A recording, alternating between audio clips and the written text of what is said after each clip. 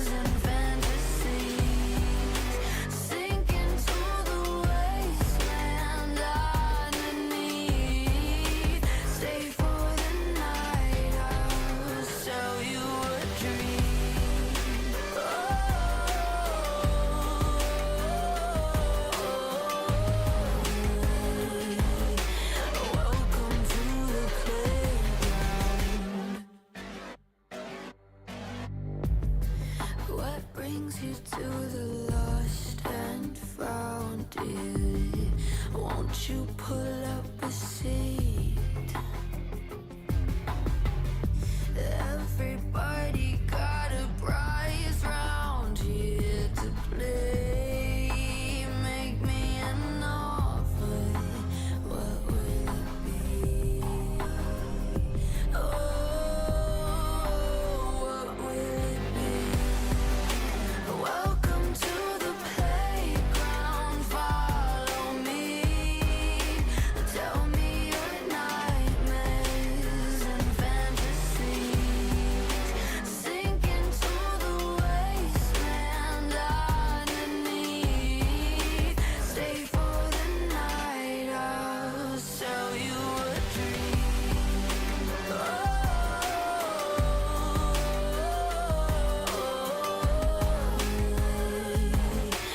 Welcome to the playground.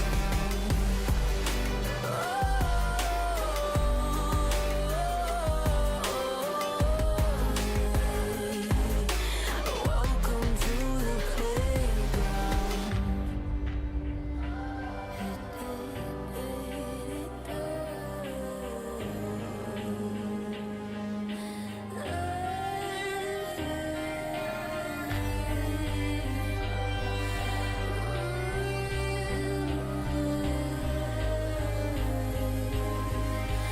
Welcome to the playground.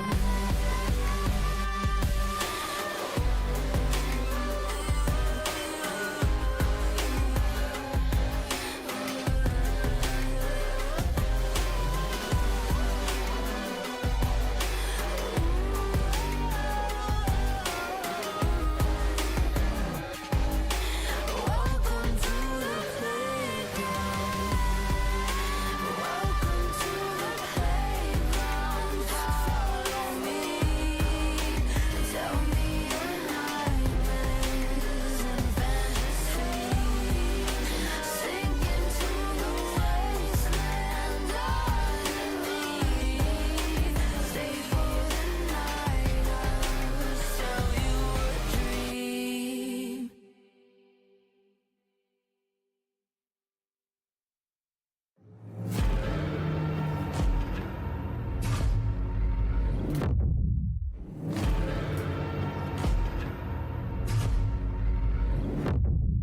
You walk along the edge of danger, and it will change you.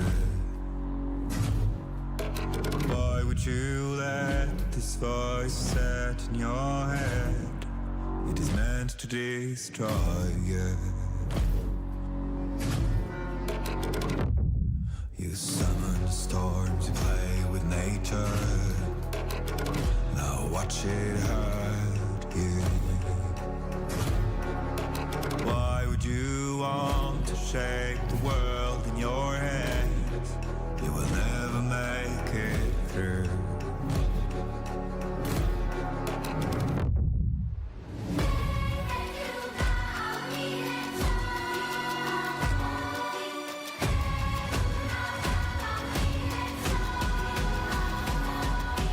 Catch the fire burning out your soul.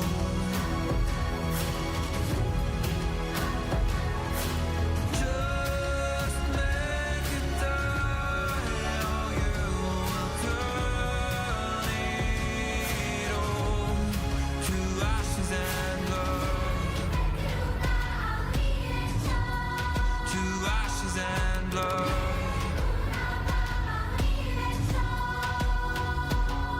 You waste your life to gain power. You shift the game rules. How does it feel to reach the line that no one ever got to cross? Does it make you a god now?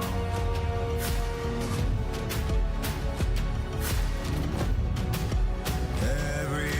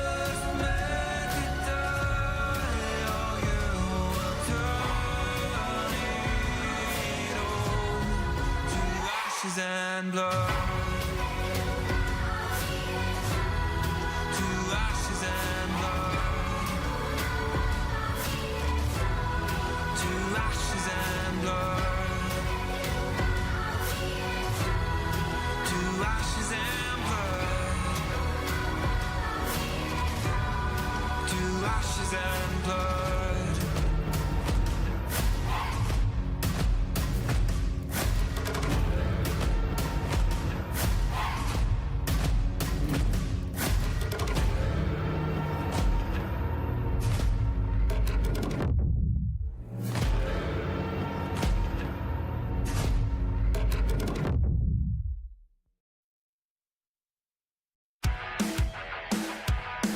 Hey,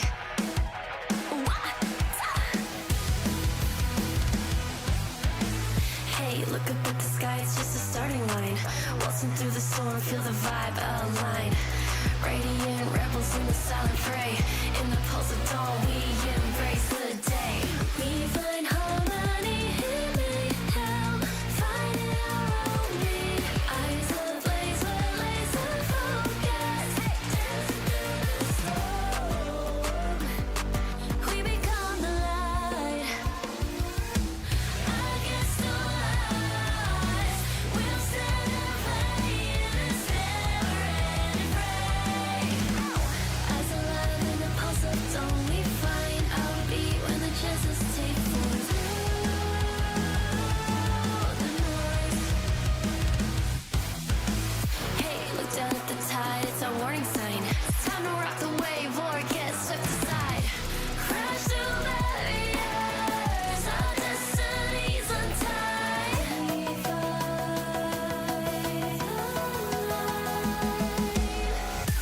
We find harmony in mayhem, finding our own beat. Eyes ablaze, we're laser focused. We become the light. We become the light. Against all odds, we'll stand and play in this never-ending fray. Eyes alive in the pulse of dawn, we find our beat when the chances take form through the noise. Hey, look up at the sky, it's just a starting line. Hey, look up at the sky, it's just a starting line. Radiant rebels in the silent fray. In the pulse of dawn, we embrace the day.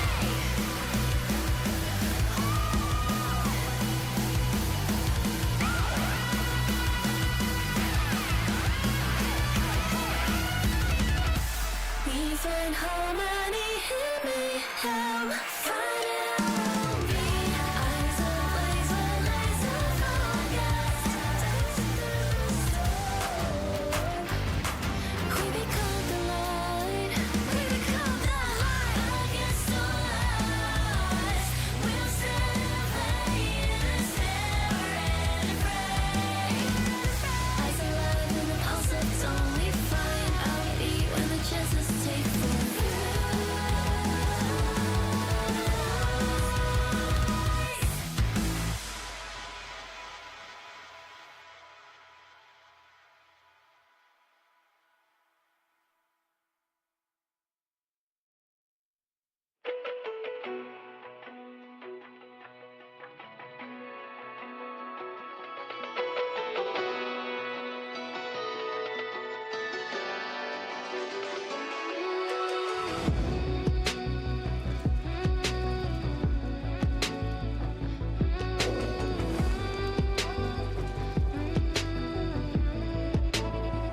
When darkness falls, you are my light. You take my hand and hold it tight. You are my home, I know it now.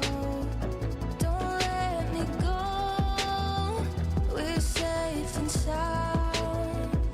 I see your beauty shine, you radiate with light.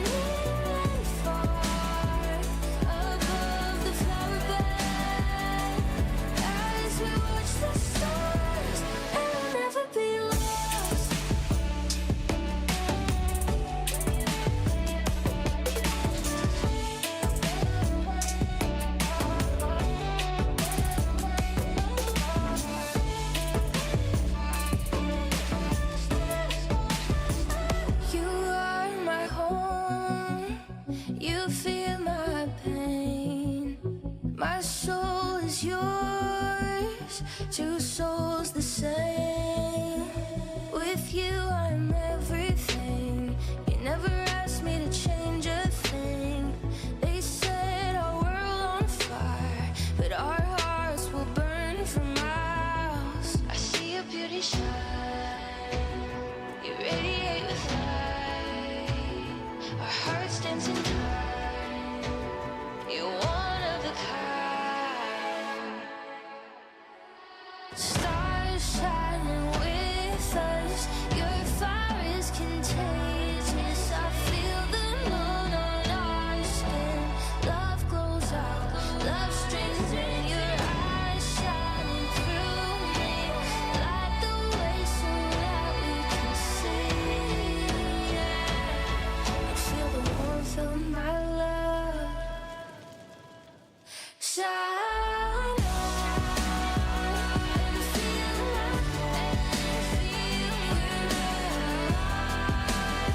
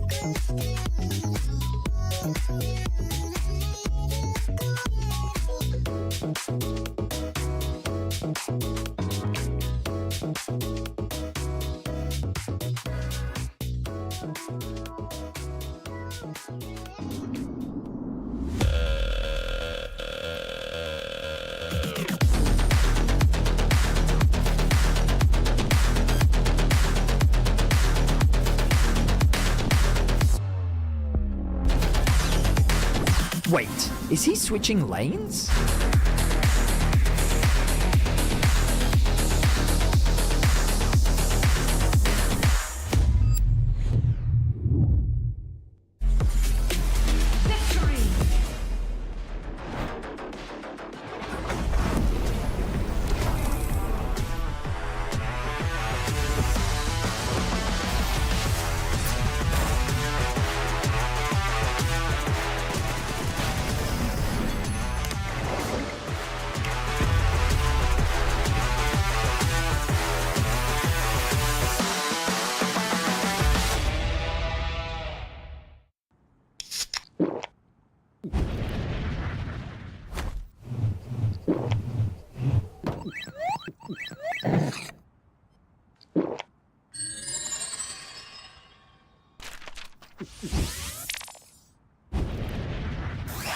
Red Bull gives you wings. No, on to 5! What an ulti! What an incredible play there from... Oh, that was incredible! You love to see it. Right, yeah, let's really What get into... a move! He's just so good. I mean, the persistence, the patience to find the angle. You just don't see that from rookies. I think he's got it all. He's got the bad. Have a break. Have a Kit Kat. Ooh, that looks good. Do you want to maybe share a little bit? Yeah. What a move! The human body was built to move. Not trapped at a desk in one singular posture for 12 hours a day. It's time your chair evolved. This is Secret Lab Titan Evo. Ergonomically engineered for you.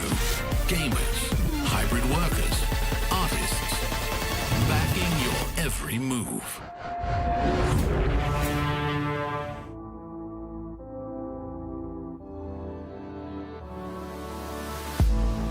If you had it all, would you look the fall in the eyes? Could you walk away this time?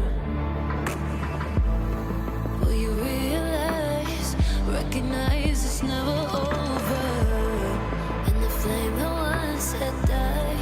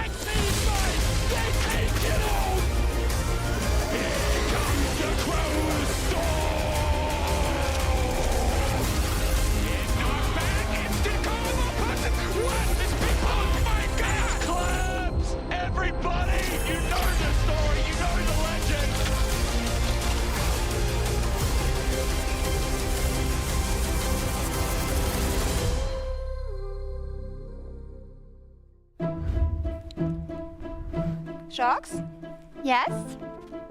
why are we in space? Why are we in space? I just needed to get away from Earth, from the LEC. I mean, the throws. I was watching from home and I was like, what is this? 13.7K gold throw. The LPL was so sick and we're down there covering the LEC. I needed to get up here, yeah.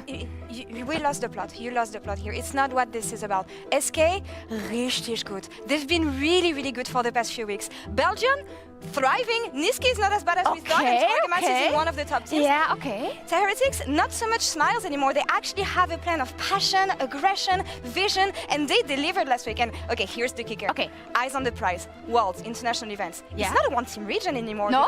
Yeah, no, Casey is good. Yeah. G2 didn't lose a single game, and Fnatic, if they're not good, at least they're entertaining. So believe me, there's hope. Okay, you're right. You convinced me. Let's go down. I mean, our 11 minutes are up, so let's go back to Earth. on. Let's go back to the LEC. Let's It's go. gonna be great. It's gonna be great. Thank Trust you, me. Laura. It gets you better. know what? I'm Oh, no. so happy to be back. She's gonna kiss the phone. Mwah. Katy Perry at home, guys. Katy Perry at home. Amazing. Now I'm excited. How about you? I'm great. Did you miss me? We've got a spacefaring friend for you. Oh, amazing. I'm really Does look excited kind of after like the an bit. alien, I gotta say. No, but it's true. There's some cool stuff happening, and I wasn't here last week, of course, I was watching, but the fact that SK is doing well, that Heretics is doing well, we've got a lot to be excited about. Especially the middle of the pack, it shapes up to being a very competitive battle, because in the weeks leading to this, we didn't really feel like maybe the battle for 5th and 6th was convincing or any exciting. But right now, I feel like with SK and Heretics ramping up with their games, it feels like we're going to be having a pretty good battle. We're also going to ramp up with a game. We're going to play a little warm-up into this week's Ready Check. So we asked some players to state 2 correct statements and 1 false statement. So 2 truths, 1 lie. And basically, we have to find out what the lie is. The first person is Elyoya. So let's take a look at his 2 truths, 1 lie. Elyoya, and this is 2 truths, 1 lie. Japan would be my ideal trip vacations right now. I used to be a swimmer and got some gold medals, mostly bronze, but some gold medals also, competing. Yeah, I got a 0 mark on an exam. Well, multiple actually. I got multiple zeros on exams. But I think he's a really bad liar, I think. Those all sound like lies, the second 2. I remember there was a content piece on him being a swimmer. I just don't know. Really? Yeah, there was, and there was a really good animated thing. That was really cool. But So we've got a swimmer here, so does he look like a swimmer? I would remember. Yeah, I can see it. I can see it. It's just I would have probably remembered because It every would have time. been years ago. I mean, but I would be on the remember lookout for You whoever's remember a swimmer. that? I'm gonna trust Alex. So I know that one's true. The first one, like the trip to Japan, literally everyone who's into gaming. So Yeah, but that's not Sorry, right. am I feel like wearing you the can't- right shirt for this? I feel like I am. You can't Yeah. even get the 0 mark, can you? I don't know. I feel And like if you that's a don't lie. turn up, if you're late, that's if you the lie. miss the exam. For Yeah. sure, that's the lie. He was also kind of just like floundering. Yeah, yeah. Right? It's first or third. I'll trust you. I would say the third one. I think that the third one is a lie, that he didn't get the 0 mark. Let's see what the answer is. And the lie was the competition, obviously. Like, I used to compete swimming, never got a gold medal. Alex! Swimming, I didn't remember the medals. You're gaslighting I us. got What is bamboozled this? He was a swimmer. I was like, You're really bad at all these games we play on the desk. I won the last one. Actually, I think I got baited into I won Mira's me too idea. the last Yeah, one. It's because fine. also he said gold and then he said bronze. Yeah, I was like, he's elaborating Aw. too much, you know? You can't bash yourself down like that. So Oh, I'm sure okay. it's the truth. At least we're learning something from players. That is true. You know, I know the Twitterers love that. Let's take a look at the second one. It's from Kadui. When I was young, I actually skipped 1 year of class, so I kind of skipped class.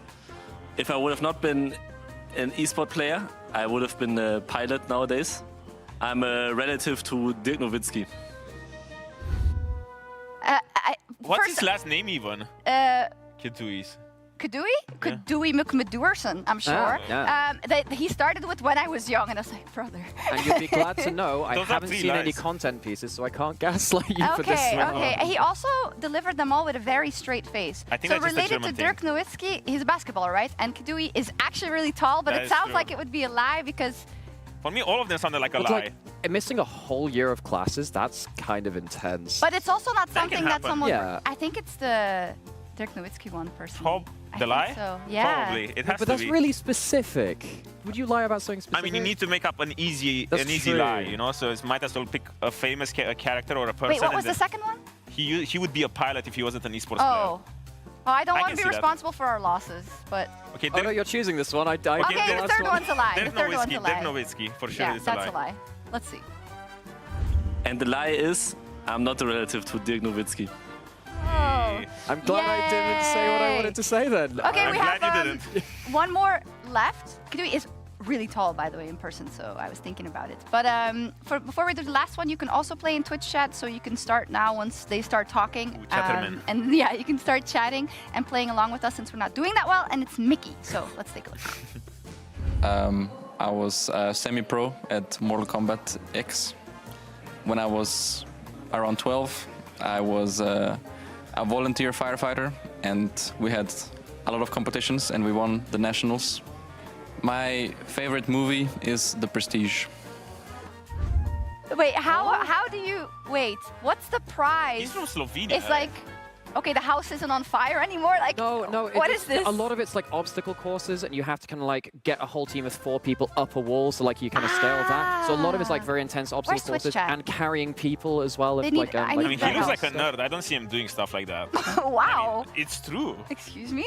I mean, maybe he was jacked when he was 12, you know? What is Twitch chat saying? I can't see it. Is it not working? Oh my god. And also like... Oh, He's it's good at not fighting working. games. And MKX, Can someone tell me what that they're would've been saying 10 if you're years looking ago. on? MKX was about 10 years ago, I think. I think it makes sense. That makes That one sense. makes sense, I Yeah. think. And he's good at fighting games. He always beats Look, he's a everyone gamer. The man's a gamer. What was the last one? My memories. So we had Firefighter, we had MKX, and then... what was the last oh no, it's still flying away from me. Wait, my God, this production, completely what was the last statement he said? I was too, like, bamboozled by everything. Favorite movie, The Prestige. Prestige, that's the one. That makes sense. Has to be the firefighter one. Like, come Okay, on. we think the firefighter. The firefighter is completely a lie. And the lie is, I haven't gone pro in or semi-pro in Mortal Kombat, but at some point I will. You said that made sense. But You said that made sense. Semi-pro is so vague. Is everyone That did saying, make sense. "Oh, I'm semi-pro in this"? You know, when it's just you're better than the noob. It's fine. I'll play by myself next time. Yeah, you're better than the noob, but you're not good enough I to be got a pro. everything wrong. Twitch was so, correct? Yeah. Twitch was correct. I'm sure I'm it's just on the here as wiki a handicap. somehow. I'm here to bring you all down. Yeah. Oh well, this is really nice. We're gonna keep recording those with the players. But anyways, we are in the middle of the spring regular season, meaning we are inching ever closer to those playoffs. And I wanted to take a look at the standings and color-coded as to if the playoffs were to happen right now, who would make it in, and. It would be pretty stark. I think a lot of people would be very surprised to see, let's say, SK in there, Team Heretics in there, right? Do you think they can hang on to that, Alex? This conversation gets a lot more complex when you look at strength of schedule. Yeah. I think teams like GX have a really hard road ahead of them, so I think they have to prove like instant turnaround for me to be more confident in them. Teams like SK and Heretics, I can't remember actually the exact things because we've got a number of weeks to go. It's just, you know, obviously a lot of games left to play. I feel like they're a little bit more safe though. Also, the conversation is about the teams with... I'm looking at Vitality, I'm looking at GX, and I'm looking at Rogue because they all have a different number of games played. So for Vitality, it feels like the fate is in their hands a little bit more. But when you look at GX and at Rogue, especially Rogue, I feel like any loss past this point could be elimination. Especially given that you need to be top 6, it's not top 8 anymore. And for GX, it's also quite difficult, I would say. So I would say that the big outliers are SK and also Team BDS. I expected Team BDS to do a little bit better.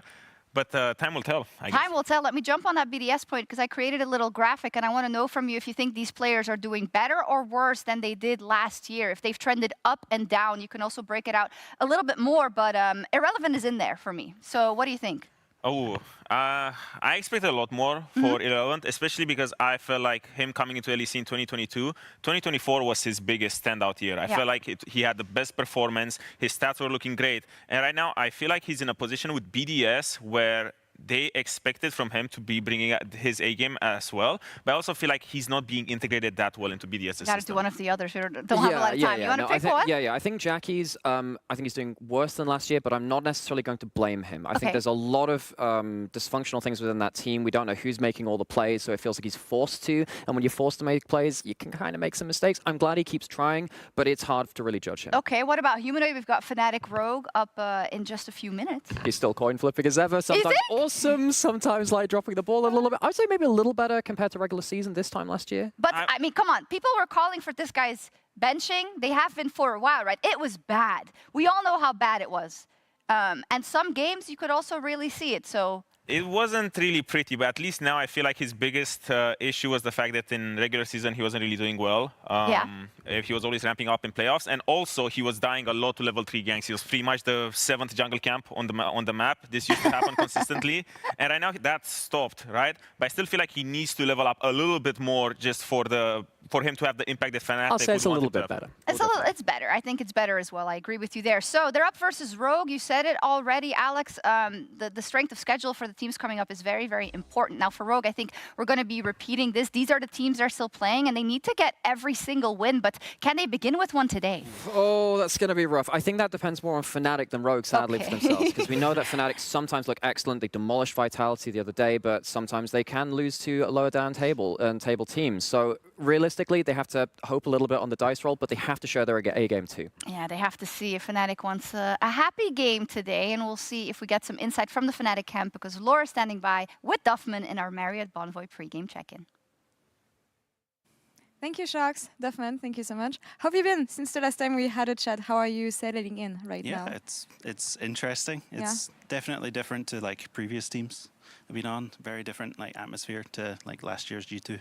A lot more, I'd say, laid back. I'd say less, I guess, like regimented. I would say. So it's been good. Is that better or worse given the players that you have? Yeah, I think it's better given the players we have for sure. I think, yeah, just better. All right. When you think about Fnatic and the way you guys have been improving, I know that thinking about SK was just a bump in the road. And obviously, given the performances you had since then, I would tend to agree. What would be some improvements for Fnatic? Because I feel like it touches on stability more than anything. Yeah, I think we're definitely getting a lot more patient around objectives. I think that's like the biggest thing I saw before I came, is that there was just a lot of rush to hit objectives, to start it, and to put ourselves on a clock.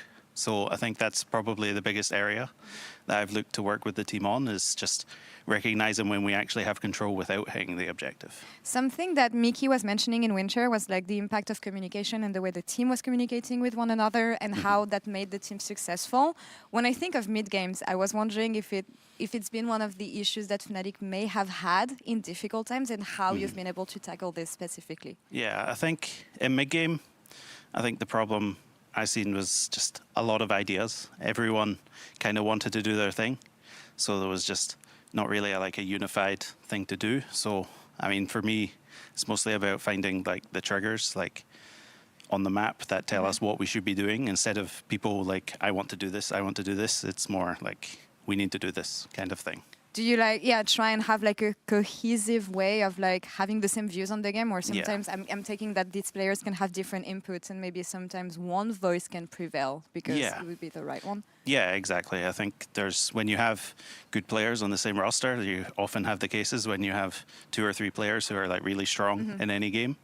So they kind of have their own different ways of using that, and that can be a problem sometimes. And it's trying to like find the stuff in the game that don't rely on specific players being strong. Hopefully we can find those solutions to this. A couple words on Rogue today.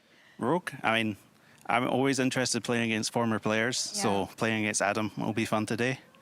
I think they're a team that could probably have a few more wins than they have currently, so it's not like we're playing against a team that we can take lightly, I guess.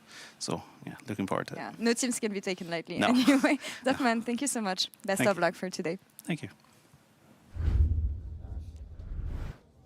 Here we are, ready for the start of a new week, Rob. We're halfway mark of the spring regular season, at least. Which is kind of mad. Yeah, usually we'd be in playoffs by now. You know? True, Like, actually, we've done 3 weeks. Where's our playoffs? Yeah, it also feels like so short when you start to look, because I think it's also because we're in the best of 3s and not every team plays each week. You're kind of like, oh, I'm still waiting to see, more out of G2. And you're like, well, yes, they've just played less games than everyone, right? So I think there's a lot of that in my head as well. I mean, there's a lot of teams that will play a bunch over the next 2 weeks. Yes. Right, obviously, or next week and then a week off. And then I've forgotten when the second roadshow is. Anyway, next week is Madrid. Oh, yes. So, yes, that week we'll have a lot of teams playing a couple of times over those couple of days, because only 4 teams are going out there. Yeah. And then on the Monday, we'll have some of the rest of the teams that haven't gone to Madrid playing here in the studio. Which is good fun. I'm a little jealous of the analyst desk getting to go to Madrid. It'd be nice to try and see all the Spanish fans, but I think it's still going to be 6 shows. So, like, if you are looking to go, I highly recommend trying to pick up tickets. But yeah, I mean, to start things off for bangers, Rogue versus Fnatic as well. I think, look, Rogue have actually had some decent early games. True. Like, to give them their due, they have not always been able to cross the finish line with those early leads. But it's like the hare and the tortoise, you know? They just need to figure out, once they get the lead, how to keep them. The problem is, it's not one long game of League of Legends. Right? Like, they need to solidify their mid game. Look, the looks you were giving me just had me fumble. And I get you know what? I didn't cross the finish line. Yeah, that's the thing. It was meant to be invented today. So we had this whole spiel prepared. You know, we scripted it out, as we always do, as the players take their seats on the stage. And I also did the classic thing, which was I left my homework to the last minute. So I didn't realize I was in today. And my plan was to do the work today and tomorrow. So here we are. I'm sure we'll still have a bunch of fun today as Fnatic and Rogue do take to the stage. For Fnatic, they have been on a bit of an upswing. Last week beating Vitality 2-0, before that beating Carmine Corp, which is obviously a large scalp for them to take. For Rogue, continuation of their struggles, I think I'll say. They lost to Ginex, they lost to G2. Not the closest of games overall, although the first game against Ginex, I guess, was a little bit closer. Before that, though, they did manage to beat Vitality, so maybe they can return to winning ways. I saw Grabs blowing a kiss over to, I assume, Freddy on the other side of the stage. Maybe it's Larson, of course, as we get the players into the draft for Game 1. We are on the new patch, 25.08, I believe, as that came out this week. Not too many changes, a few nerfs to Jungle Yorick, which is obviously a massive problem for everyone in the world because they all love Jungle Yorick as much as I do. I was going to say, I feel like that's more of a specific one for you. It has slowed my fill challenge with Broxer quite considerably. I have to play Neferi now. What was you? I know. Azir, Gwen banned away, Skarner removed by Rogue Fnatic on the blue side to kick things off here. So far on the blue side, they've only lost 1 out of their 4 games in spring. Yeah, I mean, nothing too surprising here. Good curiosities then are like the Ezreal and the Varus and these kind of things to see if they start to move up in the party list. Yone going to be banned away, which I don't think is a terrible choice from Humanoid, but Upset is kind of pretty consistently gone back towards the Varus when it is left up and available. I think it's a good idea to get rid of this because certainly with the way Fnatic have been trying to play their mid games of, hey, we're going to try and play 4 side lanes a bit more, the poke Varus build where you can just immediately clear mid wave makes it so much easier to play that style. Wouldn't be surprised if Rogue decide to get rid of that Varus. Upset's played it 4 times so far, his most played by 2 games. Talia banned away from Larson. And the final ban is going to be Vi away from Razork. So, Kalista immediately locked in for Fnatic, an aggressive bot lane.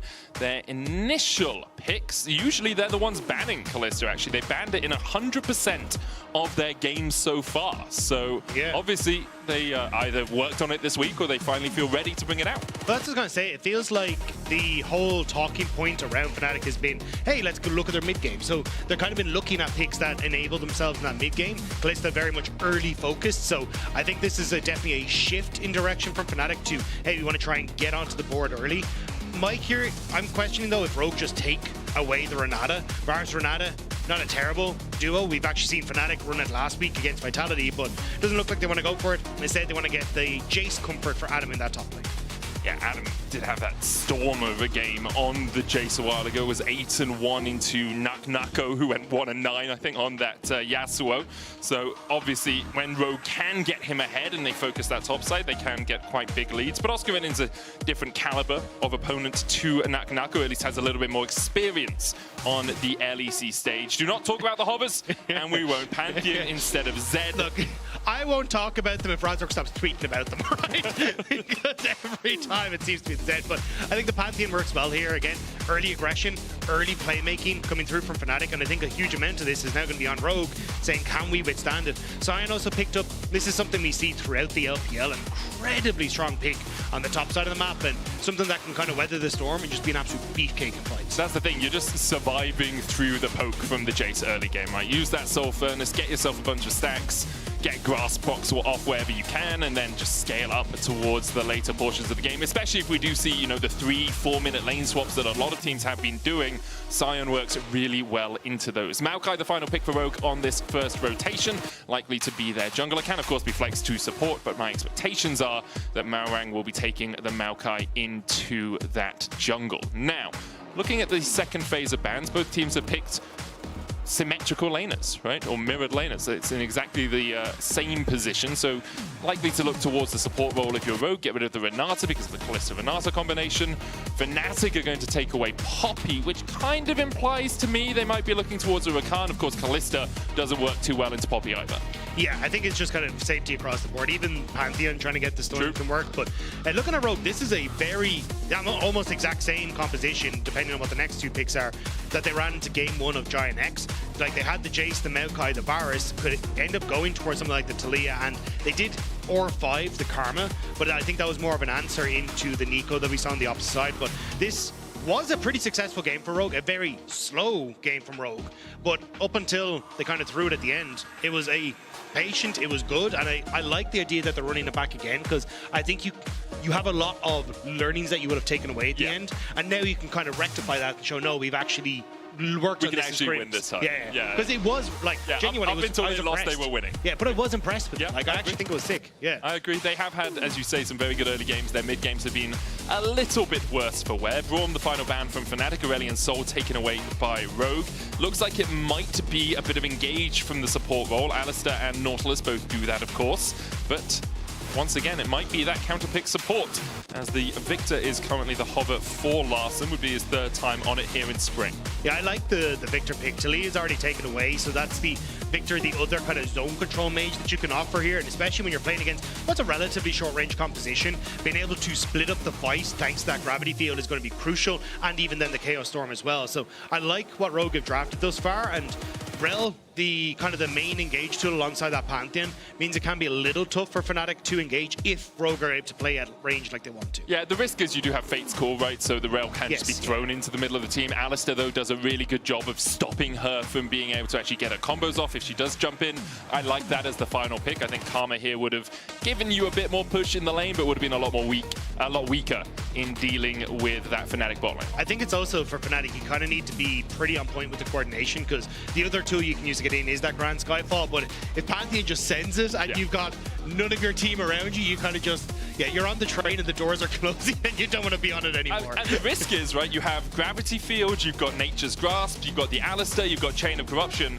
There's a lot. If Razork does go in early, there's a lot of disengage or a lot of delay for Rogue at least. So we'll see how well Fnatic can coordinate things. It is an explosive early game comp. You have a bit of insurance in the Orianna, who will scale up. The Sign, of course, becomes very tanky as the game goes on, but in terms of outright damage, very front-loaded here for Fnatic. They'll be looking for leads in the bot lane most predominantly, and we'll see what Razork can do around there.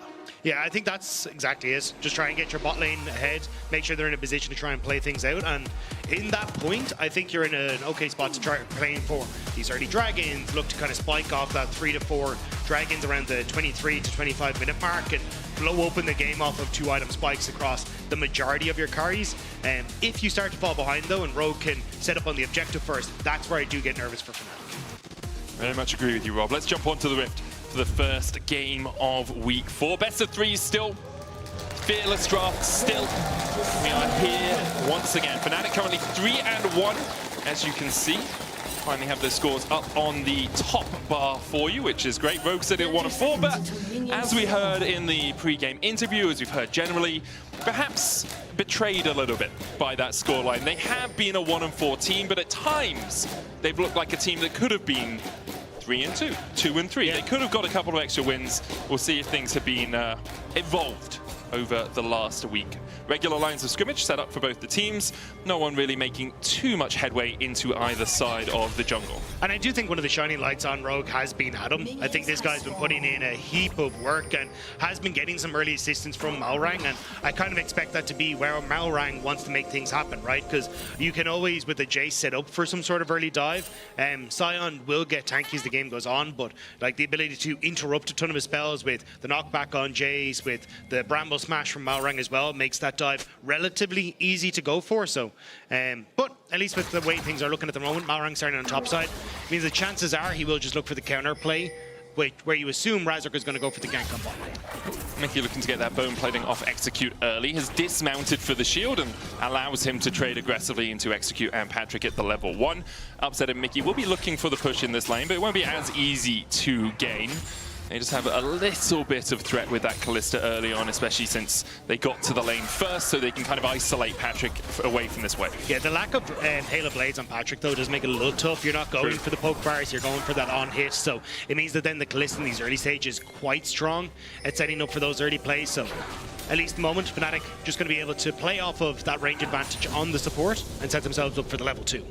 Yep, Mickey will get 2 first, use the Oracles there to sweep out the bush, but no ward from Rogue as they have an Oracles of their own. The wave is going to crash in here. Malrang is on the bottom side of the map and could look for a level 3 gank. Yeah, I think Malrang's pathing here was basically to cover, is Razor going to go for 3 camps bot into a bot gank? So he's basically done this where he could immediately hit 3 on the quickest route, then get in towards the bottom side of the map and make sure that he's able to cover. Now that they haven't gone for that early play and the wave's crashing, he feels fine to go back up towards that top side and now cover for Adam as he's going to be shoving in that top wave. Also covers him with Razor, instead of deciding to gank, goes for an invade. True. Right? Tries to steal away that blue, you know, Razor Beaks into blue or something. Malrang is able to get across there quickly enough to see that his blue wasn't being stolen. Adam, as you say, a key point for Rogue over the last few weeks has been having a relatively good spring split overall, probably one of the best performers on the team.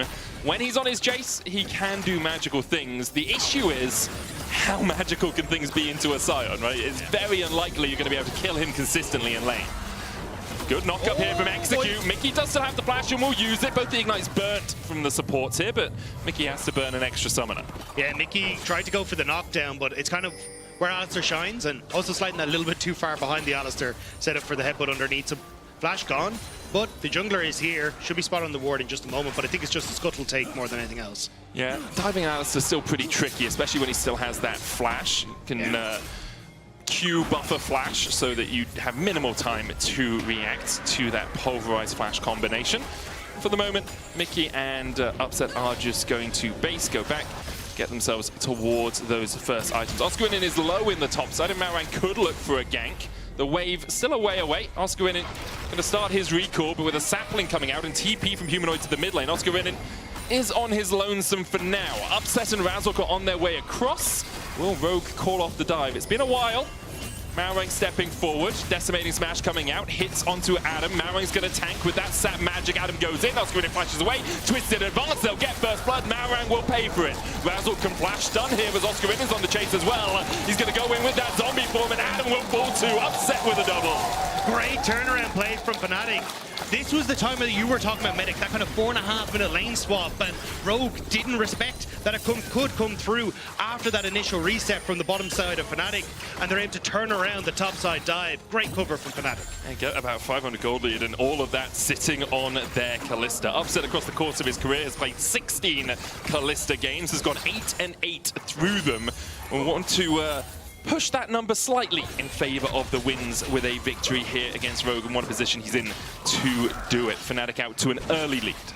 Yeah, interesting to see the way Rogue are setting up their lanes, though. So we were saying traditionally what we've seen from Rogue is play towards Adam, give him resources, try and set him up to be the carry, but they're now swapping Execute to the top side, wanting to give Patrick solo experience. So they're trying to set up this Varus more for those team fights and giving him that experience lead to try and play through that instead. So we'll have to see. Actually, maybe it is just a later reset, but Oscarinin not going to let that happen.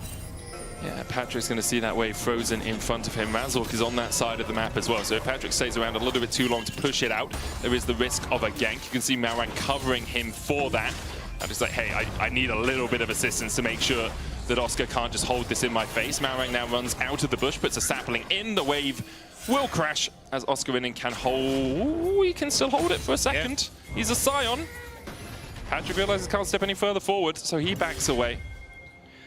Yeah, it does mean, though, Razork's going to have to walk his way all the way up towards, I imagine, what his Void Grubs, because that's where his bot lane is, and you want to try and go for the cross map. But Malrang is also moving, so Adam should be aware, that the bot lane of Fnatic are going to be on the top half. But yeah, it's unusual movements from Rogue. It's definitely a, hey, we want to try and set Patrick up. Austin has a flash, gets underneath the tower. Razork burnt his flash as well, but you can see Razork just trying to expend some resources from the enemy before those grubs do spawn. Execute's going to headbutt pulverize Mickey away, but Upset can chase this one down. Adam has a flank position, can't do much more than a shot blast.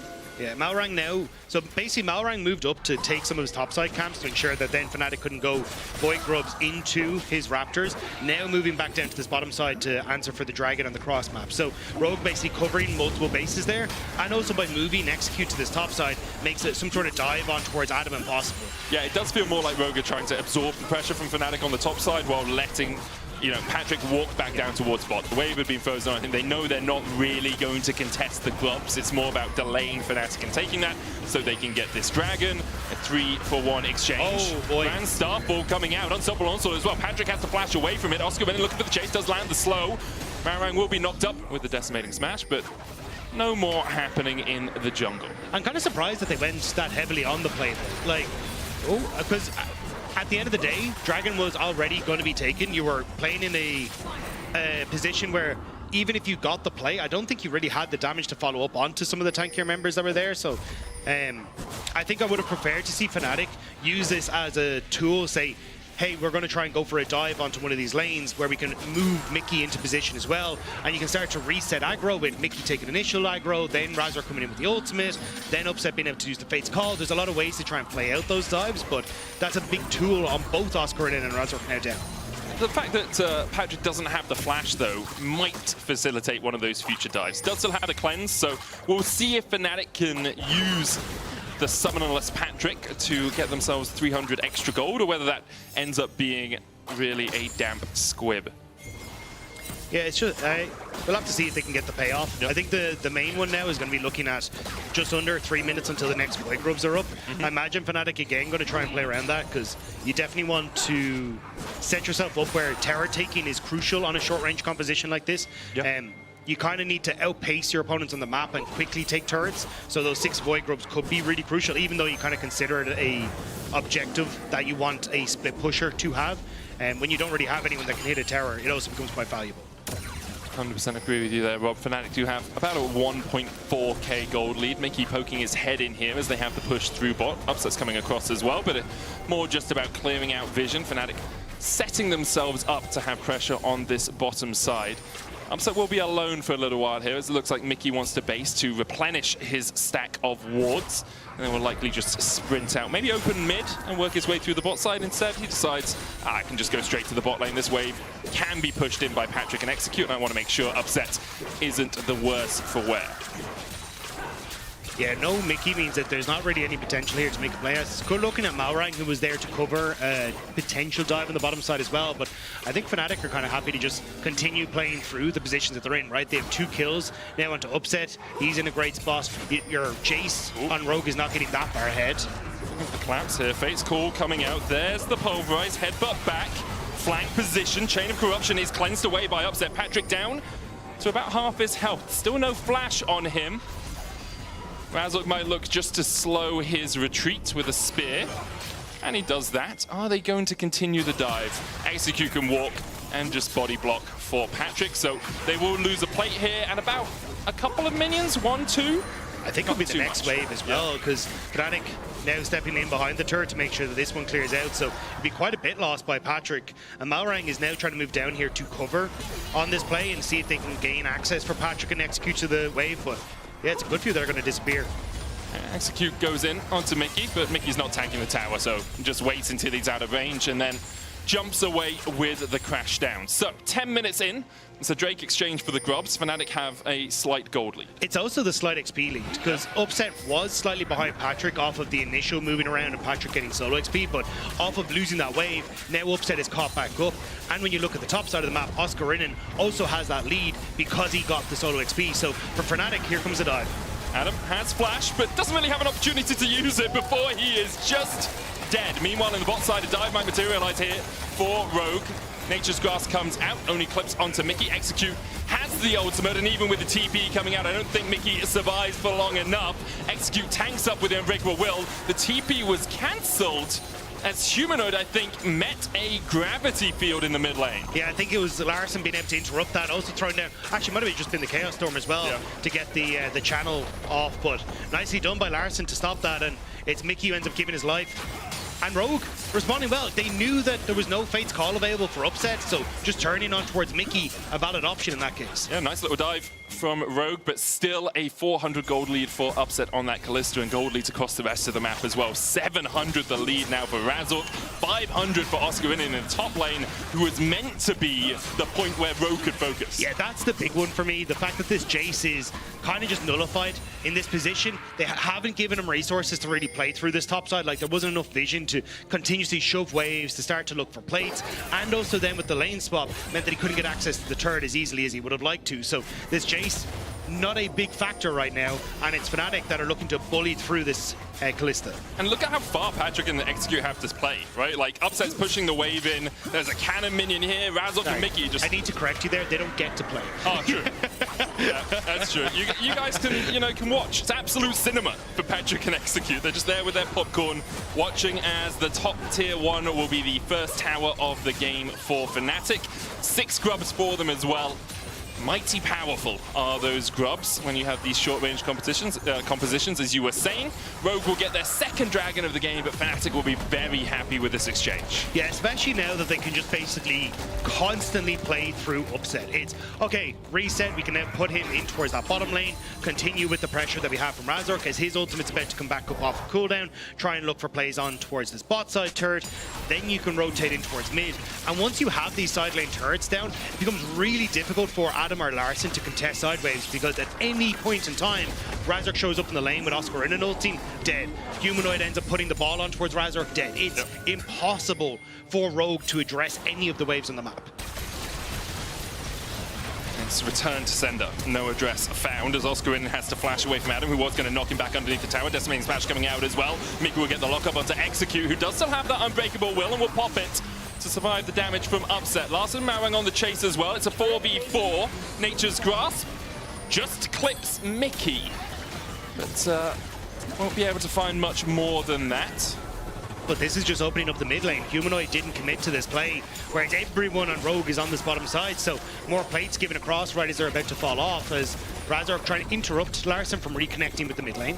And he manages to do it because Rogue don't have any vision in that river, so Larson didn't know exactly where Razork was. Could have been on the top side of that bush. You can see the chunk as well that Larson takes as he tries to get back here.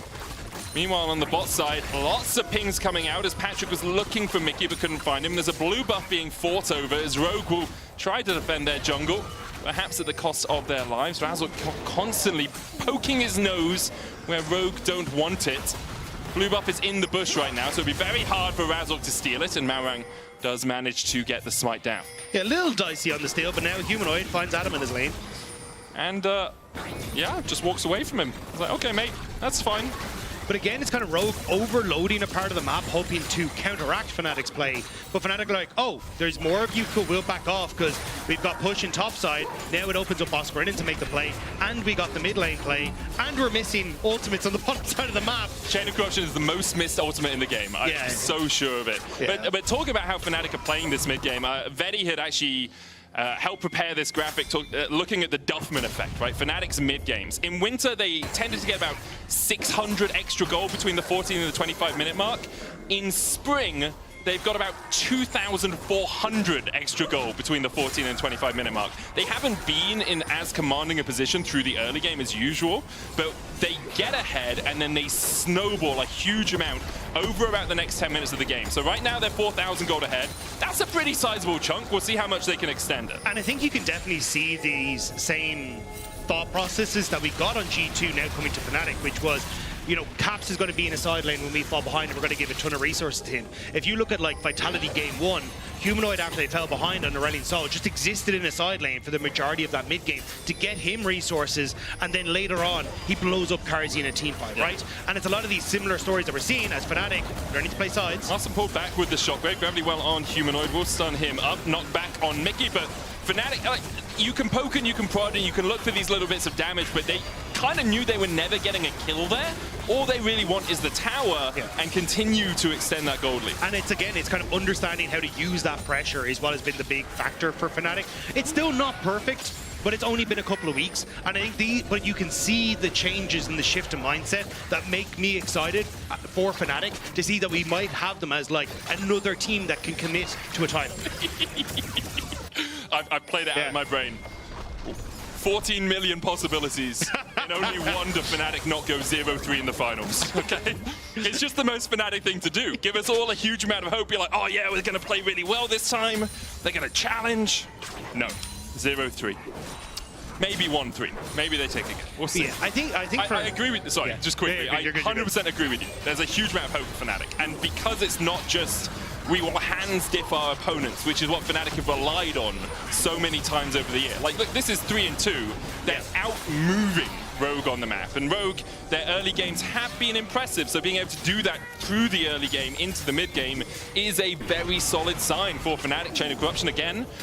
I don't even think it's an ultimate, guys. I think it's just a bait.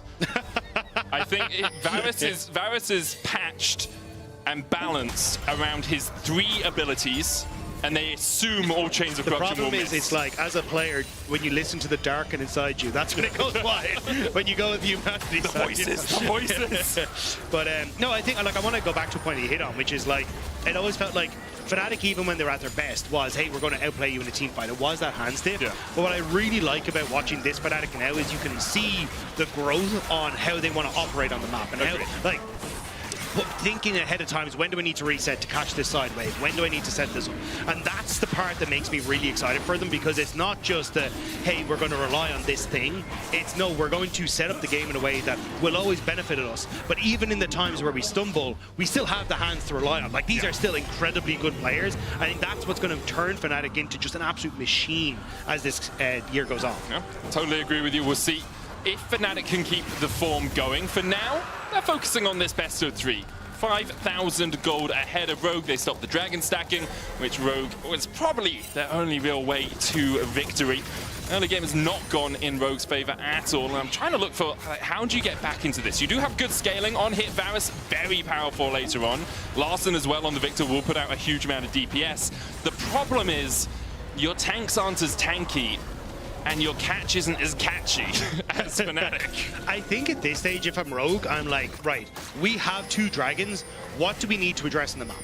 Like, until Baron spawns, kind of nothing. Like, everything else can kind of just sit there and do its own thing, right? So if I'm going to be Rogue, it's, I just want to try and catch these waves, make sure that we're in a position to cover in case Fnatic overload, and that's kind of what you see at the moment, is Execute trying to get that vision to spot out how Fnatic are moving through their jungle. But unfortunately, you can see once you start to lose control of these parts of the jungle, this becomes impossible to match both sides. And with those 6 Void Grubs, Fnatic just take these turrets the second you're not. Yeah, that's the main risk, really, isn't it? 6 Void Grubs. If you're not there for 10 seconds, your tower is gone. You can see Upset and Razork playing around the mid lane as Unstoppable Onslaught comes out onto Larson. There's the Grand Starfall as well. Oscar has tanked this tower for an absolute ice. He's still just tanking it. What is Sion, man?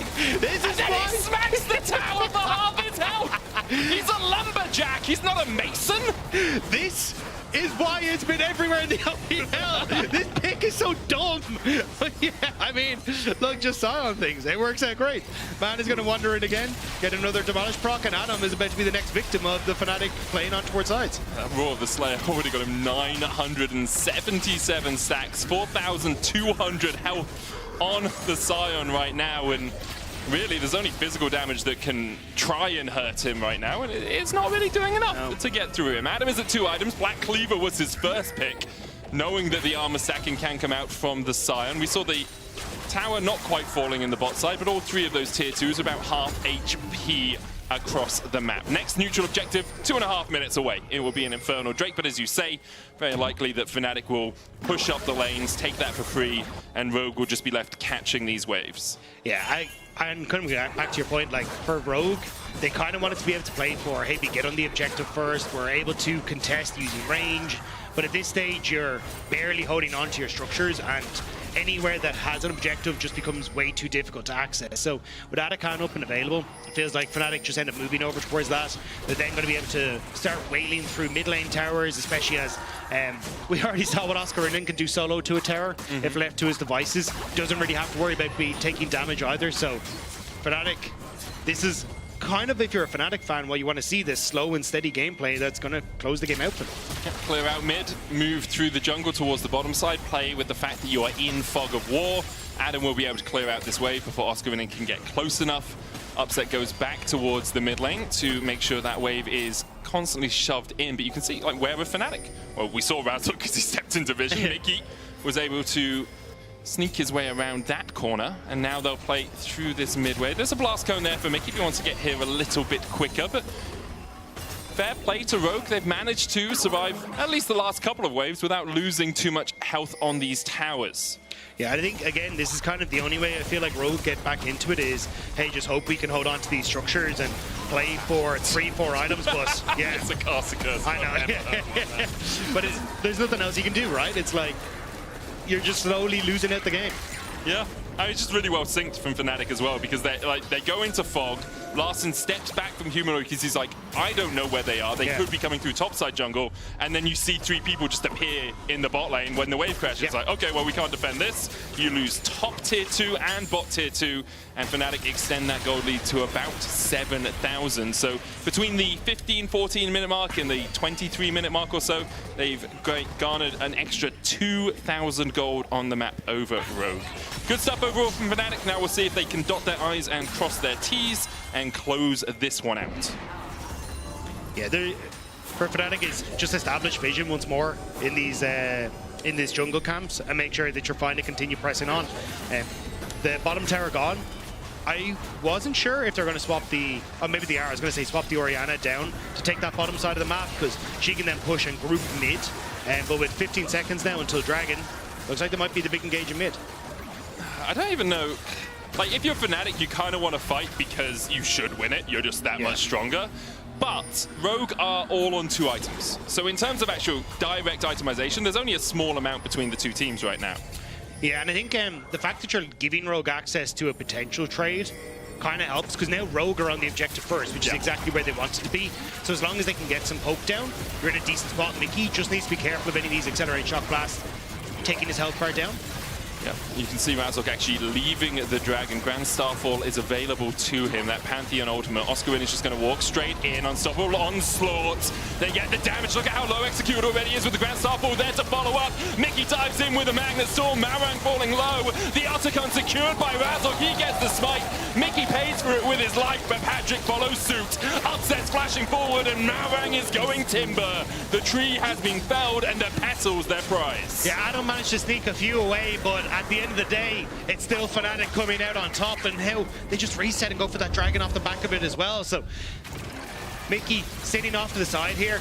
As you get this engage coming through from Oscar, and it works out perfectly because Humanoid's in position then to follow straight away with the shockwave.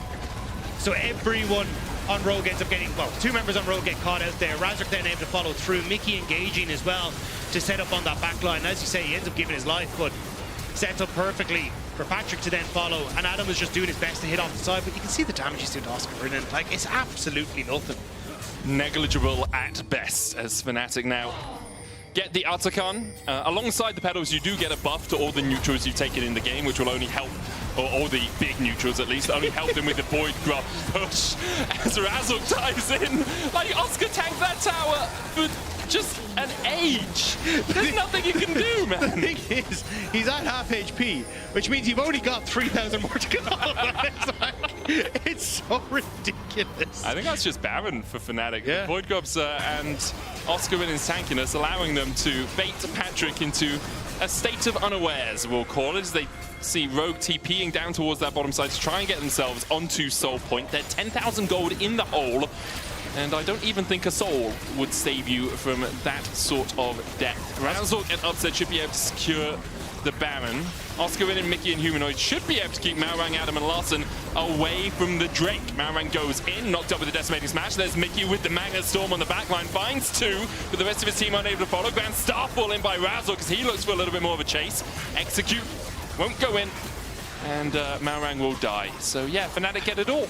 Oscar came out with more health than he went into that fight with. Yeah, tanks, man. Unending despair is the thing, you know? But yeah, I think at this stage, like, I appreciate what Rogue are trying to do. It's just anything we can get access to in the map, try something, throw stuff at the wall and see if it works. But unfortunately, at this stage, you're just too far behind. Like a 12k gold lead for Fnatic. They can continue to do whatever the hell they want. And as they go towards the base, with Baron, it's just nothing Rogue can really do here. The thing is, with throwing stuff at the wall, I didn't want to say it. And seeing it helps works for pasta.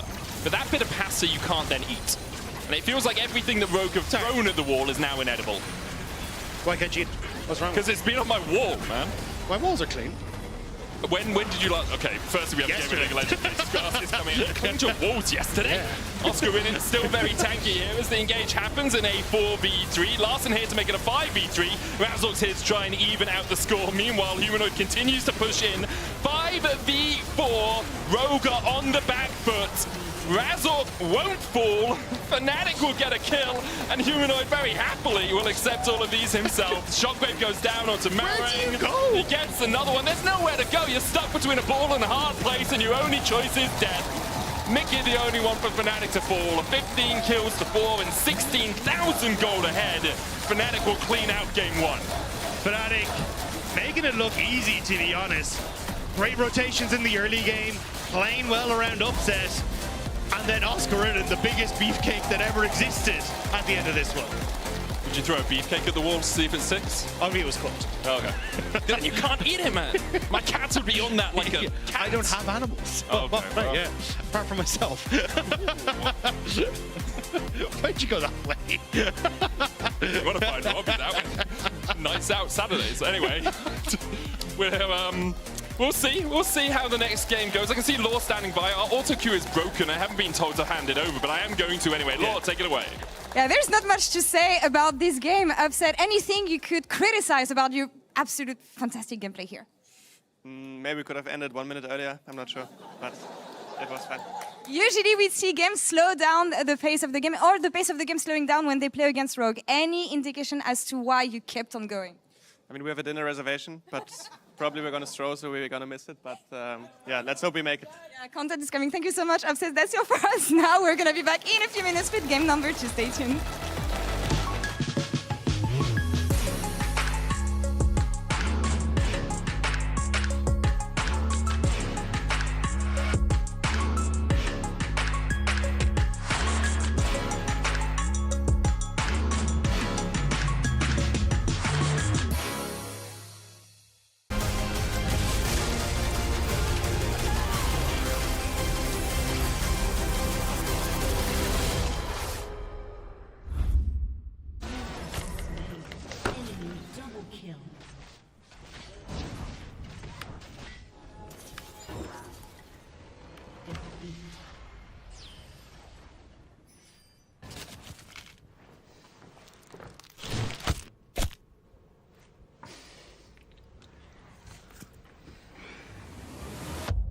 Have a break.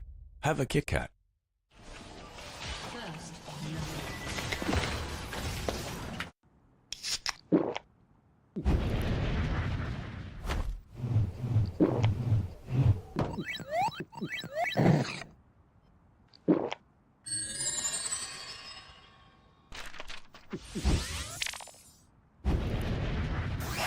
Red Bull gives you wings.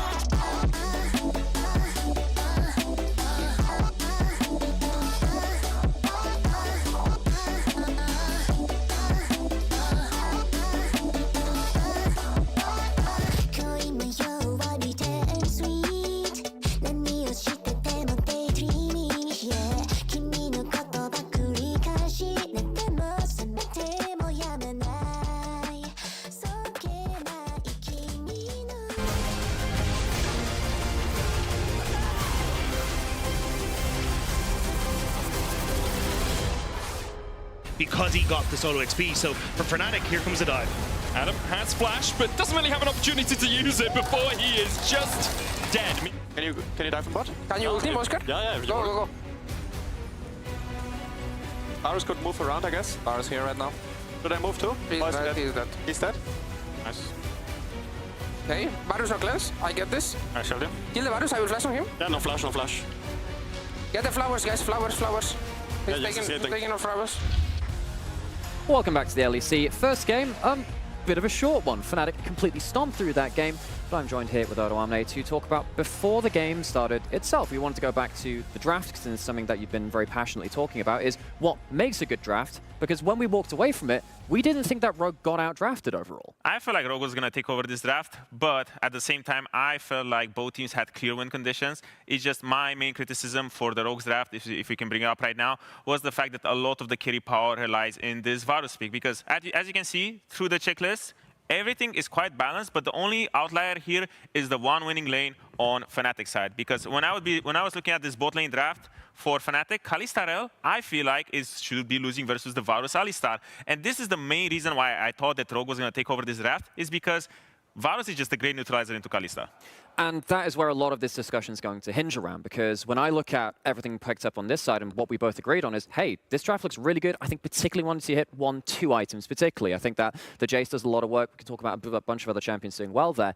But you have to get to that point. And that's where we go back to that question mark and say, right, where can this game snowball through? And it turned out, actually, that question mark was answered by that Kalista. Exactly, because this is just the starter pack for a good draft, but this doesn't eliminate individual plays. So if you can bring the B-roll out, what happens here is that Kalista will get 2 quick kills, and she's going to be completely accelerated. Now the question mark becomes a huge check mark, and the Kalista just ends up taking over the game, gets these 2 kills, completely dodges the laning phase against the Varus. The Varus is forced to lane against the Sion, and afterwards, if you can speed up already, the tier 1 towers are just going to fall, and then we're going to start seeing this huge influx of gold on Fnatic side. Yeah, so after this, we do have a load of clips of basically Snowball from the Kalista completely destabilizes the map, and in a very quick domino effect, the game just falls apart. Kalista goes from lane to lane. You have Pantheon covering with ult, forcing plays all over the map with the Sion being able to tank turrets as well.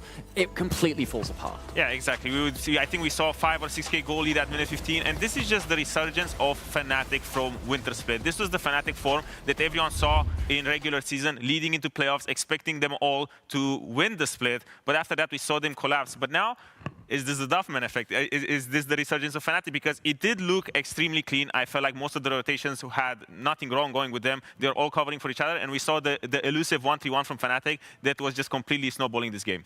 So it's a little bit heartbreaking for us to say, look, Rogue, actually, not bad draft. There's some stuff to work with there, but Fnatic completely snowballed it out of the game. And of course, we've got a little bit more to talk about, so why don't we go join Shox to think about what's going to happen. That was so formal. You can just come over, guys. It's okay. Yeah. It's fine. Give it the gravitas it deserves. The gravitas it deserves. I don't know. It was no JDGIG, I'll tell you that. True. Odoamne, is there something missing on the... There's many things. I know we talked about it. If you want it, you would actually like to put a lot more there, but it needs to stay easy to read. Exactly. But one beefy boy in the top lane or something of the sort would have been a request from my side for Rogue, because that's also something we saw very quickly. Do you think the Sion would have become a problem regardless of the early game shenanigans and the way the game went, or not? I don't really think so. The way I look at Sion is he's pretty much a good slaughter into... Slaughter? Okay, funny, but... no, it's cool, yeah. Yeah, like a great champion into any team comp, because if you win, he's gonna help you win. But if you lose, I feel like he doesn't really provide anything. He just gives you that big beefy front line that enables all of your carries to have a lot more space and a lot easier time to navigate in. And so I've been watching a lot of LPL where the Sion's made a huge resurgence in this last week or two. It's not had much success here yet, and of course this game looked really, really good.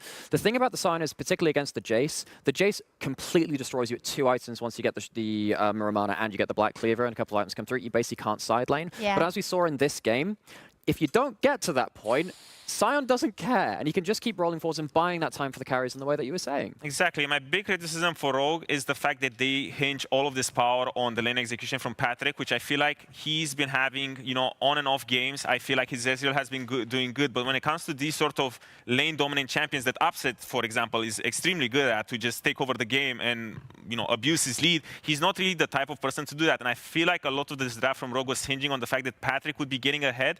And this Jace, sure, if Patrick would be ahead or if the rest of the map would be stable, he would be snowballing. But we saw a lot of blunders from Rogue. Yeah, it's one of them where you have to praise them for taking that gambit and empowering the players that should thrive in these situations in kind of the broader situation that they're in, right? We do need to mince words because we can't say exactly what, but there's a lot of pressure. Let's just say that.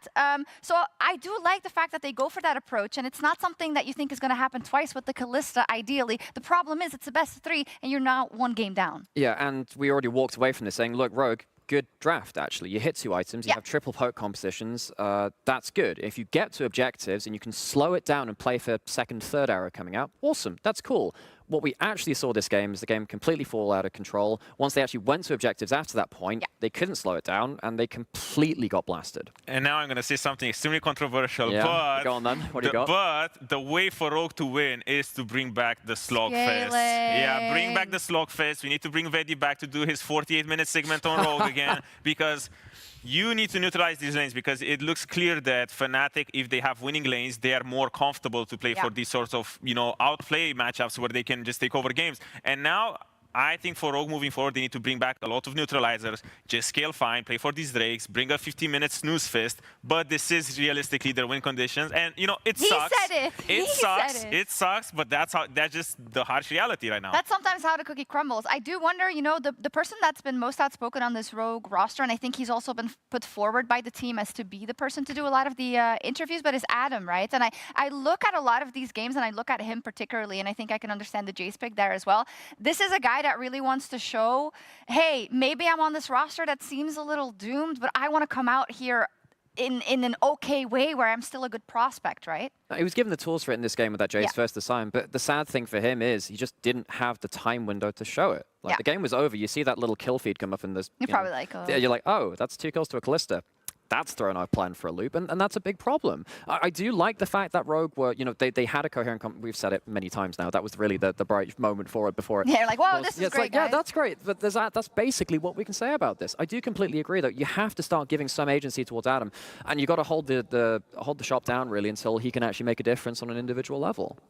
We'll see. For Fnatic, though, I think they smashed Vitality last week. I feel like this should be a walk in the park for them, but I never trust them fully. I wouldn't trust them with my life. Oh, no, but I perhaps would trust them to bring this one home. Yeah, I still don't trust Fnatic that much, especially after the game 1 against Vitality. I do trust them to bring them home because it does look like a resurgence, right? Because even though we meme Rogue a little bit about the fact that they're losing games, their games are really long, we still need to remember that in most of these games, they're coming out with early game leads and mid-game leads, and it's just about converting the win. And now Fnatic, with this disparity between their projected form with how they're showing up today, I feel like they're doing a pretty good job. And now we get a chance to see if we can stay Duffman effect even more in this next game. If we can. It was a really good closeout in this game. I was happy how they played through this. They seized those mistakes, got really far ahead in the game, and it didn't look close after they got ahead. It did not. Duffman, he's working his magic. And we'll see if he can continue to do that in game 2.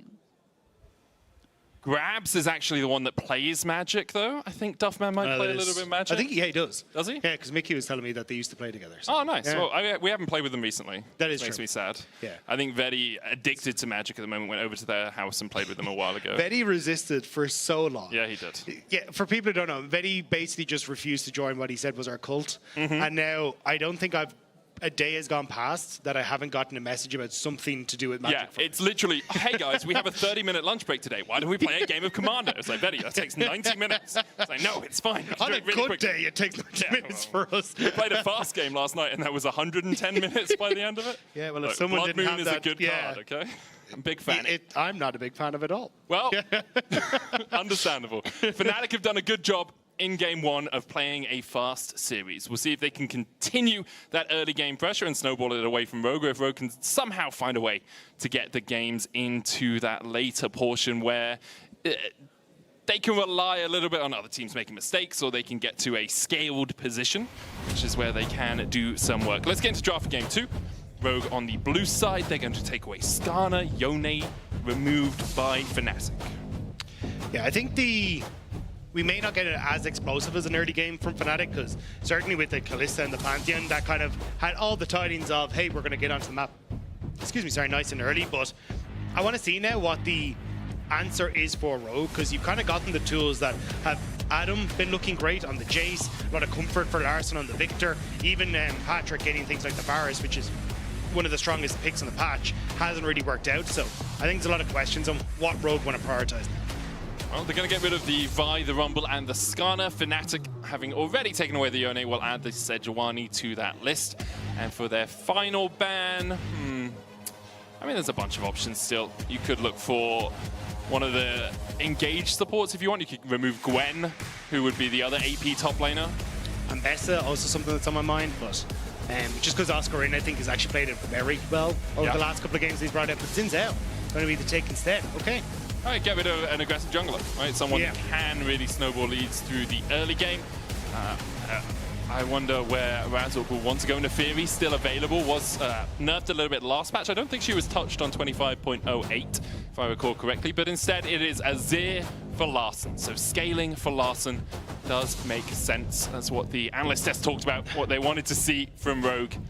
I think it's also just once you get to this point of draft, Azir just becomes kind of king in the mid lane. Like, Talia is always the answer for it, but it's just such a powerful pick, and Talia can shut it down by the fact that you can't go for these big sweeps in the mid to late game. Definitely nerf some of the playmaking potential of the champion, but still just an incredibly strong pick of the patch.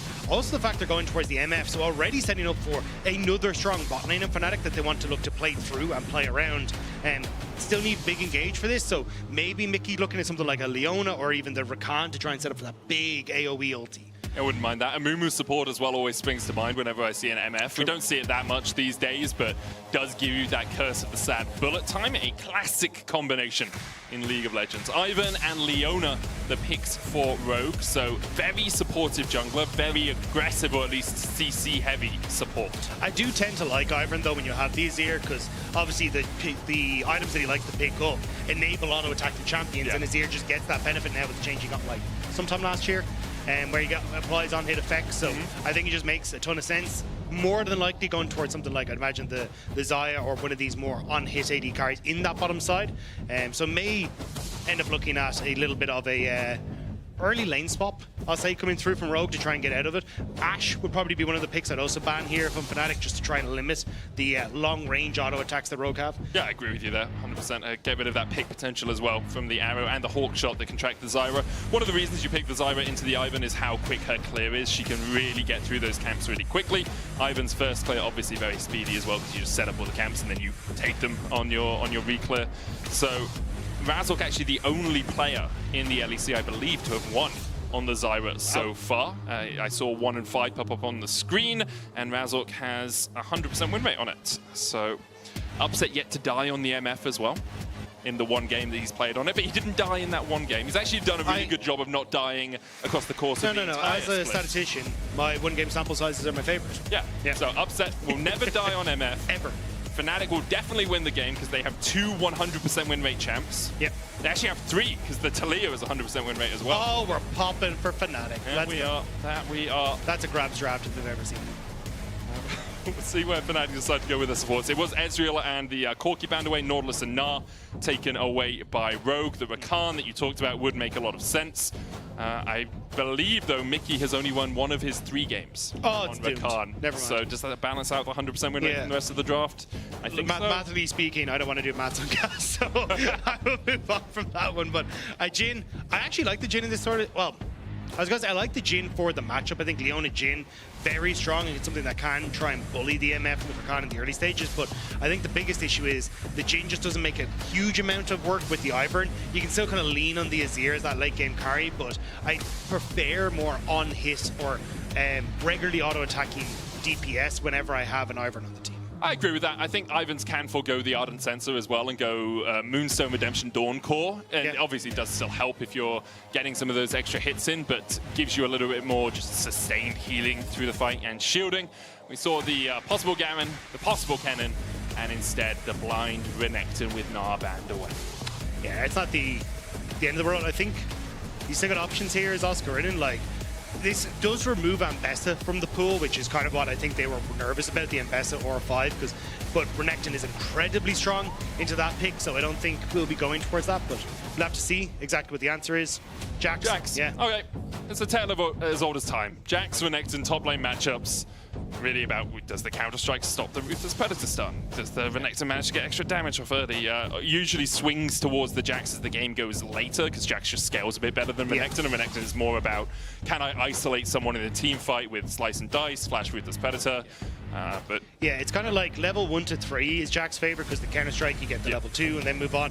But as you say, once you get to kind of a level 11, it kind of starts to teeter over in favor of the Jax. It becomes very difficult. And I think this is where, I think oftentimes when I look at MF, I think, oh, the composition needs to revolve around MF and the bullet time. But I think what a lot of teams have started to do is kind of what we're seeing on Fnatic now, which is shift away from, I want these big AoE CCs to lock people in place. Instead, I'm going to use this bullet time as a wave clear tool, try and play aggressive on the mid lane as well, and bully out the opposition, and then I can play out to sides. And especially when you've got like a Rakan who's very good on a roam, and trying to move him around the map to play for these two side laning expert champions makes a lot of sense. And it's what Fnatic did really well in game 1 as well. Their movement around the map was what left Rogue a little bit dizzy between the 14 and the 25-minute mark. They managed to snowball the gold out of Rogue's favor. Fnatic are looking very solid so far this week. They're looking down the barrel of a 2-0 week. For Rogue, they really need to bounce back. Currently sitting at only 1 win and 4 losses in total. We're kind of starting to walk towards playoffs. It's slower than it usually is, but you're getting towards, weeks. We're in week 4, week 5, week 6, week 7. Obviously, that's how maths works. It's also the fact that Rogue have played so many of their games already. They only have 3 series left after this one. 3 series. And the expectation is 4 series wins or 5 series wins is going to get you into top 6. That's kind of where we usually look. Rogue have SK on Monday, and then Carmine Corp and MCoy left. Oh, nice and easy way. That is a really difficult road for Rogue. If they can somehow sneak away a win here, then they just need to somehow sneak away another win against either Carmine Corp or MCoy, and also beat SK. It's going to be difficult for Rogue to make playoffs. I'm not going to mince my words, but we have seen stranger things happen. Minions have spawned. Yeah, but Gillies isn't complete. That's true. We don't have the God of Lee Sin. And that does make it tough. That does make it tough. That was a long time ago now. 2019? Honestly? I don't even know. 2018? Anyway. I was still over in China at that stage, right? Oh, yeah, true. For Fnatic, they just want to continue their winning ways. 3-1, sitting atop the charts here in the LEC, just behind Carmine Corp and G2. Carmine Corp have played an extra series, so if Fnatic win this, they would even out with their French rivals in that #1 spot. As Execute looks to push Mickey out, but Upset and Mickey hold their distance well, get the Guardian proc off as well, and Patrick and Execute will be forced onto that back foot. Oh, good damage though with the 4th shot onto Mickey. He will have the Gleaming Quill though, so should be able to heal up in this lane a little bit. It's hard for Execute to not give away that healing. You see Mickey actually leveling up the Grand Entrance first. But when you're playing melee into Rakan, it's really hard not to just give him the healing, because he can step up, use that Q just outside of your auto range, and then dance back. Yeah, it makes it very hard. But it looks like Rogue should still be able to get the level 2, so they're going to be happy out and just continue to bully through that lane. This is a definite kill lane whenever you see Jhin and Leona. There's a huge amount of opportunity to take out the opposite side, so I'm curious to see how Malrang wants to try and introduce himself into that bottom half of the map, because I think even if you end up going for a counter gank as Fnatic, all of your players are kind of squishy on the bottom side, so it feels like, if you jump in to save Mickey as Razork, you kind of just take his place in the shooting line. Yeah, you definitely do. No real tanks as Malrang walks across, puts a couple of bushes down for Larssen, which means he'll get a little bit more damage. If you're in one of those bushes, Ivan helps you out a tad. Razork has been pinged out on his red buff, so Rogue should know exactly where he is. Adam's lane is pushing out towards Oscarinin, so there's always a risk for the Croc here. He's going to meet up with Razork, gets the ward in, and stuns up Oscarinin. But now Adam has to play a little bit more defensively as this wave is shoving away from him.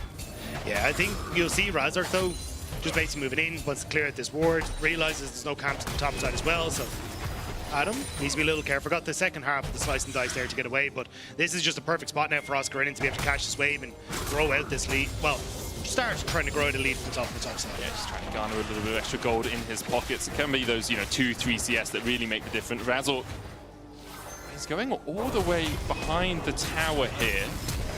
flash. Razzle flashed over as well. Oh, I mean, that's gorgeous. I didn't see the Razzle flash, but avoids the vision, flashes around.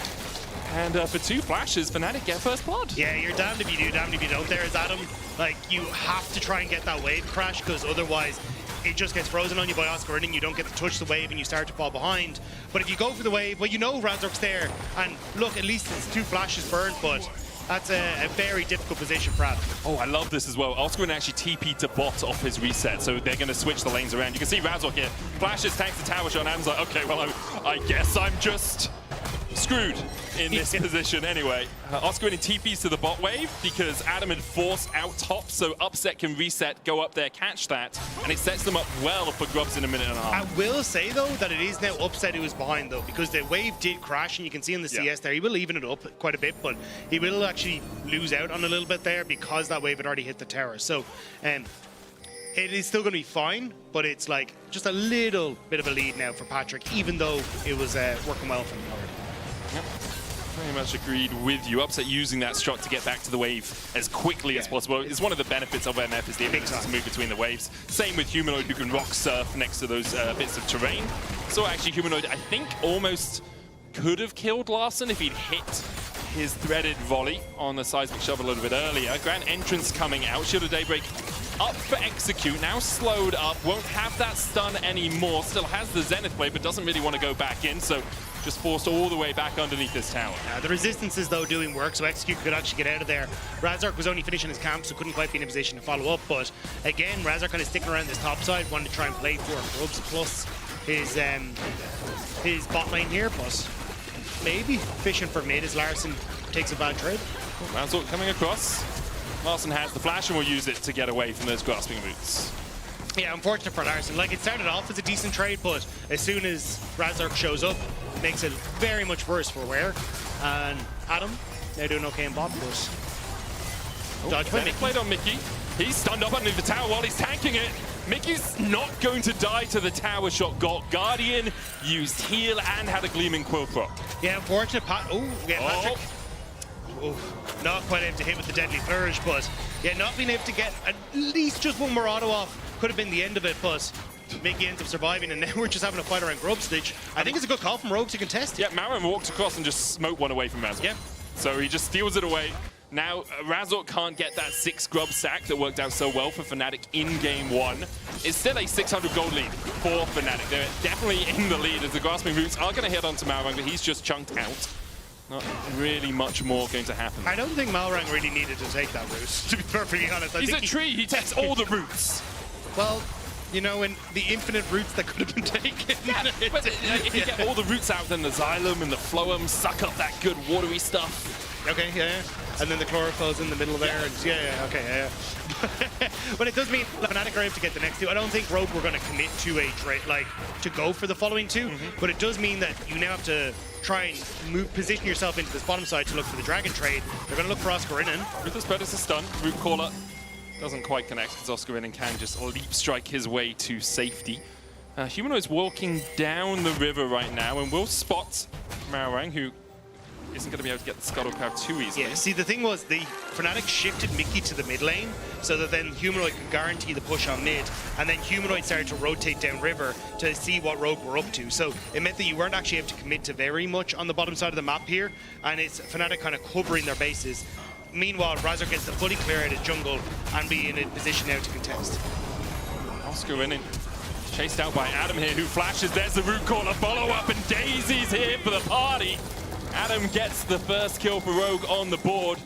And even out the gold lead as well. Execute stepping forward here. Mickey and Upset showed on the top wave. So Rogue know they have at least a one-man advantage, or a person and a Daisy, I guess. A nice plays, though, from Rogue. Finding that timing window just before Oscarin's TP comes back up and Adam's able to punish. Now that's a couple of plates that are going over. You're going to start up Dragon here as well.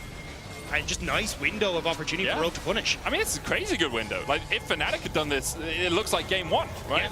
They just totally outmaneuvered Fnatic on the map. They get themselves back in the gold lead. Well, really in the gold lead for the first time this series. They'll get a Drake. They'll get 3 plates in the bot lane. Rogue have started this game off swinging. For Fnatic, though, they'll be looking to strike back, and I wonder how they're going to do that, because Oscar Winnin's pushed up a little bit too far on the bot side. Does still have the flash, has that leap strike. Execute here with the Shield of Daybreak. Counter-Strike comes out first. They don't get any of the CC. Okay, well, yeah, you got to hit one of those. You got to hit one of those. And because Fnatic know there's 3 players on the bottom side, they'll come in and invade this top side. Yeah, so Fnatic going to respond well. Oscar with the fancy footwork means that he's fine. But Adam doesn't actually get to answer for the way it's about to crash in top. Upset set up a very slow push on this top half. So Adam trying to reconnect with the wave here, but I don't know if he'll get there. He might start to walk up. Executes on his way. Yeah. Adam doesn't have the dominus right now, nor does he have his flash. Grand Entrance coming out from Mickey. He's going to have to battle dance back to Upset. So Adam will be able to get to the wave and clear it out with the Cold and Meek. The plate did not quite fall there. So Upset will very greedily want to push this one out again. Can do it pretty safe. Calculated, Malrang stole 1 of those Void Grubs, which is just enough to keep the burn off. And we'll just ignore a Binter. Well, made him stay for an extra wave, you know? Made him stay for an extra wave. See the TP coming out from Adam towards that bottom lane. He's going to answer Oscar Winnin's push. He will lose about half this wave or so as he does manage to get down here. And for the briefest of moments, Rogue were in the lead, but Fnatic extend that gold lead once again to about 1,000 in their advantage. Yeah, I think it's just, as you can see, just the CS leads that are starting to be picked up. Like, Razork has just been power farming through, as you said. Now also looking for a play on top side, but kind of the benefit of the Zyra into Ivern, as you were alluding to, as we saw it in draft, but also just Upset sticking around in a lot of these lanes has meant that as Patrick has shifted to cover for Adam on the bottom side, or they went for that play to get the turret plates on bot side, they are sharing XP and sharing CS, whereas Upset is getting that solo. So that's where you're starting to see sizable CS lead, but also a sizable experience lead for Upset. And you see the experience deficit for Mickey as well. He's about half a level behind Execute right now. Isn't going to be level 6 for the second set of Void Grubs. Execute, if he steals one of these minions, there we go, takes the cannon, gets his level 6. So a discrepancy in terms of ultimates between the supports, at least for what could be the next fight. Fnatic will want 2 of these grubs to get themselves the mites. Razork has a ton of damage, though, already has that Leandry's complete. Mauer and Patrick are going to start up the grubs. I have the assistance of Daisy. Mickey on his way out of base, but still only about near the Razor Beaks. So a couple of seconds before he's able to rejoin this. Rogue have taken 1. You're going to lose a wave on top side as Rogue, as they all commit for this. Razork, Solar Flare, Flash Shield of Daybreak, but there's no damage to follow up, and the Strangle Thorns will keep Rogue at bay. Bullet time opens up, Patrick has to flash away, Marin falling low, shields himself, but it's not enough, and Humanoid will weave his way to another kill. Fnatic find 2 in the battle. Humanoid can't quite get Execute or Larson in the end, but he forces them away from the tower. Fnatic don't even turn their backs towards the grubs. Instead, they are looking for more of these plays. Mickey very aggressive as he steps forward, knowing he can just grand entrance, a grand exit back towards the safety of Upset. Yeah, we'll have to double check in the replay, but there was just no real follow-up from Rogue. I'm not sure if Larson tried to go for the shuffle in and got hit by Talia's Unraveled Earth, but Mickey now starting to wrap around again. There's the quickness, and Larson doesn't get away in time. Mickey takes the kill, Upset takes the plate, while Mickey gets a helping of it as well. And Razork takes the grubs. Yeah, really well played. Level 6 just been hit by Mickey, but we'll see it here. So I love this from Execute. Go on towards Razork, he's not great, but yeah, so right as Azir went in for the sweep, you end up with the Talia Unraveled Earth stunning him. So Larson can't get the play, has to flash out. And then it's Upset coming in with the bullet time over the side, just finishing off members. Great. And wall from Humanoid as well, just to lock down the Jhin. So nicely played by the Fnatic mid laner. Kind of set up a lot of that success for Fnatic there. Yeah, now they're 3,000 gold ahead. Yeah, right, that'll do it. Little bits in the early game, we were praising Rogue. We were like, oh, really nice movement towards the bot side. They get the Drake out of it as well. All it takes is a couple of fights. Now Fnatic are well in control of this game. Bloodthirst are complete for Upset. Humanoid, of course, he's got a Rod of Ages. I feel like, are they called Rod of Ages because it takes ages for them to feel really effective? Or until the build becomes useful? Probably, or yeah, probably a play on words. Because Rod of Ages is also like, it feels like it should be an impactful thing. Whenever I see one built, I'm like, eh. Yeah, but when it hits 10, you're like, oh, you know. A whole extra skill point. Yeah. Well, also, like, it just gives you a really nice, like, yeah, it gives you a nice ability bar, it gives you all that good stuff. I know health, it gives you a bunch of stuff. We're just seeing it on every champion right now. It's a little tedious. It's like AD carry builds. You know? It's all the same.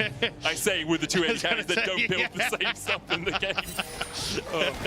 Anyway, we can talk about mage itemization until the cows come home. For the moment, Adam is looking to see if his chickens have come back home to roost, because the collapse from Fnatic is here. Maybe just going for those plates. They do have the grubs from the mites from the 4 grubs they've secured. Seismic Shove not going to hit. Adam dancing in and out of those bushes, but another plate over to Fnatic, and Razork looking for that flank position. Lands the grass and roots. There's the Strangled Thorns, and Malrang is decimated, taken down to about 10% HP. And forced away from the tower. This is what Fnatic did well in game 1 as well. It's just about chunking someone out around a tower and then making sure you can secure that objective. But it's also the shift that we're seeing in the map. So you get top wave pushed in, Oscar goes mid, covers the mid push there, so you can't actually get the tower play. And now you've got this numbers advantage that is created on the bottom side. And even as you go for that, Humanoid TPs back up to the top side, protect the pushing wave from Azir. So across the board, Fnatic are covering a ton of these plays to set themselves up for success, but also then to cover any sort of answer from Rogue in the map. It's called shifting, I believe, in the technical terms. Means something different. No. But yeah, good shifts there from Fnatic across the map to make sure that they weren't losing much. Of course, you're still going to lose a little bit when you invest into a portion of the map like that. But as you can see, top lane tower still very healthy, mid the same. And they're doing a really good job of extending their gold lead without giving Rogue any opportunity, really, to find an advantage in this game. But these are the things that, like, when you look at what I wanted to see improvements from Fnatic, it's these kind of things, right? And that's why, like, ad nauseum, we're saying the Duffman effect, but it really is these small things. And now Oscar feeling the execute effects potentially. Yeah, Zenith played underneath the tower. There's the Solar Flare follow-up. I don't think they have the damage. Redemption will follow here, so Adam is going to be healed up. And with Larson coming across, they should have the damage, but they don't! He gets the counter-strike. Adam flashes away. He's okay. He'll survive. It was almost absolute disaster. It was a moderate one. We'll say 4 on the Richter scale for Rogue as they lose damage on top tier 2 as well. The curtain's open, but they're closed by Mickey. They're going to lose the mid tier 2. Fnatic takes so much on the other sides of the map. I don't know why you send a pigeon to do a crocodile's job. Like, let's be real at the end of the day, but yeah, it's a bit of a disaster and a whoopsie there for Rogue. Spot's gone, mid's gone, top struggling. And Fnatic now going to be able to reset as well with the Herald in their back pocket. This is a big swing for Fnatic, exactly what they need to blow up in this game. And it's exactly the opposite from Rogue of what Fnatic did on the previous play. Yeah. Like, we were just praising Fnatic for pushing out the waves, making sure you have someone who can teleport to top lane to catch that wave as it comes in. Oscar's playing mid so that he makes sure there's no pressure there. Rogue did not do that, and because of that, you'll see Fnatic push through mid with 3 people. They get top tier 1 as well. Yeah. Obviously, the dive goes horribly wrong, and they expect to kill Oscar in a lot quicker. But even then, like, Larson's TPing over here, you give up so much pressure on the rest of the map. Yeah, and they've already kind of, like, because they've shoved mid, Mickey's able to move in, get some vision, so they know they're free to move through this top side. But Oscar again in trouble, but walks away. He hops out. Razork here to cover, but again, Talia pushing in top side, and Adam can't contest mid or top side push. And now Upset can rotate up to catch that top wave and get that tier 2 tower as well. When you're making plays like this, it's so important to have wave shoved in or have no wave in the lane. Exactly. So, like, if you have a longer time before the next wave comes in, you push forward in the lane to make sure you clear that wave out earlier, and then you survive as Adam. Well, he tries to survive underneath this tier 2. He manages to, but the tower does not, as it's now a 6,500 gold lead for Fnatic. Yeah, and that's one of the downsides of having like a melee champion like this trying to contest against double ranged, because it's just impossible for you to contest the wave. You go forward with slice and dice, immediately Humanoid stuns you up, you don't get back out. Then you've got a bullet time that comes over the top and you die alongside the tower. So it's kind of Rogue also utilizing their players in the wrong parts. Yeah. Like if Larson was there, at least he can contest the wave from afar, maybe clear it out before you're able to get the turret. But when it's a Renekton, there's just very little that he can do in these sorts of situations. So again, Fnatic like outbraining Rogue in a lot of these situations. 2 minutes on the Mountain Drake. It is a Mountain Soul for us this game. Otacon up in about 2 minutes as well. So there's the possibility of a 1-2 punch from either team there. We'll say much more likely from Fnatic right now. Rogue have spent most of this series of fights on the mat as the Riptide charges in towards the bottom side. have one mite spawning. If you ride the Rift Herald, by the way, you get a lot more mites as it crashes in, but Alpsa didn't want to put himself in what could be a little bit of a precarious situation. Mickey's going to quickness flash and battle dance his way to Humanoid. The tier 2 in the bot lane falls, and Fnatic extend their lead. And it's kind of just waiting for Adakan to come up as Fnatic pick off every outer turret that now exists. So for Rogue, it's going to get a lot more difficult as the rest of this game goes on. You've got item completions coming in at crucial moments for Fnatic as well, when Dragon is up on Adakan to shortly follow. So Rogue, I think, basically trying to make a pick now on towards Oscar in to get something, but he's out. You can just stay back. Doesn't need to push forward if you don't see those little circles on the map.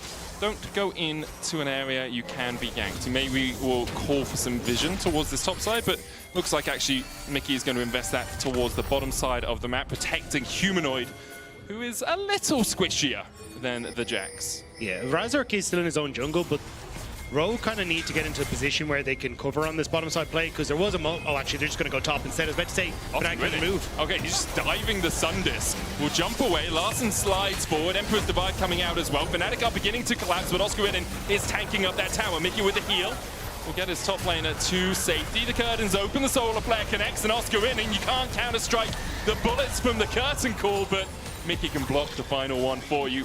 Oscar escapes at the cost of 3 ultimates from Rogue.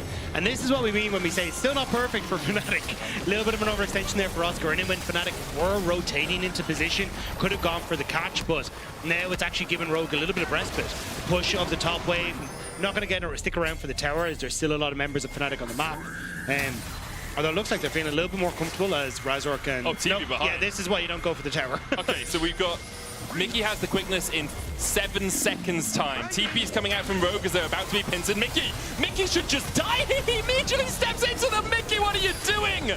That was not fine at all. Humanoid looking for the seismic shove onto Larson, but can't find it. Now Fnatic are fighting on 2 fronts. Humanoid has to flash away from the Zenith Blade. Redemption coming out from Rogue as they look for redemption in this series as well.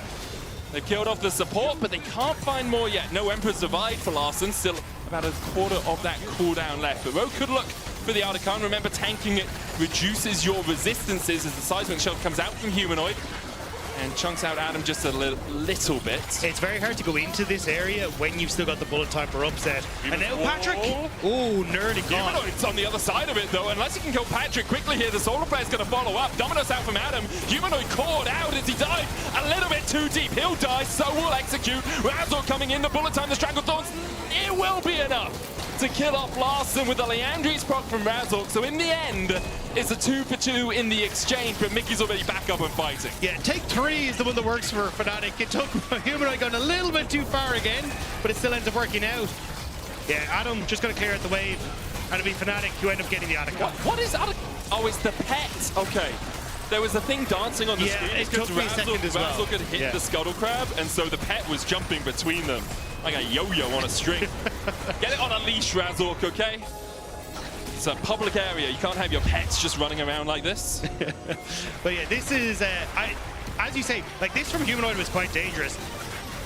There is a lot of follow-up there. Execute just barely missing with the Solar Flare means that you get a little bit more fancy feet, but you've still got enough members of Fnatic here to try and follow through. Oscar getting good damage. Razork opening up with Strangle Thorns and also getting the lockdown as well to let Upset open up with the ultimate. So it does work out, and now it's kind of Fnatic, I think, we'll take a breather and look to close this out a little bit more smoothly as they can go for Dragon, they can start to stack that, and then look to just siege onto these towers and make sure there's very little Rogue can do to play out the game. Yeah, just been a few moments of over-eagerness. Right? Oscar in, getting caught out because he went a little bit too aggressive too early when Fnatic were collapsing in the top lane. Then Mickey getting caught out because he went a little bit aggressive too early, getting caught out. Then Humanoid getting caught out because he went a little bit too aggressive too early. Fnatic should still win this game. They are so far ahead. 7,500 gold in the lead. Rogue have only got 1 tower in the entire game. They are massively behind. But for the long-term growth, you want to see those little mistakes cleaned up. But it's the thought process was still there, right? Yeah, like the intricacies of the play may not be there, but the thought process is there, and that's kind of why I'm more pumped about Fnatic. Like, you get to clean these up as the season goes on. And I think for Fnatic, they kind of said it as well, right? Like, a lot of their goals are looking at internationals and looking at worlds and not just winning this one singular split. Now they have the false life. Weaver's Wall coming out from Humanoids. He tries to separate Rogue from their inhibitor tower. Oscar in puts the counter-strike down, rooted. Solar Flare coming in as well and already had to withdraw. Mickey going in with a quickness double charm. The bullet time into the redemption isn't going to do too much. Fnatic invests a lot and still don't fell the tower. No wave to try and play through now, so Rogue get to hold on for the moment, even having the defender's advantage where they can send some people back to heal up if they need to, but again, this slide over eagerness coming back. He still had the Adakan. He doesn't have flash. Daisy could look chasing down. Yeah, he'll be okay because of the collapse coming out from the rest of Fnatic. Nice actually from Malrang there, microing Daisy to get away from the unravel or the flick back. Means that she's able to survive because you do lose a lot of threat with your Daisy gone in the middle of these fights, but still, Fnatic, I think it's with Oscar and having the Adakan down, it does just mean you're kind of waiting now for Baron in a minute's time to try and play through that instead. It would have been nice to crack the turret, but I don't think it's really the end of the world. Yeah, I think it's one of those things where you are deliberately playing for it, but just a little over-eager overall from Fnatic in these last few minutes. They were doing a good job of keeping the wave shoved synergistically, though, which meant that Rogue had to deal with 3 different prongs of pressure at the same time. But as you say, likely we'll see Mickey and Razzle just walking into that enemy jungle together, getting a little bit of vision down. As you can see, Mickey using the Scryer's Bloom to spot out where Rogue have planted some vision of their own. Clear this out, put your wards down, and then turn your eyes towards that Baron in 20 seconds. Yeah, with Upset resetting now, just picking up the Mortal Reminder, it does mean it's a little bit more, like, the timing for Fnatic to get this vision is a little suspect, so yeah. I think it'll be kind of another 45 seconds. But Rogue now opening up on mid-wave, basically just trying to brute force some towers and try and get something back in the map. Well, they're managing to get at least the wave pushed in. Upset does have that bullet time if he feels under threat underneath that tower. Humanoid is looking for a flank here, but he will be spotted on vision as he comes around this corner. Weaver's Wall out. Humanoid jumps off it early. Adam's on the wrong side of it, but he's a croc and he can navigate tricky terrain, so we'll just slice through it. Yeah, I think Fnatic would have been nice to get the pick, but at this stage now, I think you just try and play this slow, deny Rogue access to the Baron area, and try and shift Oscar in down to that bottom side, because that's where he's a bit more of a threat than here. Boots on Oscar, Solar Flare follow-up. That's a lot used. The Solar Flare, the key long-range engage tool from Rogue, and you can see Oscar immediately jumps in. Double flash coming out. Oscar is going to be locked up. The Zenith played into the charm from Mickey. Stranglethorn's not going to find anyone, but Execute will fall on the other side of it. Larson forced away, but he's putting some damage back in with his soldiers. Humanoid flashes, so does Malrang. And Malrang will escape. Larson looking to open up, does have those soldiers down and is doing quite a lot of DPS. Rogue have no vision in this Baron area though, so with both solo laners resetting, they can TP into the play, and Baron will be the name of the game for Fnatic. Trying to face check into this is miserable if you're Rogue. It really is. It's most likely on Adam with Malrang's shields. You put the trigger seat down, of course you can use the bushes as well from Malrang. Larson's going to be the one stepping forward for the moment. 6,000 on the Baron now. Adam has a blast cone, trying to build up that Fury bar. Humanoid does manage to clip him with some damage of his own. Oscar Winnin falling low. Malrang still looking for that smite, but can't get in there in time. Upset secures it. The seismic shot back on Larvin into the Emperor's Divide. Rogue will find 2, but they can not get away yet. Another seismic shove will land. Upset still has the bullet time here as well as Patrick is taken out by Razzle. Adam will have to dice his way across this wall. Humanoid jumps forward. Upset flashes the wall. The seismic shot back. Zenith Blade coming in. But Fnatic with the Baron now, and only Adam standing in their ways with a wave as well, will at least be able to crack the base, if not more. Yeah, Adam's going to have to make some sort of hero play, but against 3 very strong DPS champions on Fnatic's side, it's going to be so tough. He needs to get the wave. He needs to get the wave, but there's another one just coming in. Stranglethorns, Adam flashes away, clipped by the bullet time. And unlike Matrix, Adam couldn't dodge that. Fnatic will start up on the Nexus towers. They'll take them. Larson the only one standing for Rogue as Fnatic find a clean 2-0. Great stuff from Fnatic. You can clearly see the stuff that they're trying to work on off stage, and it's now starting to show itself on stage. That was sick. Like, genuinely, I loved seeing the movements, how they played around the early stages, being able to get these leads, the setup and objectives. Like, it was just crushing from Fnatic. Yeah, it really was. Superb stuff from them. Still a few foibles, a few mistakes here and there. I think we'll obviously expect them to continue to clean that up. But as you say, the foundations are looking really solid for Fnatic. You can vote for one of them in your Kia Player of the Series vote at LEC on X. Razork, Humanoid, and Upset are your nominees. I mean, they all had really good series. Like, everyone on Fnatic had a really good series. But I think, like, that's what I love about when you get to games like this, where it's like, it's no individual person, it's everyone doing their job. Everyone is on the same page, everyone understands what they're doing. So it becomes more of this team effort than just a hard carry from a solo person. 100% agree with you there. For Rogue, it's looking dicey now. It's looking really tricky for them. They only have 3 series left against Carmine Corp, against MCoy, and against SK. And they need to win all 3 really to be in a realistic chance of making it to playoffs. Our top 6 qualify. We're expecting 4 or 5 series wins to be the cutoff. That is, it's not maths. It's but what it's we also, expect. It's like, it's so difficult when you've already lost so many of those series against the teams you're trying to compete with now. So it becomes less and less likely for Rogue that they're going to hit. It does. Tiebreakers, though, if we do have a 6th place tie, they are played, even if the head-to-head goes one way, because it's single round robin. So we'll play those 6th place head-to-heads.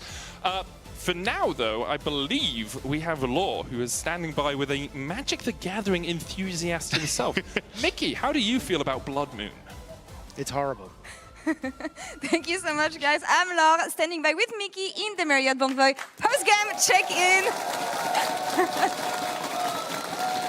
Quick question, though. Have you played with the casters? Do you know if they're actually good at this? Okay, who's better, Dagda or Medic? Probably Medic. Probably Medic. Okay, there you go. Medic, you can go with this one. Now we're going to talk about League of Legends. Really convincing series today, but I feel like that's what you needed to do against a team like Rogue. But I know your urges. I know the trends that Fnatic tend to have to get a bit too excited sometimes. How hard was it for you guys to just like keep things in control and have this one smooth without any, Yeah, I mean, it was definitely tough. And we learned from our series against SK that we took everything a lot more, I don't know, like kind of how we do like every week. Like just don't take everything for granted, I guess.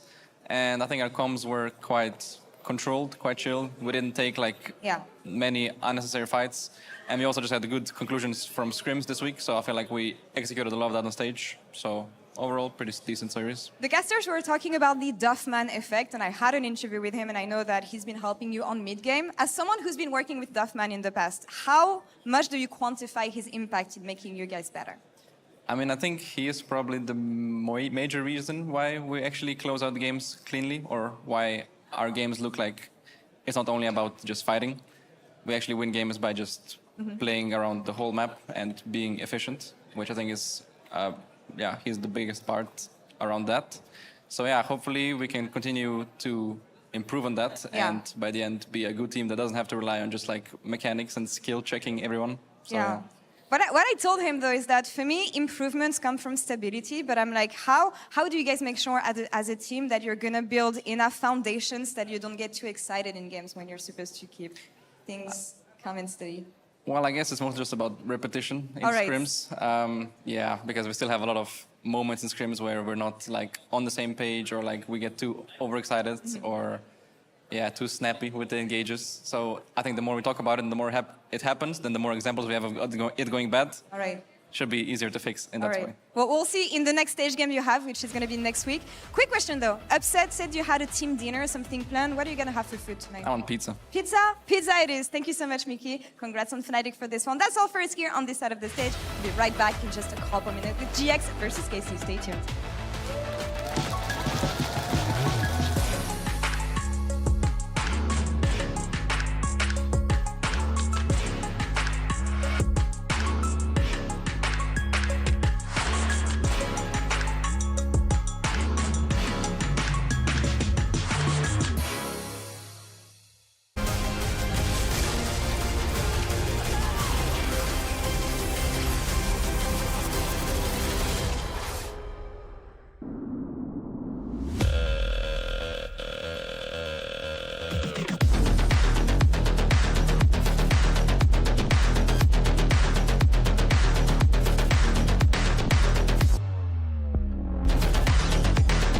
Wait, is he switching lanes?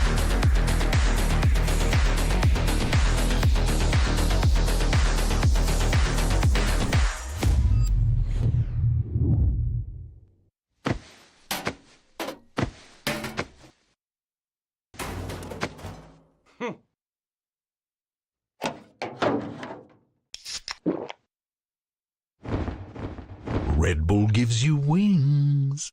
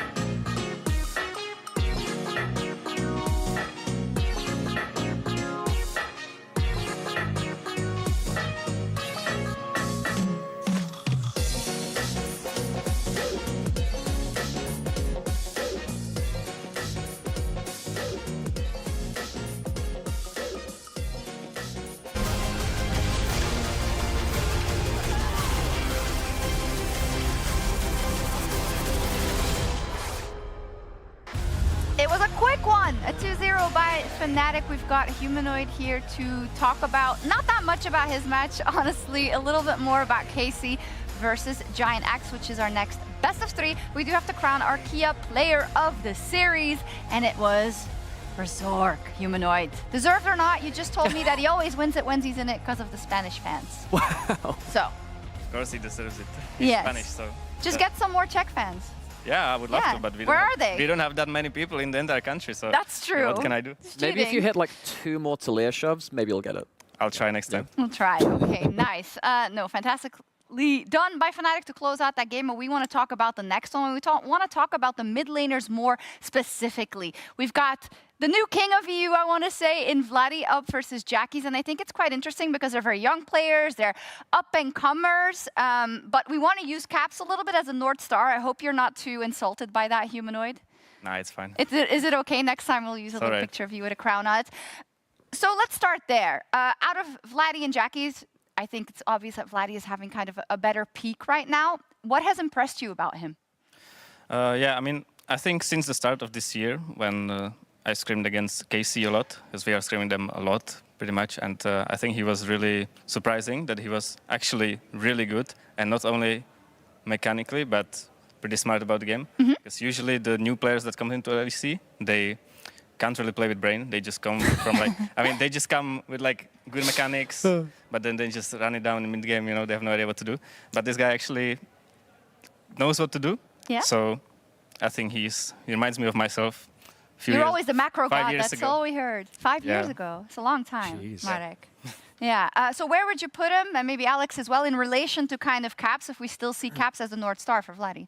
I mean, Vladdy played really, really well last split. The question is, the thing for me is like, is he, you know, I think, is he on a same level of Caps? I think maybe not right now. So we do have his face to put on here. I mean, I've put him on the pedestal. Would you put him close to Caps? Would you I don't know. I don't agree. Where would you put him then? I mean, come on. The guy All right. beat him in the finals and did really amazing. Like, oh, I made another one. But Okay, you can like do it now. right now. You can tap it. Where would you put him? Well, right now. Right now. Would you agree with that? Do you think that Vladdy's I'd better put them than at the Caps same, The same? spot. Yeah. The same. Okay, that's fair. Let's You can end go up here. there. You can be cozy with him. And just to say, the 1, 2, 3 might be a little bit misleading. It's just a podium. Ignore the numbers because, unfortunately for Jackie's, I think, Humanoid, he hasn't had that highs recently. You were just talking about when Vladdy started and in scrims and whatnot. What was your first impression of Jackie's?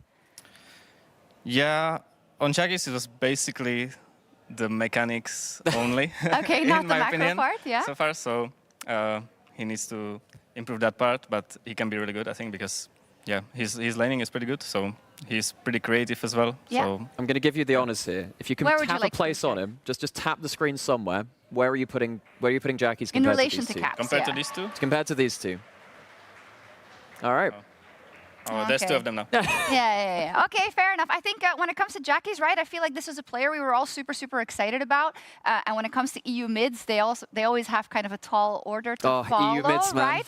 But lately, I don't know if it's the team environment, because we got to say the GX environment, like it's just not going well, and it's very hard as a mid laner, I think, to set yourself apart. Yeah, Then. and I don't know whether you saw his Ari game last week where he got really, really fed, but it felt like a game where he had to be the playmaker, and a lot of those plays didn't go very well at the start. And as an Ari player myself, I've definitely had a time where I've... You're an Ari player? Wow, I didn't know that. I did. I once upon a time I played that champion where, well, we can go through all of this, missed a lot of charm flashes. If that were you in solo queue, maybe you think, I won't do that again. But he does keep doing it. And eventually it did work out. He missed a couple of charm flashes. He ended up with a couple of really big plays. He ends up getting a quadra kill here as well. I'm really glad that even though it seems like whatever the hell's happening at GX is really impacting a lot of different players there, which we had a lot of high expectations for, he doesn't stop playmaking. Yeah. I think that's a really important skill to have, because I think particularly when you are someone with high expectations, you're not meeting them. I'd imagine the pressure is really high when you're trying to make plays like this. Yeah, I mean, this guy likes to make plays. He's not afraid of it, which I respect. And especially if you play Ahri, you kind of have to go for these plays. Otherwise, this champion does not really offer that much. So yeah, there's a lot of players that would just play Ahri and try to wait for teamfights, not do anything. So I think that's where Jackie's gets the edge, where he's not afraid to go for it. In 2025, do you think the mid laner still has the ability and like a meddling team to make the difference, like as sometimes in the past, or not as much? I mean, I think in like the first 10 years of the game, the mid lane was just OP Yeah. together with AD. And I think now it's more even with kind of all the roles. So Yeah, I seeing think one too there's many like Cassante outplays. yeah, now. like in season 5, if you have good mid lane AD, you just win everything. Yeah. So, but now you kind of need every role.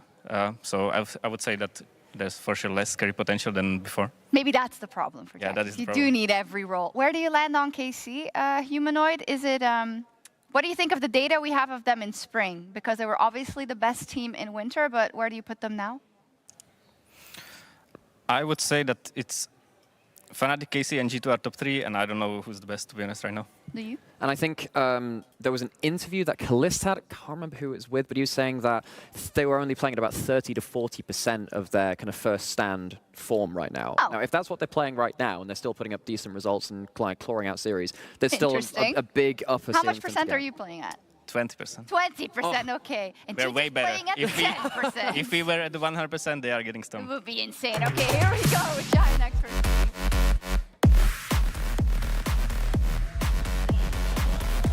Awesome, thank you. Thank you. Should have got this one. Something visual, because there's two people beside me who are not normal beside me. You saw the back of his head as well. It's like a sneak peek. There's a man he's so legendary. You could put him in any role and I think he'd succeed. Okay? His eyebrows went up. I am, of course, talking about the legendary Mickey X on the cast, alongside Jack Spectra. We have a bot lane in a 3v, well, 3v whatever this is. 3v TriCast. I'm just Phil. I don't know what I am. I mean, you play every role, you told me, so. Yeah, well, I'm trying to play AD carry now. I literally did it just for this cast, just so you know. Nice. I think you put your mic a little bit closer. A bit closer. Then we can hear you now. Yeah. How about so that? I'm super excited here for Giant X versus KC. What do you think of these two bot lanes facing off? Because I have pretty high hopes of No Engine, but this split has been not the best. I think they've been a little bit lackluster, but I can kind of say the same for the KC bot lane. So I think they would be quite evenly matched, I would think. So I'm looking forward to it, yeah. Okay, that's good news. We're about to hop into draft as well.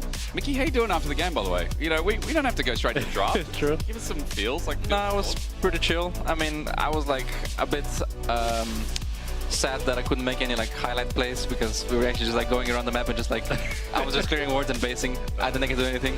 The one time I got a good flash ult, MF wasn't like in range, so it was a bit without the gun, yeah.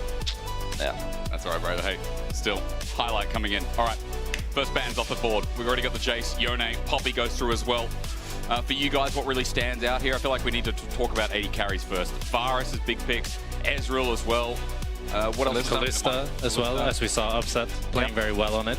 What do you think is like the highest? I mean, not to give away too much, but would you expect KC to go for the Kalista first pick over the Varus like you guys did? I would expect so, yeah. Yeah, you would expect that? Because we saw the Kalista prow dropping a little bit, but now it seems to be kind of back. Yeah, I mean, I think it kind of depends, but I think the Poppy ban on blue kind of indicates that they want to pick it. So, yeah, I'm confused about the Yone ban on blue side. Usually the champion's quite strong to first pick on the blue side. But yeah, here's the Kalista response ban. I feel like Yone Sejuani right now is still one of the best jungle mid pairings. Yeah. You know, even as we get to 25.08, like, you know, does it change anything in the bot lane in this new patch, guys? Because I feel like this is like small tune-ups, right? It's pretty, not much has really changed. Stale. And Rumble first pick, I mean, that champion is a powerhouse. Do you think a Galio counter pick could be coming here or something like that? Or I think maybe it's a bit too early for the Galio. I think it's usually picked on 3 if you want to see a bit more champions. And for Galio, you kind of want to have either a champion that you know you can ult on as follow-up for your ult, or that they have a champion that you can protect your team from, like Vi, for example. And since they already take out the Vi, it's definitely lowers the Galio value, and it's going to be the Varus pick here. Top match, support match. I mean, the Aurora's been seen top, so for Lot, he's going to pull this one out. Actually, first one of the split for him as well. He's been very much the Cassante, Gwen, a lot of melee top laners so far. Yeah. But syncing up with KC, we obviously want to see an AD carry match here, and maybe Pyro support. Mickey, thoughts? Yeah, just something that has a good setup for the Rumble ult. I would say something with a knock-up, maybe like a Rel. Usually people just blind Rel. They already been popping for it, so... Are you bored of the support meta yet? Like, are you sick of playing Rel, Nor? Rakan? Yeah, I'm looking forward to best of 5s, basically. Okay, good. Do you think Ezreal here is a good pickup, or...? Ezreal would be solid, yeah. I'm not sure how many AD carries they have in 4 or 5, but it looks like they're quite confident that they have 3. Yeah, I feel like if you ban out Ezreal and Ashe now, then you kind of have to go for maybe the Jhin, or... That could be, by the way, let's not forget, that's probably Varus top. Against Rumble, that has been the matchup. So. Could be, and when I say probably, I mean because we don't see many Galio tops here in the LEC. Yeah. And recently, people have been cooking with this Varus top, and Lot strikes me as that person that might be cooking in the matchup since he plays Rumble himself. But for now, Skarner gets locked in, so that Aurora, that could also be mid as a question mark. We throw it in the air a little bit for GX here as we look towards the next bans. I mean, it is possible, but at the same time, when you look in the Aurora that early, I feel like you're kind of saying it's going to be top. Yeah, because it is just a good matchup into the Rumble, and it's been like a pick that many top laners in LEC has favored. Even with some going like the crazy. Do you know the Adam Shirelius? Yeah. Do you think that's good? No. It's funny. A lot of the guys. That's a crazy water spillage. The pause drop. What happened to Jackie's bro? He went into an airplane with a bottle of water or what? Have you ever gone like 40,000 feet in the air and you bring a water bottle with you and you fill it up at the airport and you open it mid-air? That's what happened. Nah, I've never done that. No, me neither. Something to look forward to next time you fly internationally. I'll keep it in mind, yeah. But yeah, I was a bit confused why Giants didn't just ban 2 AD carries here. They should try to pinch out the KC's AD carry pool. Since they didn't pick Alistar ban is strange. Normally you'd last pick support here, no? For the side of Giant X, unless you're worried about this Aurora flex. I mean, I assume they just wanted to take the Rel away as well, but also they should still ban the Alistar last, because they banned Alistar first, so they could just respond with the Rel ban. But MF they should ban no matter what, so they should ban it first. But anyway, I guess we'll see what they have cooking here. So what does that leave us? Something like the Nico support for someone like Jun?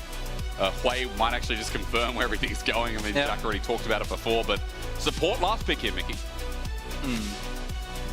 Let's see what they could come up with. I would assume that, actually wait, KC banned Rel and Nautilus themselves. I would assume they want these picks on their team, but I guess not. Maybe there's one to Leona or Rakan. Yeah, looks like Ezreal, Rakan, very safe, standard lane. I don't think you really want to, like, you could go for like a range support here on GX to try to counter this lane, but they do have like 2 AP champs already. Yeah. Not sure about the Bard either. I guess they do have 3 immobile champions, so it could work for sure. Varus, Hwei, Bard. Long range setup, right? Yeah, I mean, they do have a lot of poke and a decent bit of like follow-up, but not the greatest engage, right? Skarner's solo engage doesn't feel the best. You'd also have the Varus ult, but it's not very reliable. And the Nico is for sure better for lane, but I would say for the game, Bard might have been the better pick. But yeah, we'll see. Yoon has been pretty good on Nico so far. He's gotten a lot of good ultis for sure. But which draft do you favor overall? I think I'm definitely leaning towards KC. Looks a little bit easier to execute since I can just jump on in, a lot of follow-up.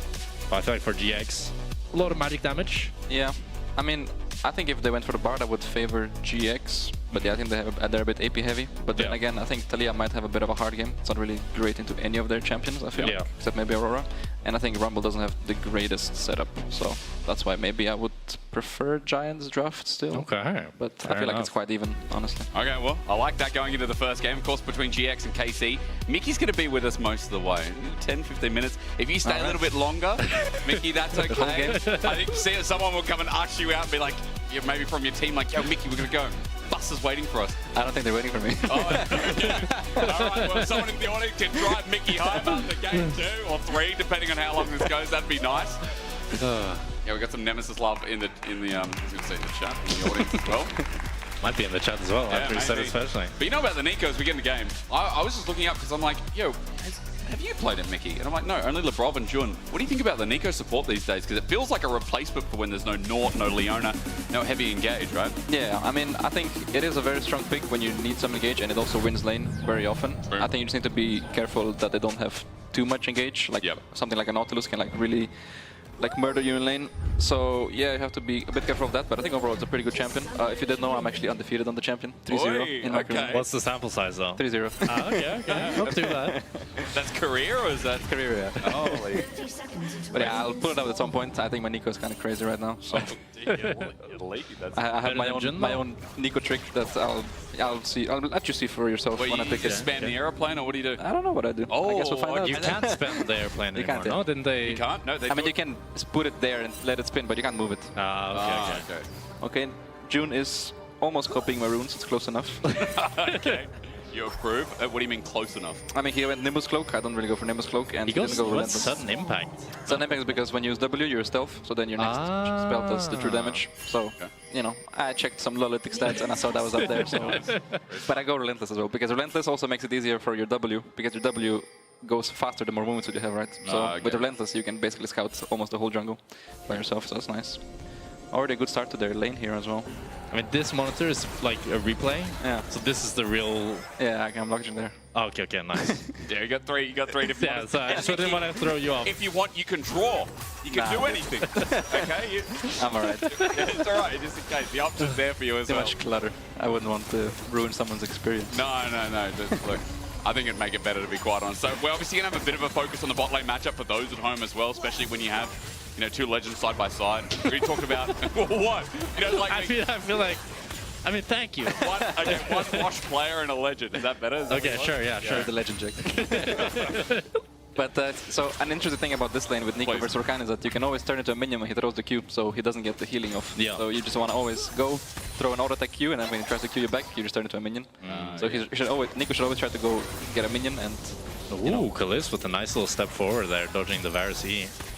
Yeah, as you can see, he's a bit of an amateur Nico player because he didn't have the minion ready there. Yeah. And he also took W level 2. Not sure about that one. I'm not a big fan. Okay, fair enough. I think E2 is like way better, but maybe other people are not confident at landing it.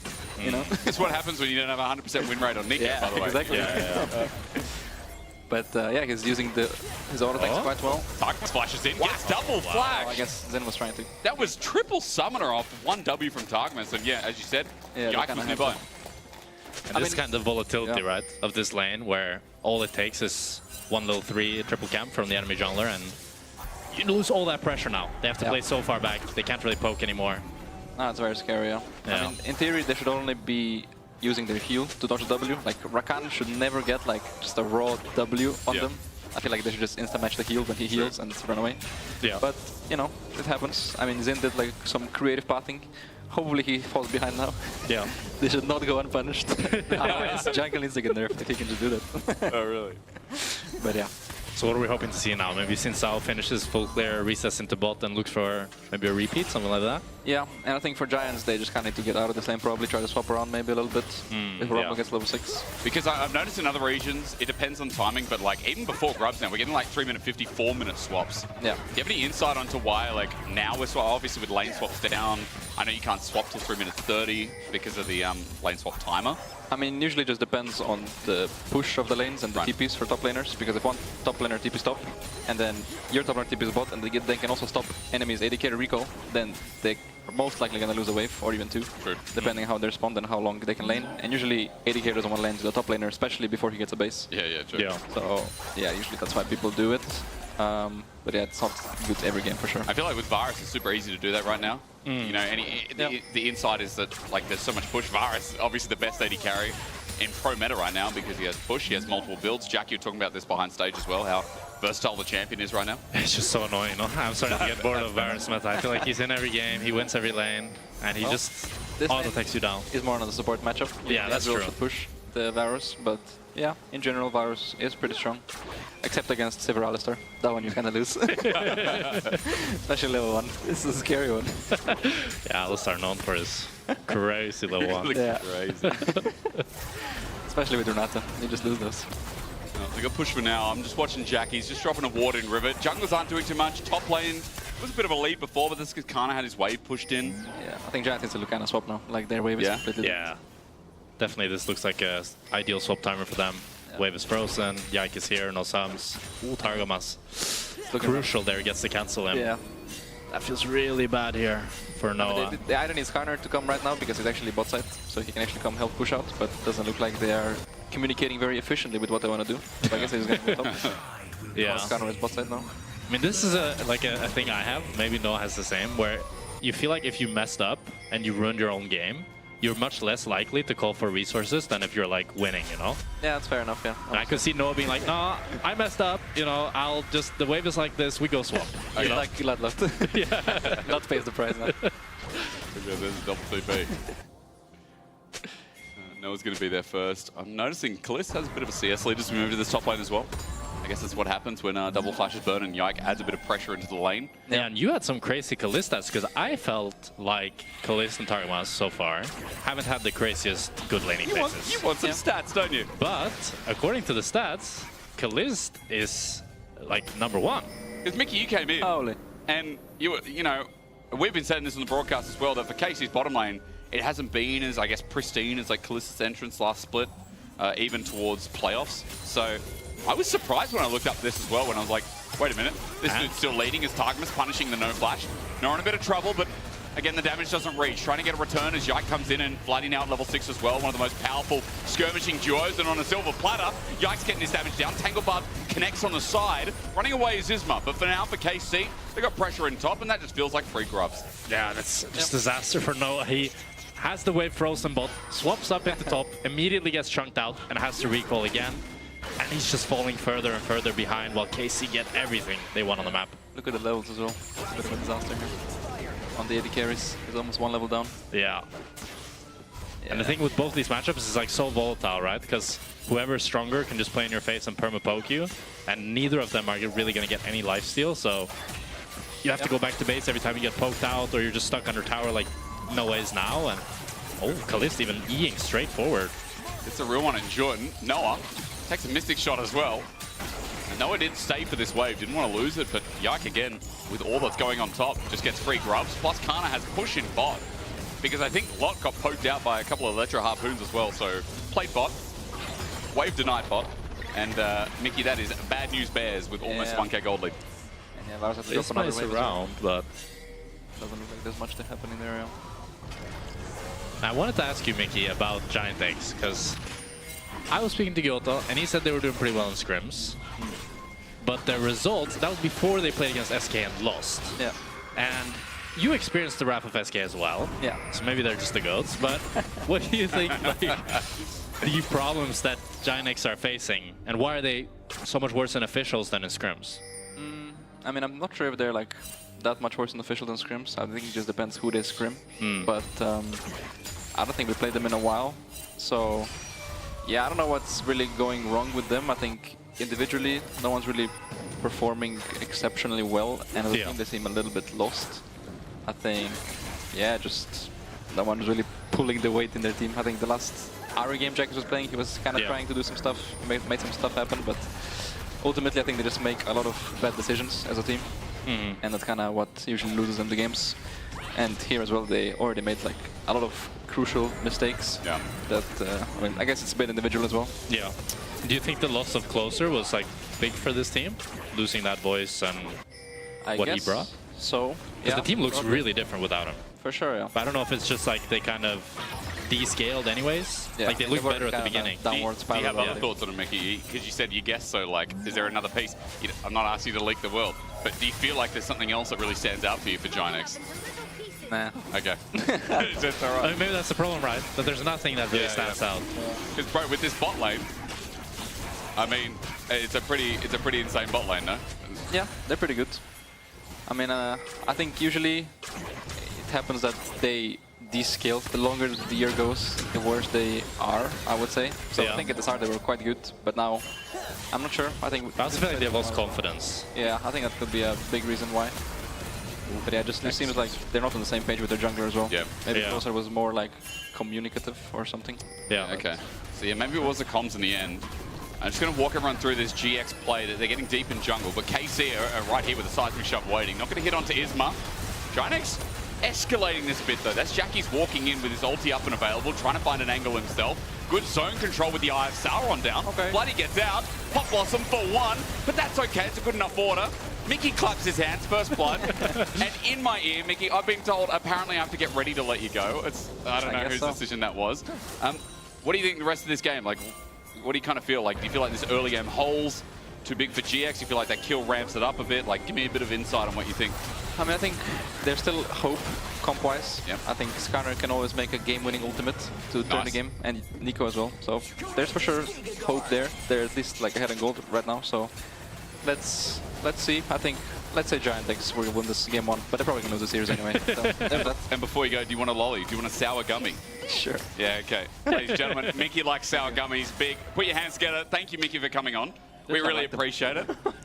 They're good? I was just polite. No, what, you didn't really want it? They're fine. Oh, bro, you didn't have to take it. It's all right. Appreciate it. Next time, we're going to get Mickey ice cream instead when you come on. Good idea. That down? What flavor? Vanilla. Vanilla? Vanilla? No. Come on. I like vanilla. You seem like a white chocolate pistachio with like Bailey's cream like on the vanilla. side. We need to do like a quiz of every pro player's favorite ice cream. Okay. All right, we'll get you vanilla ice cream. Joe, thank you again, Mickey. We appreciate you. I'm sorry. We'll find out who's trying to kick you off, all right? All right. We'll get them. Name and shame them. Okay. So, yeah. Thank you very much. And thank you again. Mickey came on after the series, sacrificed dinner time that Upset said there was a plan for. He's clipped in. Yeah. He's trying to get off the broadcast right now. Jack, you might have to help him. He can't get the microphone off. Nice. That's our plan. Yeah, thank you again.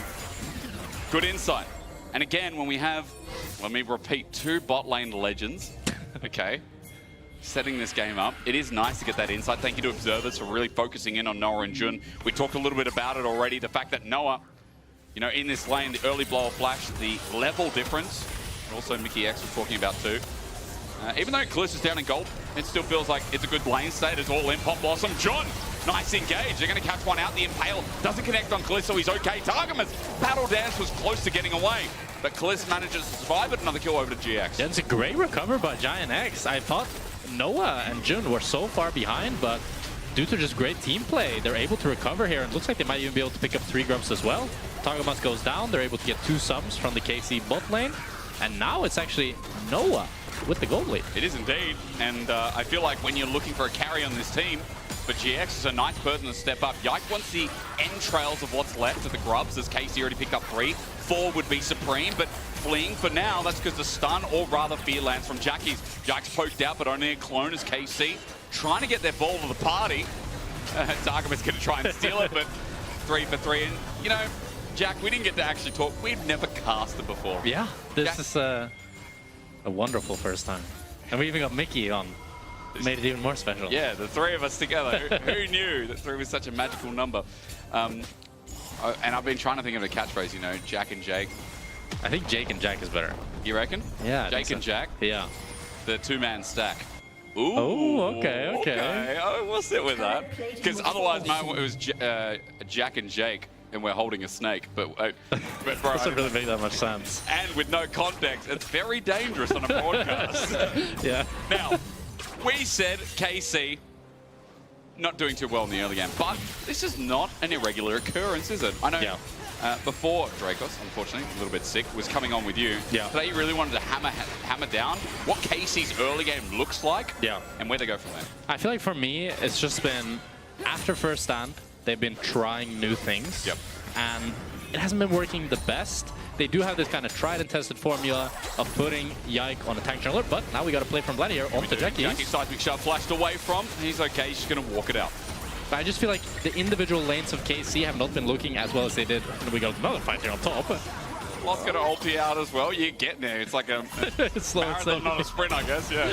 Oh. And again, Chains of Corruption, but this time there might be more commitment. Yike's poked out. Great ulti. Saves him from the severing bolt of Jackie's. So it looks like it's going to be the Drake going over towards the side of GX. And it is only the Chem Tech, but probably we're going to have quite an impactful soul then, as the Chem Tech is now being taken out. Okay. So I'm always happy, if I'm the team that's taking Drake, to see that Chem Tech is the second or the first dragon. Can't be the Hex Tech soul, which would be another big one. Because you also value the individual stats as well, right? So you're like, oh, that's nice. You know, like, we get the Chem Tech, well, you don't like tenacity, heal, or shield power? It's kind of whatever, especially for, like, if you look at these two team comps. Very little CC. Heal and shield power, big. I love it when my Wei uses his WE or whatever. Please, Wei, now you play shielding team fights, okay? Right. This is going to be the Cloud Soul. I think that's really, really big for both teams, that they can easily kite each other out.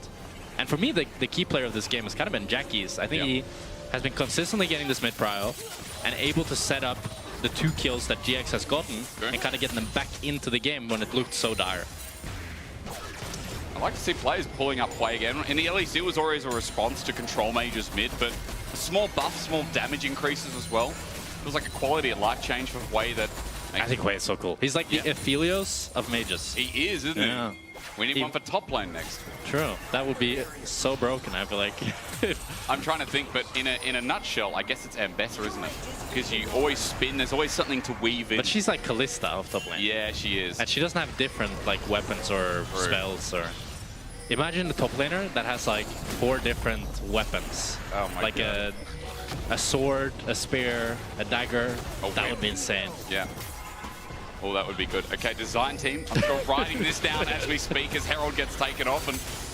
And Lott is just committing his time to the side lane, but at 16.5 minutes, Herald here for KC feels like a pretty done deal. GX contesting this. Pretty much a no-show. Just poking his head in his Zizmo as he gets damaged out. But hey, Herald down to KC. Yeah, Lott is not even going to be able to pick up this bot tower here as Kana TPs to defend it.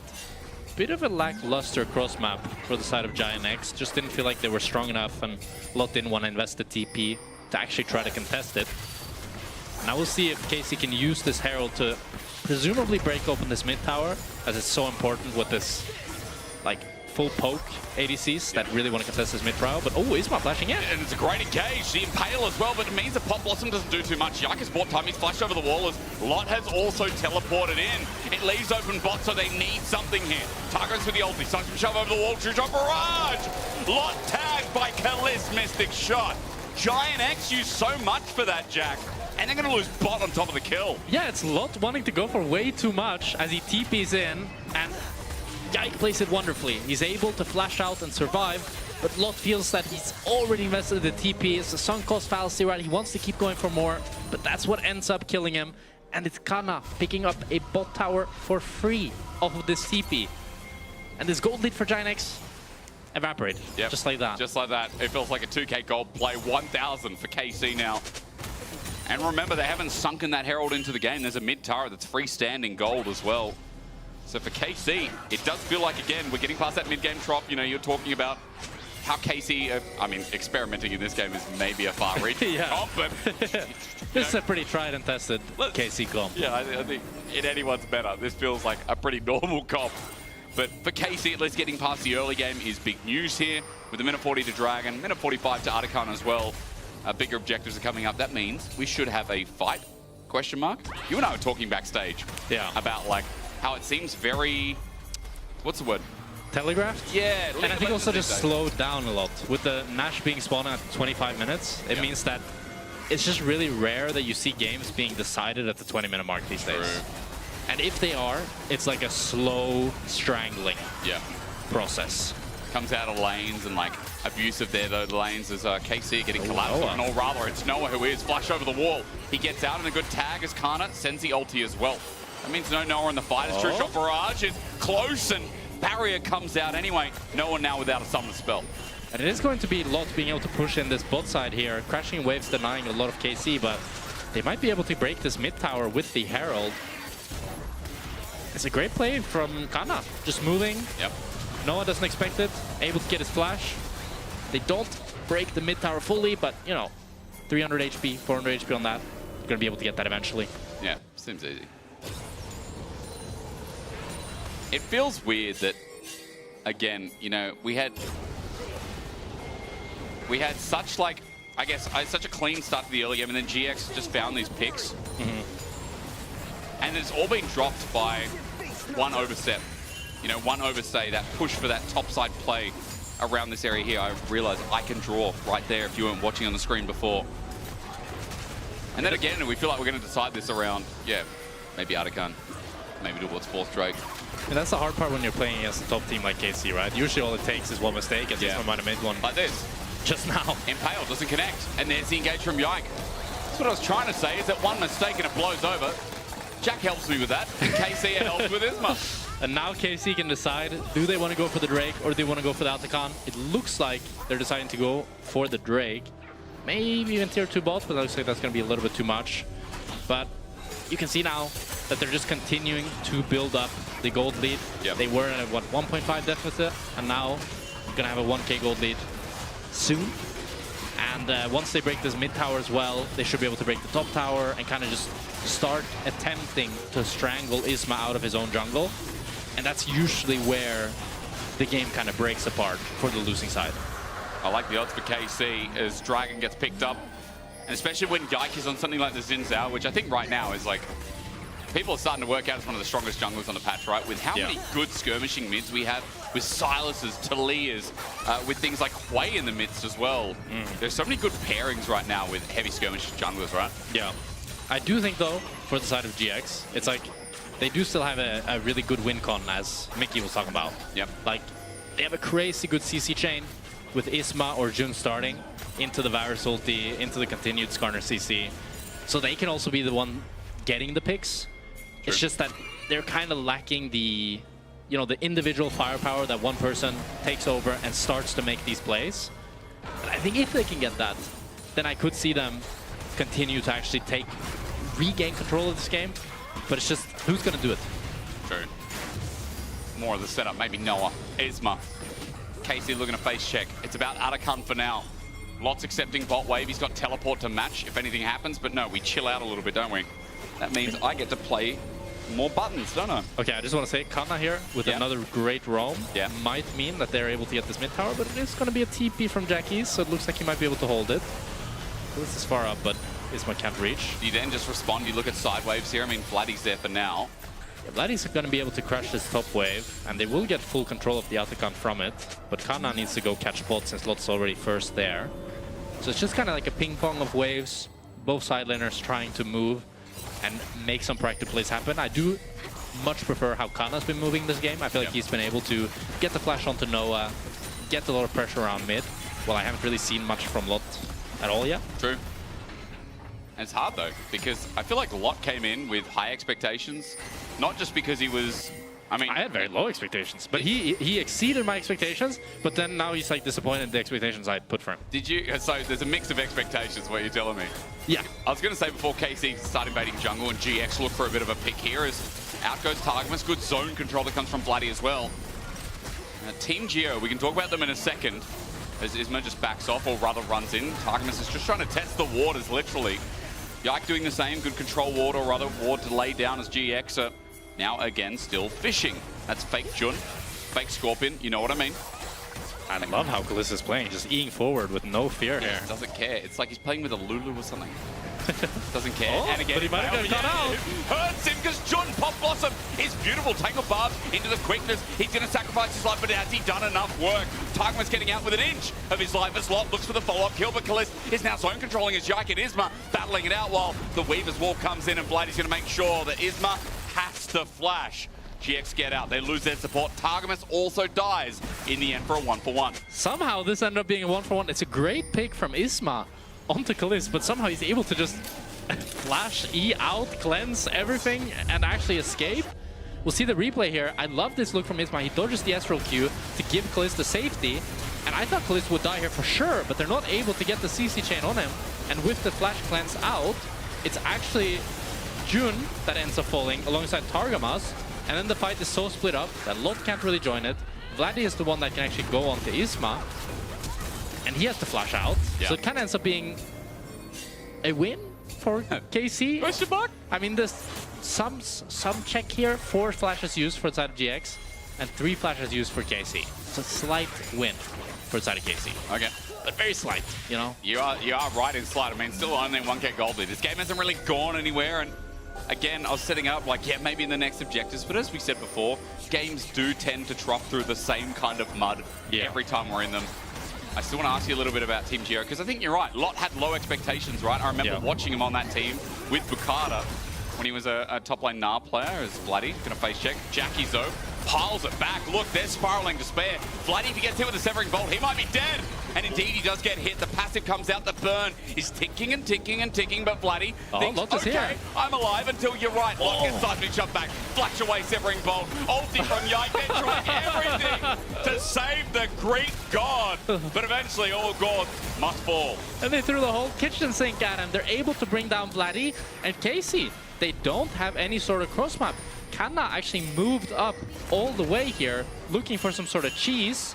Maybe they'll be able to break this mid tower with that pressure. And I mean, it's literally one hit, so. Yeah, he just protobelts to one. Super easy. But yeah, again, we stay at 1k. It's a nice pick, and Vladdy burning his flash. Let's see how worth it is in the long run, as we're going to have a dragon fight here, but Jackie's has no ulti. Jack, I'm looking across the board. GX have everything else. Yeah, and Vladdy's still dead for 10 seconds. He does have the teleport, but KC are very split here. Targamas is still coming out of the jungle. Well, Kana's angle, though, that's what I'm going to look at first. With Equalizer up and available, he might not be 16, but he's definitely going to fry some members of GX. They have no idea he's here. Well, this is trying to poke out. Yike as well, doing his zone control. Kana moving into a higher bush. Equalizer down. Not as big as I thought, but it is one. Pop Blossom is a disengaged version. Tangle Barbs as well. Targamas might be dying. Into the thick of it goes Slot as well with a great ulti himself as Bloody gets poked out. Noah steps up to get the range, but he's punished for it. Kana fries them all. GX are now low as the re-engage happens, and Yike will be pulled in, but in the ulti, he again buys so much time. Oh my god! Tangle Barbs are big, but KC are just taking so long to die. Giant X found the start of the fight, but KC, it's the roundup that hurts the most. It's always worse when there's a remake in the second fight. Oh my god, and it's so close for Giant X. It's a heartbreak. They just barely don't have enough damage, and it's the flash being down from Noah that ends up being the death of them. He's not able to get out from this crazy kind of flank, and it looked so good in the beginning. GX are able to avoid the Rumble ulti. They're able to one-shot Targamas. Lot gets a great 3-man ultimate. It looks fantastic. But Vladdy gets a 2-man shuffle onto Noah and Isma. Kana is coming from the flank, burning them down. And Yike, he's unkillable. He just doesn't die. He gets all the procs of the, you know, the item. Yeah, not Atma's Impaler, Sundered Sky. Sundered Sky, yeah, all the Sundered Sky procs. Heals up with the Triumph, with the Conqueror. And Kalist finishes up. Someone I can relate to. I don't know why I don't ult actually. Well, he should have ulted, I He suppose. should have ulted. I think Jackie should have ulted. I thought his ult was on cooldown from the Taliyah pick, but maybe it just came back up during the fight. Yeah, maybe. And he didn't realize. Oh. Good poke. Jun actually poked out massively here. Support being low is huge as Lot. Electro Harpoon has to get the ulti from Lot. He's so slow, he almost didn't make it to the side. And now, with Pop Blossom up, Yike just ulties and takes Jun down midair. Jackie's, yeah, why didn't you ult? But again, he didn't have a chance to in this moment either. It's a disaster for Giant X, and that looks like it's going to be the Nash going over to KC as Noah here with a good play on Takana, but that's lethality, Varus. I mean, it all relies on these skill shots. Kana can walk it out, no DPS needed, or rather granted. And KC just start the Baron on the other side of the map while two members are spotted out of GX. Yeah, it's a slow Nash, but Giant X, without the support in mid lane, just can't contest it. They have to drop it, and now is where you'll really see this gold lead start to snowball. They already have good damage on the tier 2 bot and top, but Kana here might actually be caught this time. I think he kills Lot with him, though. That's the biggest question. Ooh. Flash away. Kana fancy beat until he's impaled in, and Lot will now get his revenge. Again, it's not enough damage, but Lot does get a shutdown here for what it's worth. And Vladdy was able to pick up the tier 2 top, and they get the Atakan. So it's not like KC are too sad about this death from Kana. He does also have the TP to come back, and they have the GA Atakan plus the Nash. I think this is a Nasher where you're looking to end the game. Did we establish, I mean, I asked this like a patch ago, do you still get GA when you die? Is GA Atakan still given when you die? Actually, I don't think they changed it. It used to, yeah. It's really weird that it does, because like it's the no only other objective buff in the game. Yeah. Even if you get the global red buff, I'm pretty sure if you're dead, you don't get it. Yeah. It's quite strange, but I do believe he should have it. We'll be able to see now. Yeah, real we can still that. Stupid Nico. I hate Nico so much. The fact that that just stays in midair for so long. It's so annoying. Yeah, it really is. And I'm sure you've had your fill of it as KC probably have in this game too. 29, 30 minutes approaching. Innitar's going to drop down. Teleport coming in finally to answer life's biggest mystery. Does GA stay when you die? Yes, it does. Wow. Yeah, point mode. It has been a quiet early start, Jack. But 9k gold lead, by the way, just to quickly mention how KC are rolling over this game for now. Yeah, I mean, now with this Nash plus Arakan, you really want to see some sort of dive here as Vladdy looks to ulti. Is able to deny them from accessing the tower. I think he would have wanted more. Maybe getting a Noah flash, but isn't able to. And now they're going to be looking to play at 2 lanes here. But Kalist getting really chunked. Wants to try the lifesteal maybe on his Raptors, but I don't think he has any sort of lifesteal probably because he has Legend Haste. So it's really hard for him to actually sustain back up here. Playing a bit with fire with this HP bar, but even then, just I guess just thinks, I got GA, doesn't really matter. Chain of Corruption does connect though, and Yike is a sitting duck. Good poke comes through from Noah again, trying to defend to keep this game going a little bit longer while KC use that time to get the other side of the map with the Pop Blossom setting up and beautifully locking down. But Kana kills Jun in the process. Seismic Shove was easily done. In Greece, they feed them something different, I'm sure of it, as KC are running past the dead turret, now a dead inhibitor. 4 members are still alive, the GH didn't even pop. And KC looks like they want to take the game here. They do only have 1 minion that dies. They do have the mid wave. 20 seconds on the side of Jun. They have the bot wave as well. I think they're going to end the game. I think they are indeed. With this Baron and 31-minute shenanigans filled early game with GX, you know, trying and finding some picks, but never really getting off the ground. Let's call a spade a spade. KC slaughtered them from the moment they took a lead. That's what makes them one of the best teams in the league. You can't drop a single second.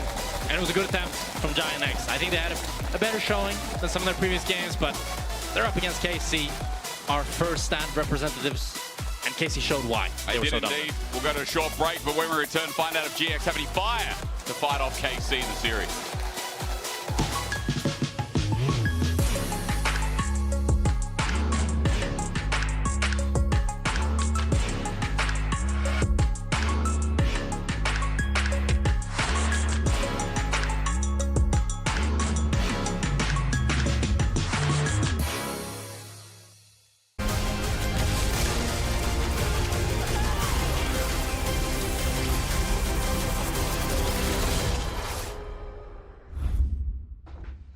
Into the map.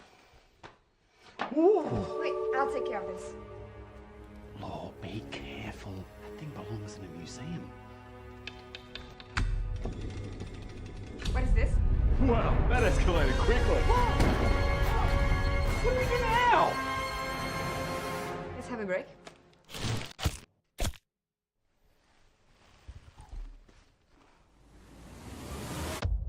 Have a break. Have a Kit Kat. How do we get out? Like this. Say it. What about me?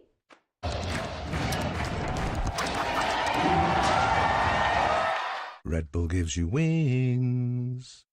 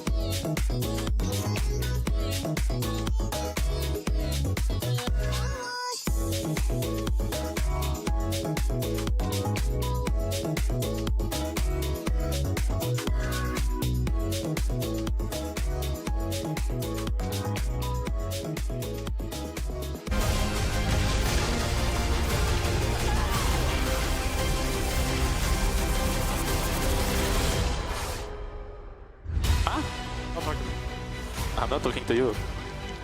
I don't like you. I never liked you. Bro, you don't have to do that one. Oh, sorry. You can look scanner if you. No flash, okay? Oh, he's basing. We fight this counter, no flash. I'm coming, Okay, lift him, kill him. We can kill him, wait. Aurora is here. You're dead. Kill him. Yeah, nice. Oh nice my one. god. That's the best Aliyah. The best Capachambus. He has scanner, he looks. The best Aliyah indeed. Hey, their early game might suck, but it literally does not matter because KC will still win, right? It does seem That's like it. what I'm getting from these games. Every time it comes to team fights, it's always gonna be a win for them. I Or they would say. pick someone off, one here, one there, and then they shut the door. I mean, like, that's one of the skills of a team that's very good in this current meta. Like, you take the champions at their power spikes and you use the power spike. It turns out KC... Is it really that easy? Why does everyone have to no, wait? it's not. That's why we only have, like, 1 or 2 teams per region which do it. Just turns out that KC is one of them that does it here. There was very much so one team fight that really broke the bank, I want to say, for GX and broke the game in KC's favor. Exactly, and it's the team fight around the 4th Drake, if we can bring it up now. So what's happening here is that they lost the skirmish early, K-Corp lost the skirmish early, and now Kana is going to do a little scramble for position. He's going to be playing with Fog of War, so if he can play it now. Now, from this point on, GX won't see where Kana is anymore. He's going to loop around. He's going to play with Vision. And now GX is looking for this mid-wave position because it's really important to this deck to get as much space as possible. And kind of gets a little bit trolled by the Grom there. He almost gets his position. So now it's just a scuffle for Vision control and for a better position. And right now, Kana is still in fog. And if you can pause the clip right here, the main protagonists are... Well, it was the Rumble, but he just missed his ulti, right? But on the side of GX, I'm looking at June and Lot as the main characters that can be doing something here. And on KC's side is pretty much Targamas and Rumble. And if you can roll out the clip now, June is going to be forced to disengage Targamas here, and Kana is still in fog. Crucially, he's still not showing anything. And right now, when GX presses the position forward and uses all their combo, now is when Kana walks out of fog and gets a great turn with the flank. And after that, it's just a cleanup from K-Core because GX's team comp relies very heavily on this Hui, Varus, Nico engage, and everything is just pure burst, while KC has a lot more reliable damage. They have reliable damage, and that Xin Zhao wouldn't die. Also, we're hearing it as well. We don't know who's messing with their mic backstage. We really don't. We're figuring it out. Laura, is it you? I don't know. Regardless, though, that Xin Zhao didn't die, and in every one of these skirmishes, they just got out to the better end, even if Targamas dies early, which is kind of crazy. Yeah, and I think what really helps with it is that even when someone's taking damage, someone else is kind of stepping into another threatening position to kind of take over the, I guess, the overall tension of the team fight. I mean, you see in that clip so many things happening in terms of what you highlighted with the Rumble. Also, I think that the Talia wall just following up, opening up other angles.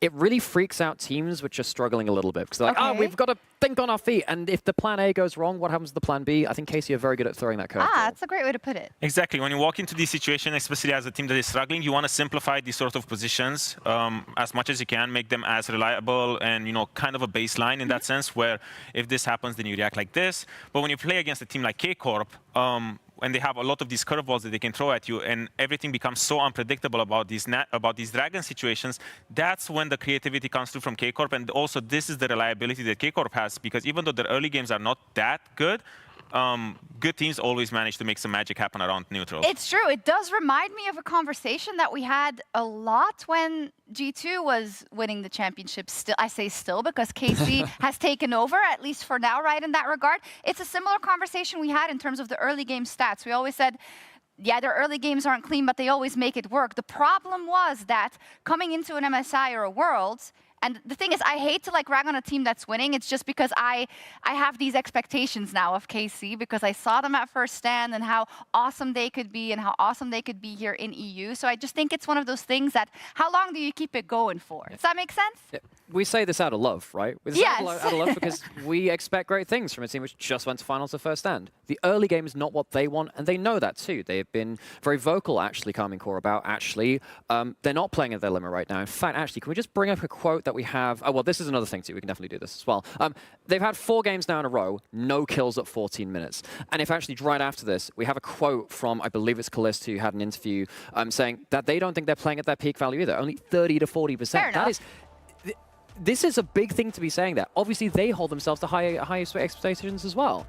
Yeah, exactly, because when we think about K-Corp and the way they won their winter split, it wasn't really based off of creativity. It was, I feel like, based off of strong individual performances. Kana was performing very well. Vladi was performing very well. Targamas came into the split from, you know, the black sheep to being one of the more reliable carries, probably top 3 in his position, and they all leveled up massively. But there was always this small step in the creativity department that was missing for them to truly elevate them at, for example, let's say G2's level, because consistently what made G2 really good was the fact that they had this pedigree of always innovating. And right now, I think the problem with K-Corp as well, with the stat that we had with 0 kills at minute 14, is that if they don't have the right conditions that they seem to have before or that they enjoy getting, they struggle a little bit to break the mold.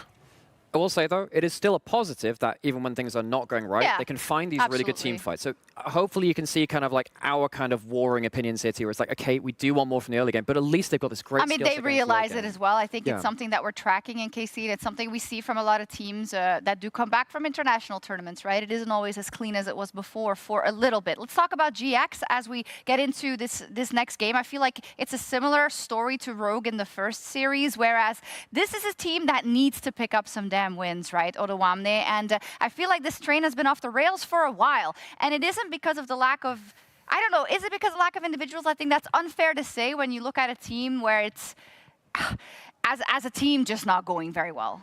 I would say it's definitely not because of the lack of individuals, but the problem is that this team is also just built on those individuals. Because I feel like when Closer was there, he was kind of the gel or the glue that was holding everything together, and it felt like he was enabling Jackies, enabling Lot, enabling the bot lane to truly shine. While I feel like right now the meta for them is to enable themselves through individual play, and every time you play against these teams that are higher placed than you, that have a catalyst in the roster that can, truly bring everything together, that's when they struggle. And I feel like also the meta for players like Lot and Jackies, it's not really there, especially for Jackies. When I think about him, he was always this kind of off-meta guy. When AP mages were there, he was playing the Yone, he was playing the AD carries, and he was doing work.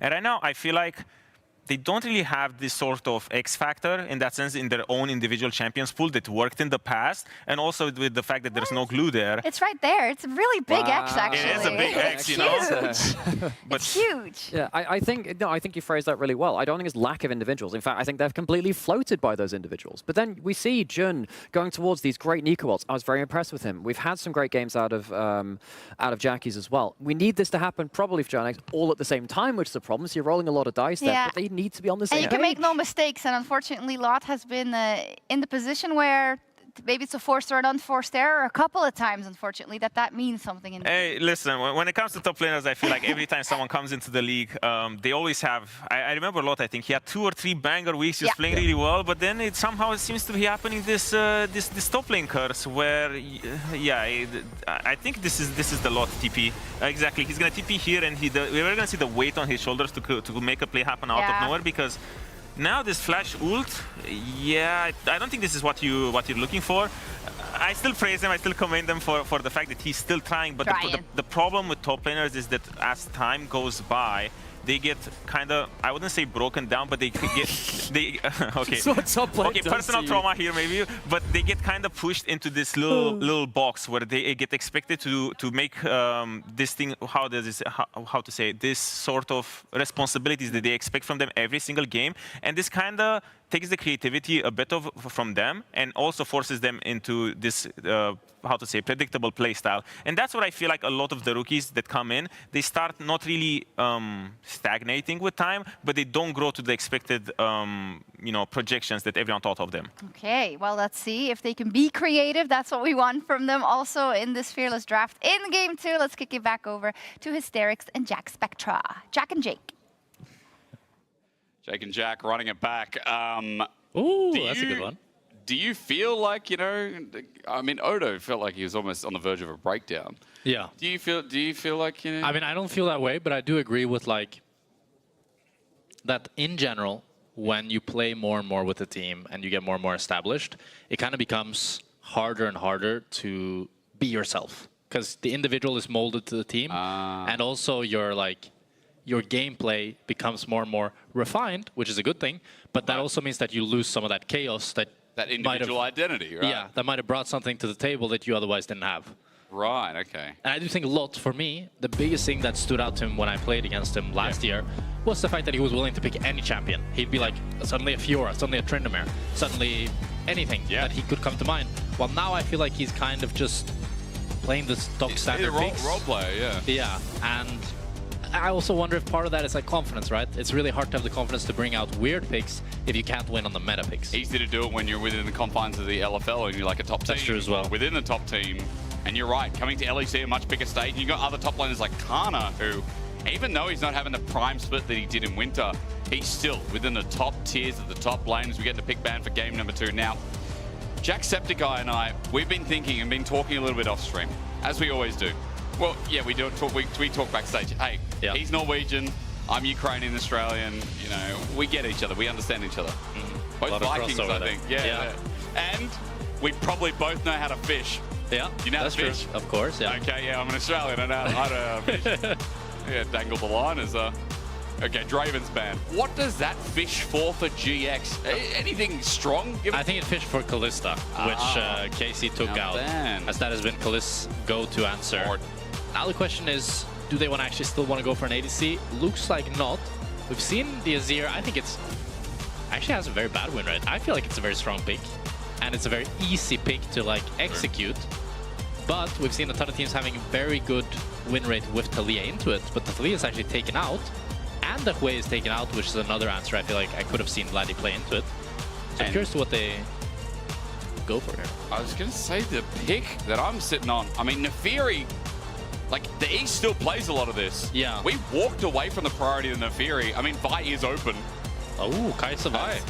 Yeah. Just a full-on dive comp. I was going to say. Maybe a little Mbess on 3 or Sal's on 3. You were also saying today that, like, you want to see more things like Kai'Sa, right? Because it opens up a lot for the other side, makes comps more interesting. Yeah. KC have just made this open draft of game 2 more interesting. Yeah, because now for me, bot lane is way more... There was way more creativity involved. You could play the Xayah, you could play an immobile carry, but paired up with something like a Tahm Kench or a Thresh or a Renata.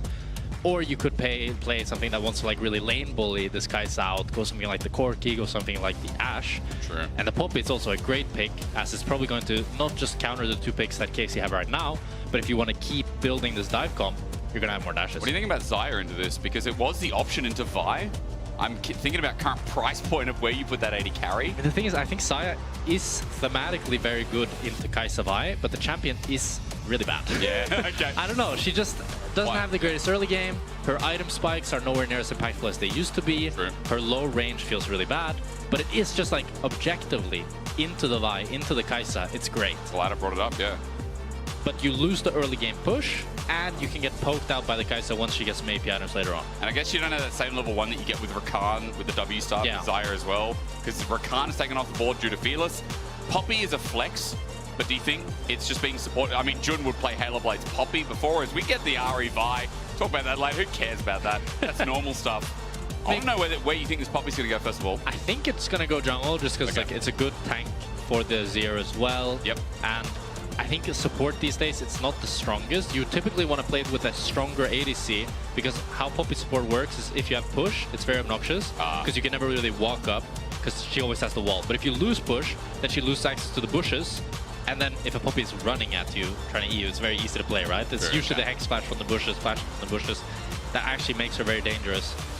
So I would be surprised if it goes support, but at the same time, as you pointed out, if they choose to now ban more supports out, we might have a situation here where there's no other good pick than the Poppy. And then GX just play with it anyway. So they banned the Nautilus away, which even though into the Poppy would be annoying, let's be real, Kai'Sa Naut, because of that auto attack, because of the Q, you get, what's it called, second skin stacks. His streams are great too. Right. Ah, very nice.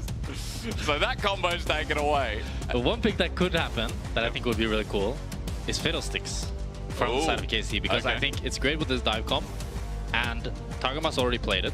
It's great into the Xayah because you can poke her out. And the only thing is you need a heavy 80 top laner so that you're not too heavy AP. Yeah. But I think it has like great follow-up, can also start a fight. And with all these engaged supports being taken out, could definitely be an option. And Bessa maybe fishing for something here for GX as well. Although we do actually still have Rel, Alistar. But it's like you don't really want to play Rel or Alistar into the Poppy. Yeah. Right? While Fiddlesticks doesn't really care. True. So I could see it. Nah, top. In the meantime as well. We are getting a counter pick support regardless though, so we get to hold on that answer. Gwen is something that's just kind of been glazed over a little bit. Some touch-ups in 25.08, but... I love the Jax. I think Jax is great here. Just it's Good fine into the Gnar and works great into this dive comp. I think Alistar here for the side of GX also makes a lot of sense. Really good disengage. What you really want is just, I think, another carry top, since you now have 2 tanks for the side of Giant X. And just more disengage that is great at dealing with these champions jumping in. I think both Jax and Gwen kind of do the same thing. Jax provides a little bit more survivability and CC, while Gwen just has more overall damage. It's going to be the Jax that they go for, and I think overall a really solid draft from GX. I think Targamas should try to cook something here a little bit on support, but he might just go for the stock standard of Leona. But I do think the Fiddlesticks. The Fiddlesticks angle, you're right.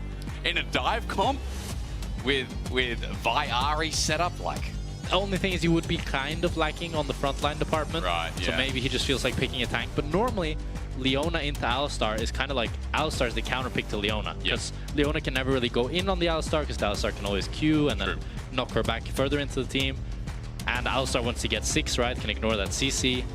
But it is still just an overall strong support, also very tanky, and can start fights. Although I do think I actually kind of prefer the side of Giant X, but the thing is, it's always easier to play the side that engages, in my opinion, because you get to decide when to start fights. True. While Giant X kind of have to be at the right time and right spot, and then hope that KC goes on them.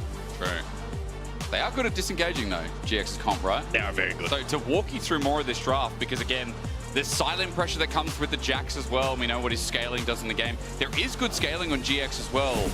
And this kind of like front to back. I'm going to ask you more questions about it as we get into game. But for now, I'm glad you tell me and you're pumping up GX a little bit. Yeah. Because KC obvious favorites. Yeah. Let's be real. We're coming into this going, KC will make it a quick night. They're 4-1 in the league. And right now they're sitting up and above G2. I've only played 3 series, but still, you know what I'm talking about. Alongside Fnatic, of course, as well. Yeah. But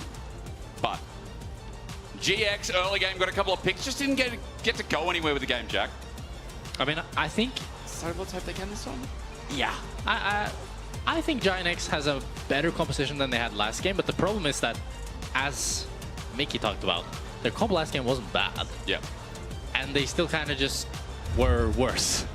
Okay. Which, you know, that's how it is sometimes. Yeah. But I do think now that you have more of a clear, like, countering identity. You have 5 champions that are great at disengaging into a comp that engages.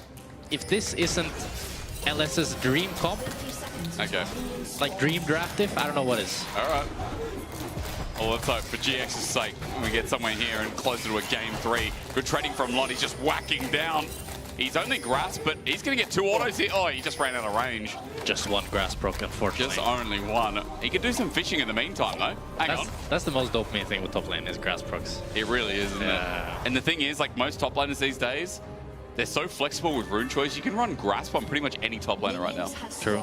I'm trying to think of one you just can't. I remember there were a few patches where you could run grasp on ranged, and then they completely nerfed it because it was super broken. But those was pretty fun. You know, I'm still waiting. Like, more Mirwin stuff as Isma needs to be squelched. That's too much spamming. I'm waiting for the Nidalee top that the Shy's been playing. Take notes, bro. Bro. he should, so I can see this pick. Oh, he's on a ward here. Let's see if he takes some notes. He's also a Nidalee player, actually, so shout out to Isma. Now, spamming this is good, you're right. But on a ward, full information over KC. And what do you think about the 1v1 here? I mean, Poppy's level 1 isn't too bad with Buckler. Yeah, and you also have great AoE damage for this camp. But Yike is actually choosing to stick around here with Vladdy. Ooh. Oh, take notes. Not even warded. Yeah, he did, because Yike just felt that and moved back from the hammer shot. So. Oh, and Isma's choosing to drop it, even though the camp actually resets. I'm surprised here that Isma doesn't decide to contest the Vi. It's going to be a bit of a strange start here. Bro, it's just with him and Kalist in the same game.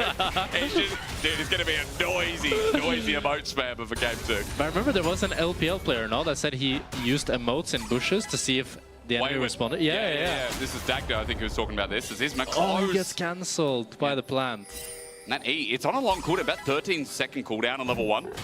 It's just going to move to the next camp. And Yike just goes and, quick smite. He wants to get this done quick so maybe he can move and do vertical jungle. And it's going to be Prio here for the side of KC. Maybe Yike could look for a bot side invade with this bot lane Prio. But he is quite slow. We'll see what Isma decides to do. He might path through mid lane here to try to protect his bot side camps. Maybe an angle as well. Good charm onto Jackie's electrocute proc. Vladdy, cleanly done. And you know, there just had to be something coming into today, didn't there? There just had to be something highlighting how good the mid laner is. Because when you got these 2 guys going up against each other, when you talk about their longevity and how far they're going to go in the league, is yes, you're going to see some engaged bot, and the 2v2 Kalist is chunked out a little bit. I want to bring you back to mid. Yeah. Because mid is really important to tell the story of, like, Jackie's, who flashes away, and Vladdy matching that. How hyped up these guys are, and especially Vladdy, who we feel like we've undersold with how well he's done in this environment, when again, he was a replacement for Saken. Yeah, I mean, Vladdy has just slotted in beautifully. Already just joining KC in summer, upgraded them so much. And it's been such a wonder to see Kalist join as well.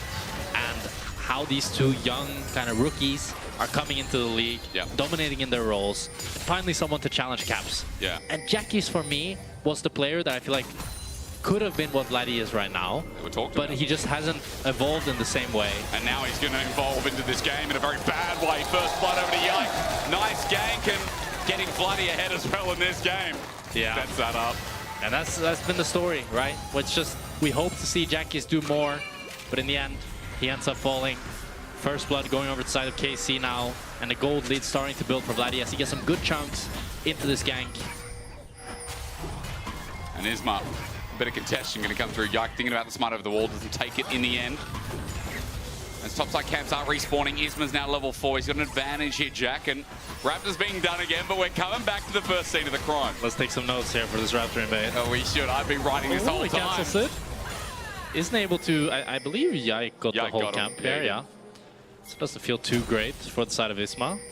Does get some mental pressure though, maybe. Mental pressure is always good. Yeah. Do you know? But if you lose the camp, yeah, I feel like the enemy kind of gets the mental advantage. I mean, they would have to, bro. Bro, anyone taking my camps, I feel like, you know, there's a small hit at the table. Not that I have anything, you know, any problems, but I'm just gonna let it out, man. That makes me sound like a bad person. I just don't jungle, all right? But looking at top here, Kana is building a big CS lead and getting to chunk down Lot here a lot. I'm not sure how much of the CS he'll be able to catch under tower. Maybe Isma's here trying to make a gank happen. Let's go Mega.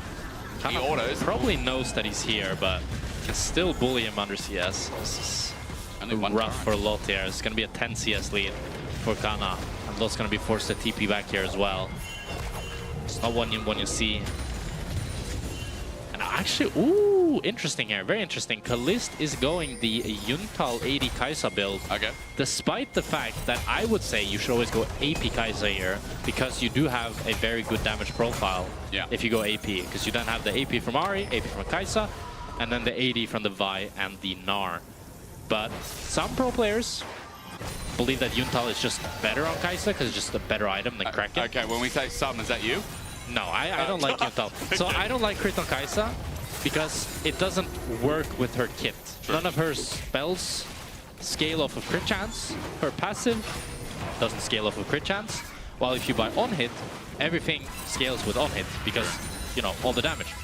And the same thing with AP. When you get some AP items on Kai'Sa, her damage skyrockets. I think her scaling is so much better. The only person that I managed to see consistently scale well on AD Kai'Sa is Gala.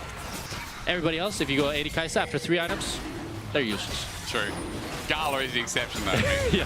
I'd be like, Gala right now, yo. That team, I cannot wait to see if a team like KC or G2 get the Versum, depending on when IG gets to the next internationals. It's about Kana right now because she's not even going to get to Mega Gnar. Isma with a clean setup. GX, it's happening again here, Jack. The early game, they're finding some picks to create motion. Yeah, it's KC's bot lane that swaps up here to try to match the GX bot, but Kana sticks around for too long. Luckily, he still has the teleport, so he'll be able to teleport bot and not lose too many minions. And it's a kill going over to Isma. Would have preferred that to be on Noah. But still, a good pick by them. And Jackie's here dashing in. Oh! Good all in. Vladdy caught midway. Takes a turret shot. The Charmin responds, so makes it even. Vladdy gets out with his life with another charge on the ult to follow up anything in this top lane as Targamas was caught fishing again. We really like looking for salmon, trout, flushing away. You're not going to find anything in the top side. It's only a red herring. Targamas dies for a trade, but it's Yike who saves the back of the play. Now for a Kai'Sa, this is a dream come true. Skirmish, stopping there. GX have to beware. Oh, I was a little right. Oh, I didn't mean to do that. It just came out. The Dracos in me today, you know? I mean, yeah, it's I like the play from Giant X, but it's Yike that stays in the area, able to flash Q onto Noah. We'll get the replay here going. No, this is a mid lane fight. I mean, I think Jackie's very good recovery on this mid lane. I like that he's still playing for these aggressive plays. It's good that he's able to get this chunk. Unfortunate, he's not able to actually kill Vladdy. And then Targamas here wants to cancel Noah base. They do have the exhaust here for Jun to lock him down, and he still gets rooted by the Xayah. But crucially, it's Targamas landing this E onto Noah, combined with a quick flash from Yike, a little Q flash on his head. Able to make it a 1-for-1, and it's ADC for support. So overall, pretty good for KC. Yike getting early blood, early damage. Now, for people out there, you might know him on this champion. How many stats have you made? You have one for every player? Or yeah, well, to be fair, Dracos did a lot of the work for me. Okay, fair enough. Those are not that good stats. No, they're not. But the thing is, I think it's a bit of a meme. And I feel like Yike, certain champions talk about like Yike Sinzao, holy. Yike on Vi, sometimes, I wonder. Now, the ability to go in, will it be a benefit for him or not this game? Oh. Let's see. The ulti's popped up. It sets there. up and he queues up, but now he's in the middle. You know what? Perfect time to bring out the stats. The angle from Kalist was beautiful. The re-engage from KC's Bloody gets everyone with an orb, a deception, a charm out as well, deceivingly. Jun walks towards love. We all love love, but Bloody knows that they do not. So in the end, Giant X don't love love as they walk away. KC, it ends up being an even trade, or rather 1-for-1, I believe, in the end, Jack. And we get to see the beauty of this Giant X comp as it's able to disengage so well from Yike's engage. They're just able to kite back, one-shot Yike, and peel back, but it's Kalist ulting over the wall, generating so much pressure. He has a level lead on Noah, and he's quite a bit stronger at this point in the game. He is. That he's able to force them all out alongside Bloody. It's going to be a 1-for-1 in the end. But I do think you see kind of the shines of hope for Giant X. What they need is really to stay clumped up like that, and whoever engages first from the side of KC, either just CC and one-shot him. And if they can do that consistently, they have a really, really strong comp on their hands. And normally I'd say, like, oh, worried to see Isma with 3 kills, but seeing a Poppy this far ahead when you're going against Vi Ari as well with a lot of pick, maybe that helps you buy a bit more time with Tool. Maybe that helps you buy a bit more time to see more of this front to back from GX, more of this setup. And he's also going this Bruiser build, which is interesting. Normally on Poppy and jungle, they just go for full tank and just say, I don't care about doing any damage. But I like the adaptation of being like, yeah, I got some early kills. Let's start going for more damage and playing this more Bruiser style where you actually have enough damage to one-shot someone if you get them up against the wall. Only thing is, actually no, I was gonna say that they're a little bit squishy, but they do have the Alistar and the Jax to make up for it, so I think it's completely fine. Okay. Well, Jack's gonna need a couple more items, a bit more time for Jun as well. This early game again for GX has been really good renditions. Yeah, and using this pick. The Jax that we talked about, he looked doomed, right? He was down 12 CS, he was getting fisted a bit. But after they killed the Gnar, now the gold lead is completely even for him. And very happy. You're right. I mean, landing phase was a bit rough for KC. As you said before, the only part that's really playing well is Lot's going to all in. Is Kalist right now, sitting on a BF sword. Yuntal still not there yet. To be fair for Noah, it's not there yet either. It might appear around the edge of this second dragon as that's spawning in 5 seconds. Kaisek went back, and yeah, there's Yuntal first. So KC do feel like they have a bit of a power point here. Yeah, and it feels pretty bad to not have the Yuntal onto the side. So now the problem is that Kalist can start stacking this up way faster than Noah can.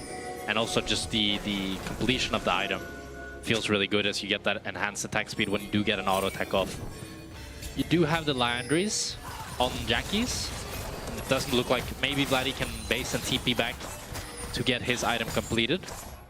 But I think fight could go either way. Very close. Okay, either way. Either way. We like that.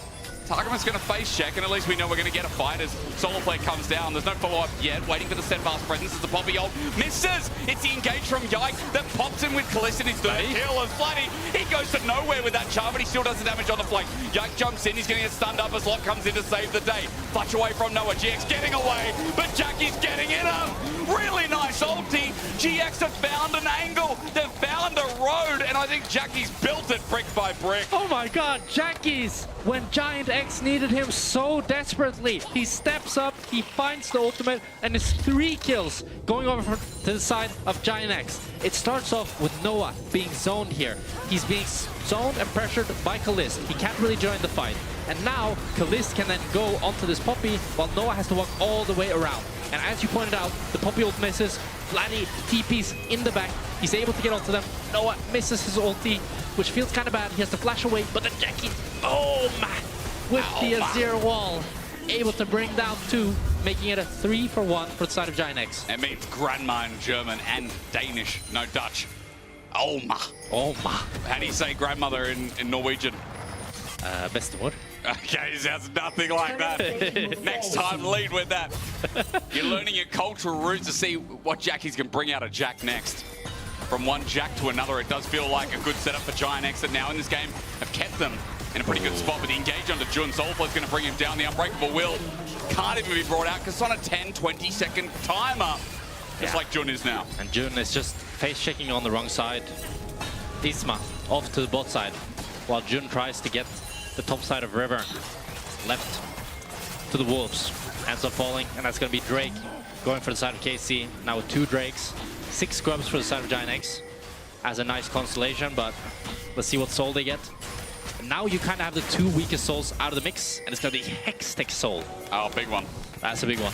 I like this that. here, face checking Isma. He does get the stun though. I feel like Kalist will kill him though. I mean, you're right. Ulti has to come out. Kalist flashes it! Hot damn, call your grandma. Tell her about that one. 5-0 Kalist on the Kai'Sa. God damn. It's so beautiful to watch Kalist play so aggressive. Normally when you're the one face checking enemy jungler, you're going to be pissing your pants, running away. But Kalist just clicks forward. He knows nobody else is there. Flashes the Poppy ultimate. Doesn't even need to use the ulti. Beautiful stuff. Don't feel like it ends there. Casey maybe getting some newfound confidence off the back of it as well. Dragon's not even up, but it seems it's all about this turret push. As even Tarkmas looking to shatter Kana in this lane that got pushed up. I guess you could say Isma should take notes after that. Oh, yeah, he should. He's still spamming it, I wonder. Jackie's going to get on his spam now as well. Don't you think it's so funny that today, like, you know, obviously we talked a little bit before about, like, oh my God, it's still there. Jackie's, we were like, yo, last year we talked a lot about Jackie's like the person who can live up to the hype of I was going to say, yeah, EU Faker, Caps, right? Yeah. And then this year we're like, baby wait. Faker, no? Yeah, Baby Faker. He was Baby Faker. And then Vladdy now is Baby Faker because Vladdy is just that good. Yeah. Oh, and again, the all-in. Yeah, Noah's in a lot of trouble. He might have to pop the ulti, the feathers fly out. There it is. Blist now doesn't have any more fuel in the fire, and Noah has to ulti just to stay alive. Blist does drop a few minions to do that all-in, but that was just beautiful to watch. Just the movement, the clicks, everything. It's coming together. This Kalist kid is... So you don't think Vladdy's overhyped, do you? I don't think he's overhyped, no. I don't think anybody on KC is overhyped. It is hard to say because, again, he is performing, so it's like, yeah, what he's is performing, overhyped? And it's like, I think sometimes some of the KC players do have off games, but one of the things that I've talked about that I think is so nice to watch about this KC roster is that when one player is underperforming, it feels like any of the others can step up. You know, if Vladdy and Kana in this game, for example, aren't really doing much, Kalist is going to step up. If Kalist is not having a great game, Vladdy and Yike are going to step up. Sure. There's always someone that'll pick up the slack, and that's what a great team is. True. Great individual members. You know, even as good as the sum of their parts, I think as well, KC have really become.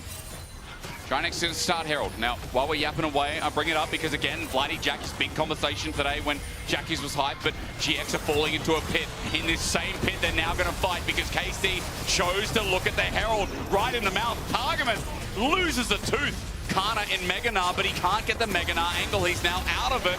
Giant X coming alive a bit in this second game, and then not losing health as Noah doesn't have the ulti anymore, but the charm doesn't connect. An orb of misdeception. Noah might have to back away from the end. Oh, Lot TPing behind here.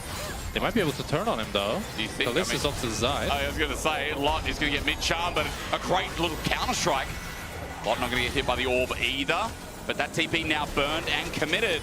But nothing's up on the map to get off the back of it. Yeah, it feels a bit bad here. It's going to be Jun actually summoning this Herald on mid, but now Targamas is back, and Kalist does have his ulti finally. I'm not sure if they can really make much happen with this Herald. They're going to get the crush in, but not much more than that. And I think crucially in this Herald fight, for me the biggest thing is when you're playing this AD Kai'Sa, if you don't have ultimate, you're pretty useless. It's really, really hard for a 525 auto ADC to get in range to hit someone without that gap closer and that safety. So you could see there that I think as soon as Targamas got engaged upon, nobody on KC could really follow. Give us other context. Xayah in relation 525 as well? What's Xayah? Yeah, they're both 525. Okay. What's normal 80 carry range? Out of curiosity. I mean like 550. Okay. 525. I mean it sounds low, but I guess like Caitlyn, for example, is 650. Aphelios with Green Gun is 650. Most of Aphelios' other weapons 550. What's Varus? Do you know? It's like 75, I think. It's such a quiz for you. It's great. It's such an 80 carry main. There's like, yeah, Varus is 575. Used to be 600 back in patch 12.06. Who's got the lowest range? The lowest? Obviously. Yeah. Anyone like range who's got really low? Now I'm just curious. I mean, I think Illusion has 500. Okay. I think that's the lowest appropriate. That's got to be right. Yeah. Illusion used to be 525. Then got nerfed. When did that get nerfed? What patch? I don't know. Do you remember when Lucian was really OP with Boric Black Cleaver? I think it was then. Yeah. I think that was when they nerfed him. Like 2019, 2020? Is it that far back? It's really far back, yeah. Yeah. Okay. Oh, good. Oh, I see what else we can pull out of Jack. I'll be surprised. This is only the start of our little adventure. True. You know, we've also got a cast coming up in a couple of weeks. Yeah, exactly. Then I'll Then be you'll an really AD go carry crazy. main. Yeah. I played AD carry for him today, folks. I decided, I locked in, I'm going to play AD carry. So far, I've brought absolutely nothing to the cast to learn off, and it is helping nothing. All I know is that I just hate supports. We can share on that. Yeah! Supports have it so easy. You can buy items now. Stop whinging. All right, GX is starting off the dragon. It's a lot soloing it because Kana got pushed in tier 2.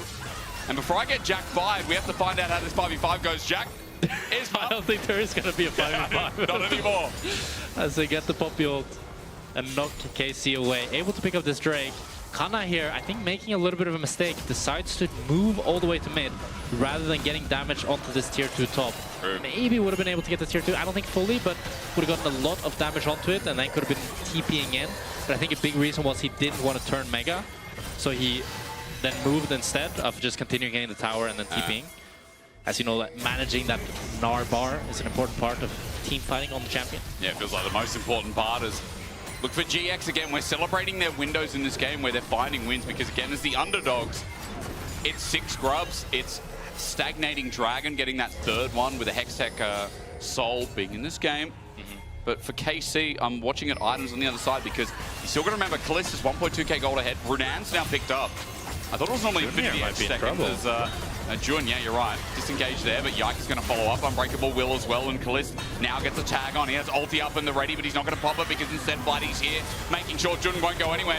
He's missed a few charms this game, but Callista's he picks up kill number 6. KC is still in a fine position. It's going to be started. Yeah, this individual mistakes again from the side of Giant X. This looks like it's going to just be the Voracious outcome, but Targamas the one who's called now. Flashes towards Jackies. Indeed, this has been a reoccurring trend, and you've got a real wall there now. Isma trying to get the kill set up. Noah gets it. Okay. But Lotus keeping behind. Indeed he is. He's going to fly in, and he's also got the turret in the bottom. Meanwhile, onto Bloody and Callis, but Callis repositioned. It's now a spread out fight. But for Giant X, they just lost Noah. He was isolated. Can't about to go Mega. He's already picked up the kill. Oh my now God. in trouble too. Kana separates and makes sure that Yike's going to be A-OK.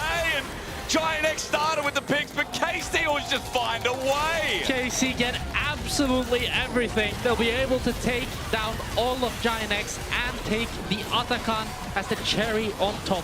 And it's Giant X that get the pick onto Targamas, but then they go too fast with the flank TP here. You can see after they pick up Targamas, Targamas flashes into Jackies. I think ideally here Jackies wouldn't have used the ultimate this early on. But then here, they have a great TP behind them. But Noah walks into the Atakan and gets nearly one-shot by the Atakan AoE. So he ends up falling down, while Callist is doing miracles in this backline, flashing away from Isma, so Isma can get the stun on him. And Lot is here, but it's too late. It's so sad because, again, for Giant X, it feels like the fight just flubbed up, you know? It's like they have something, and it's so close, but then... It's like putting peanut butter on a curry. Like, it doesn't belong, does it? But what is peanut butter doing with curry? Who's peanut butter in this? Giant X, both the curry and peanut butter. Oh, okay. Okay, they can be 4 different flavors if you want. How about vanilla ice cream with butter curry with peanut butter? Yeah. Vegemite we're going to throw in there as well. Just people, it's yeast. And like a Red Bull or something. They're good individually, but they don't work together. Are you with me now? Yeah. Okay. I see what you mean. Are you sure you're with me? I'm with you now. Okay. I was going more for the fact that they're good in the beginning, but then they like fall off. It's like... Yeah, they are at the start. You know, you have them individually. Isn't there... Surely there's like a food that starts off good, but then it gets worse. Okay, well, I couldn't think of it on the fly. You have a thing. Because Giant X are getting collapsed on. With that teleport, it makes damn sure they're not going anywhere. Converging down GX for an escape route. It's nice, though. It's a send-off. And Flooding went in. Brother, yike, excuse me. It was sent away. Targamas. Great Poppy ult. 5 versus 4. Yeah, just a beautiful disengage from Giant X here, but now they're really split up. Vladdy has a great flank, and Kana about to turn Mega here. Noah has his ultimate available. No cleanse available if he gets smashed against the wall. They're grouping up, and GX are playing mega defensive here. Dragon's not up for another minute, Jack, so not going to force themselves into the pit yet. This is one of the hard things when you've fallen behind like this. Despite the fact that they're able to get the pick onto Yike, they still have to respect so much that it's actually KC side laners that are able to get to the waves first. Gnar pushes out bot, Ahri pushes out top, so they still retain their tempo advantage despite the fact that Yike went too deep and died. 3k gold lead for KC. Did you think of a food? No, I didn't. Bro, it's a hard job. Why do you think I came up with peanut butter and curry? Like, where does your mind go? I'd say, like, there's a lot of foods that when they're warm, they're really nice, but then when they're cold, they suck so much. Like white fish. Oh, like, fish. Even fish reheated can be rubbish. Yeah, but then when it's cold, like, what's it called, leftovers? Like salmon cold, even though salmon's beautiful fish, salmon cold is trash in comparison to it hot, no? Unless it's raw, yeah. Unless it's either raw or it's smoked. Yeah. I'm talking to a Norwegian about salmon. I think this is the point, surely, we've got to meet, right? True, yeah. Yeah, if we don't meet on salmon, bro, we are fishing the wrong fish. All right, set up a dragon. 5 seconds for Baron. Giant X, they're going to have mid-pro. And here Kana is off on the flank here, but he might be... Oh, Lot, what was that flash? He flashes on the spot! Oh, God! Giant X engages there, Kana's sent away at least at the start. Maybe Lot can rediscover what the fight means and Yike on fire again. Okay, a throw for a throw. I don't know what's happening. Yike on Vi is struggling here as he keeps going in and not quite finding the angles. And Casey have to drop another Drake. He's throwing that in. And much like Yike did at 1, 4, and 9, Dragon number 2 going to be taken. I don't know where this game's going to go, Jack. I'll be honest. I mean, I think time is on the side of Giant X. Yep. This Azir gets more and more tanky, harder and harder to one-shot.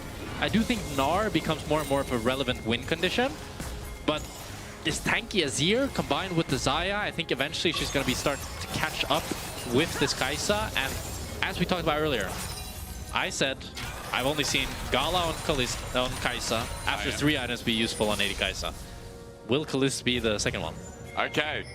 Get a tick in your book. He's done very well so far. Yes. Very nice. He has been funneled kills, but you're right, he's also... He's been funneled some of them, but he also earned some of them. He did earn some of them. Spoken like a true 80 carry. Well, of course, you do get funneled kills, that's the point. That is the point. It's all about you. Do you like 80 carry because you're the star of the show? Is that the reason? I like it because you can auto-tech a lot and kite. I think if League didn't have kiting, like it was like Dota, I wouldn't play this game. Oh, the turnaround mechanic? the turn rate, yeah. Oh my god. I like how... Look at Isma right now. Imagine if he actually had to spend time to turn around.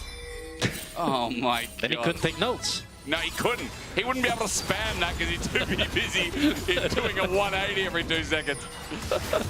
All right. Have you noticed as well, Jackie's is spamming the cool, you know, the surfer dude thing every so often. Every so often. We need a team that's all emote spammers. True. That would be crazy. And we got to talk to someone and just see see if we can influence them. Yeah. It's like a nervous tick though, isn't it? Do you have a nervous tick as we set up for Baron? I don't, but some people also, like, actually, I love to spam C, which shows the range. I spam that perma. So I think some people use emotes like that, which doesn't make any sense to me, because it's like, why? But Kalist as well loves to spam emotes. So we have a lot of players. 113, I think he kind of stopped, but I remember he was a notorious emote spammer. I swear our observers sometimes squelch them, like, they're like, bro, that's enough. Like, wait, Isma hasn't spammed emotes for a bit. We're just going to check and see if he's okay. Baron's up and available now. There's no dragon to talk of. We're all about this top side of the map. 3.5k gold lead for KC. As you said, time does feel like it's on its favor, but I think I need to state the obvious. I feel like Kalist needs to die in this fight. Yeah. For GX to be successful, right? I mean, the thing is, you don't necessarily need to kill him. Okay. Because you have such great tools at just one-shotting the first person that comes in, and then the Poppy can just channel the ulti so that the backline of KC can't actually follow. And I feel like that's where they've found the most success. I think the biggest mistake they could do is try to like flash on Kalist and try to kill him, because at that point, just because the Kalist show, if he can outplay that, that can be a pentakill, you know? Like, that can be anything. Important context. Okay, I'll keep it in mind because Not jumping in, but he's 2 levels down here. He is indeed, and he's hopped on. Even Kana in Mini Gnar is looking at a solo kill. Under turret, he walks for a bit, Boomerang out of range. Kana's going into Mega as well, but he'll just use this to push the turret as Lot.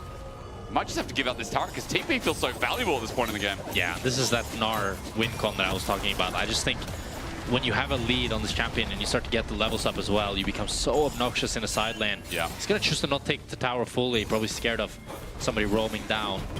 But still, I don't think this matchup is really going to ever change for the Jax, unless he's able to pick up some backup. But it's actually Kai'Sa, the one that can easily look to assist the Gnar. And it's really hard for the Xayah or the Poppy to really do anything, I think. It is nice seeing Kana in control, another player we've talked at length about, talking about how he's been outside the certain scope of champions. I think Jace and then everything else for me has been a bit of a tier list, but in this game, 1200 up in his individual lead, and especially with Bramble, able to survive more of that 1v1 as he continues pushing.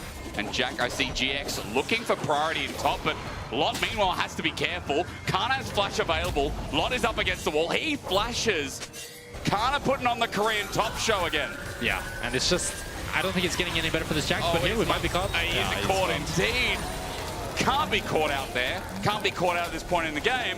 Dragon's up in a minute, but Baron also in front of KC. Yeah, I think KC should look to start Nash here. Lot is so chunked, he has to base TP, and you can see Jackie's realizing it, TPing behind Kana here, looking to cross-map this Nash, trying to get a pick off the Kana, but Kana has flash. Kana indeed does have flash, Lot does not. He flashes away, gets away from the wall of Jackie's. Now, GX 2 members bot, if you didn't think Baron was going to be taken before, it certainly is now.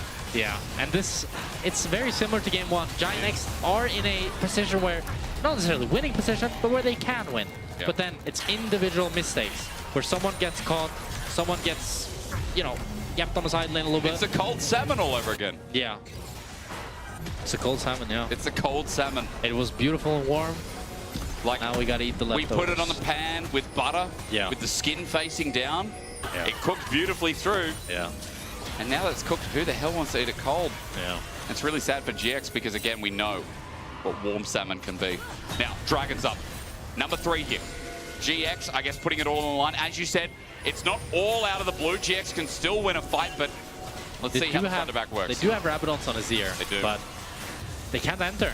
That's the problem with this comp as well, that when you give up position, KC has so many tools to start a fight, and they can flank from so many different sides that it's really hard to re-enter. This tier 2 bot is so low, Giant X is just going to have to give that over. But if Lot is actually able to trade for tier 2 top, this would be a very good cross map for the side of Giant X. 6 grubs as well, so yeah, maybe a little bit quicker than a lot of people at home would think. Watch those grubs in action. I think this is a bit of a mistake from Casey here to not send anybody to match this Jax. I think even the Ahri could have dispelled this push. And I don't think they can actually look to break inhibitors here. I think they'll just have to choose to back away. And this is the gold lead that they get with the Nash, which is still 3k and a Dragon. So not a bad Nash by any means, but not a game-deciding one either. But when you add that on the 4k gold that they already did have, 4k gold lead, you now have 7.5, which is... So let's do that together. So 4 plus 3 equals 7. Yes. Everyone at home got that? I'm sure you did. Thank you, Jack. Very good math, by the way. No problem. You now to prove to the world that you can count. Yes. There's not many pro players who can. That's true! Hey, when we introduced the Nico minion arc, you were very... Actually, that one I can't count. That one, it's didn't? bonus minion, bro. It's a... Riot messed up. It's a bonus minion for me. That's 20-something gold for me. Hell yeah. Soul Flare on Noah. Targamas trying to get some summoners out. Good disengaged by Isma. Steadfast presence. Zones out as KC now look towards top. And are just taking everything from the jungle as well. Yeah. To be fair, no one could count at that time, so I don't blame you, bro. Everyone fell for it. Yeah, it was tough. It was just like, it felt like your lucky day, you know? Yeah. 2 cannons on this minion wave. Freak. Hell yeah. Thank you, brother. And then he died. Oh, the Kana here might be caught. He doesn't have the flash up, but he's so damn fast. Gonna be able to catch him, unfortunately. He actually face checks back into Isma, but not sure if it matters. No, it doesn't. Maybe he can cancel the jump, though. Ooh. Good ult. Nice little ult away. And it's just really hard for Giant X to ever really retake anywhere here because they're losing on both sides. And Kana now with 4 items on this Gnar. Very, very scary. I mean, now, Force of Nature, Thornmail. Yeah. He's a tanky boy. And now GA completed on Kalista as well. He's full build. Oh, yeah. The items across the board. Are you happy now? Like, are we putting this in the good basket, or? I mean, he didn't really do anything. Okay. Like, I mean, not the flame, but like, they got a pick What is it? Well, now he did something. He ulted in after a charm. And, yeah, unfortunate flash. Now close to go. Yeah. Okay. Kalist did a lot this game. No, I mean, he played well this did, game, but it's just like after he was 6-0, I feel like he didn't... Oh, okay. Ooh, he thought Jun there with W Q flash on him, so he true. flashed away. So Might Jun's look the like, goat. Yeah. It might look like noob, but it wasn't noob. No. It was good. Good reaction. Now Kalist, even with the GA, that flashes down, maybe an opportunity. Targamas have flash as well. Vladdy flashes too. Jackie's doing a lot, but Kalist is now just running in. Flash. There's an ulti available, but the GA's going to be popped. Yike coming to save the day, but a great ulti from Isma. GX, the moment in the sun, as Kalist repositions, but there's damage from Noah. Kana's now in, but Kana, his ulti, not in range yet, has to walk on up, scared to do so. Rude up, and Noah is frying them all. The feathers unleashed, the ulti out, the run again. He's got a triple on the horizon for a quadra kill, but taken away. In the end, quadra, yes! But Noah's defense in the nick of time. The Giant X are able to hold on to the game just barely, and it's all Noah. He's able to do so much damage in this fight, beautifully set up by Jackies, who chunks out Vladdy and makes all of this happen. And it's also crucial that Kalist and Targamas both lost their flash earlier. And now we got a replay. So let's actually break it down. Oh, we get Noah POV. I like it. Nice. So we see here, he's able to take down Kalist, which is a 1,000 gold. Very big. Nice. And then he gets the E here onto both the Leona and the Vi. And this is where the Sai now actually starts to do damage. Because now you got the LDR, you got the IE, you got Navor, you got everything. Boom! So much damage onto the Gnar. He's able to take him down as well. 3.5k onto this Saya. Wow. It's going to be probably a GA. Full build. Yeah, that's a full build Saya. And now Kalist has no GA. Finally, I think you can have a fight here for the soul of KC that could be, I think, more in the favor of Ginex. And I saw Vladdy killing the cow in the end. Didn't realize that Noah got that quadra, but as it rolls over, Jack, I'm glad you mentioned the gold that comes through because the gold leader shrunk. Dragon's up, a full build Xayah. If Noah gets to play with this GA, GX now, as you see, feeling a lot more confident for the 5v5. Crucially, no cleanse on Noah, though. So if Targamas is able to get that ultimate, or Vladdy with a charm, he's just gonna get one shot. Kana no Mega Gnar. It's brewing up though. You can see KC playing on the edge of that timer. This is one shot the all Drake the soul for KC, as you said, but Ginex want to deny it. They get the Dragon. Great Poppy ult. It disengages Targamas, but after the fact, KC are looking for an engage. Ulti from Kana. He's found Lot, but it sets up a good counter-strike. Jun absorbing the damage. Lot going golden, buying time. Meanwhile, Isma's dealing with Yike, but look at Jackies. Flies through, takes down Kalist. Ginex in with a chance. It's Lot with the counter-strike. It's the orders from Jackies that we forgot to mention. As Noah flashes over the wall, the feathers will fly out.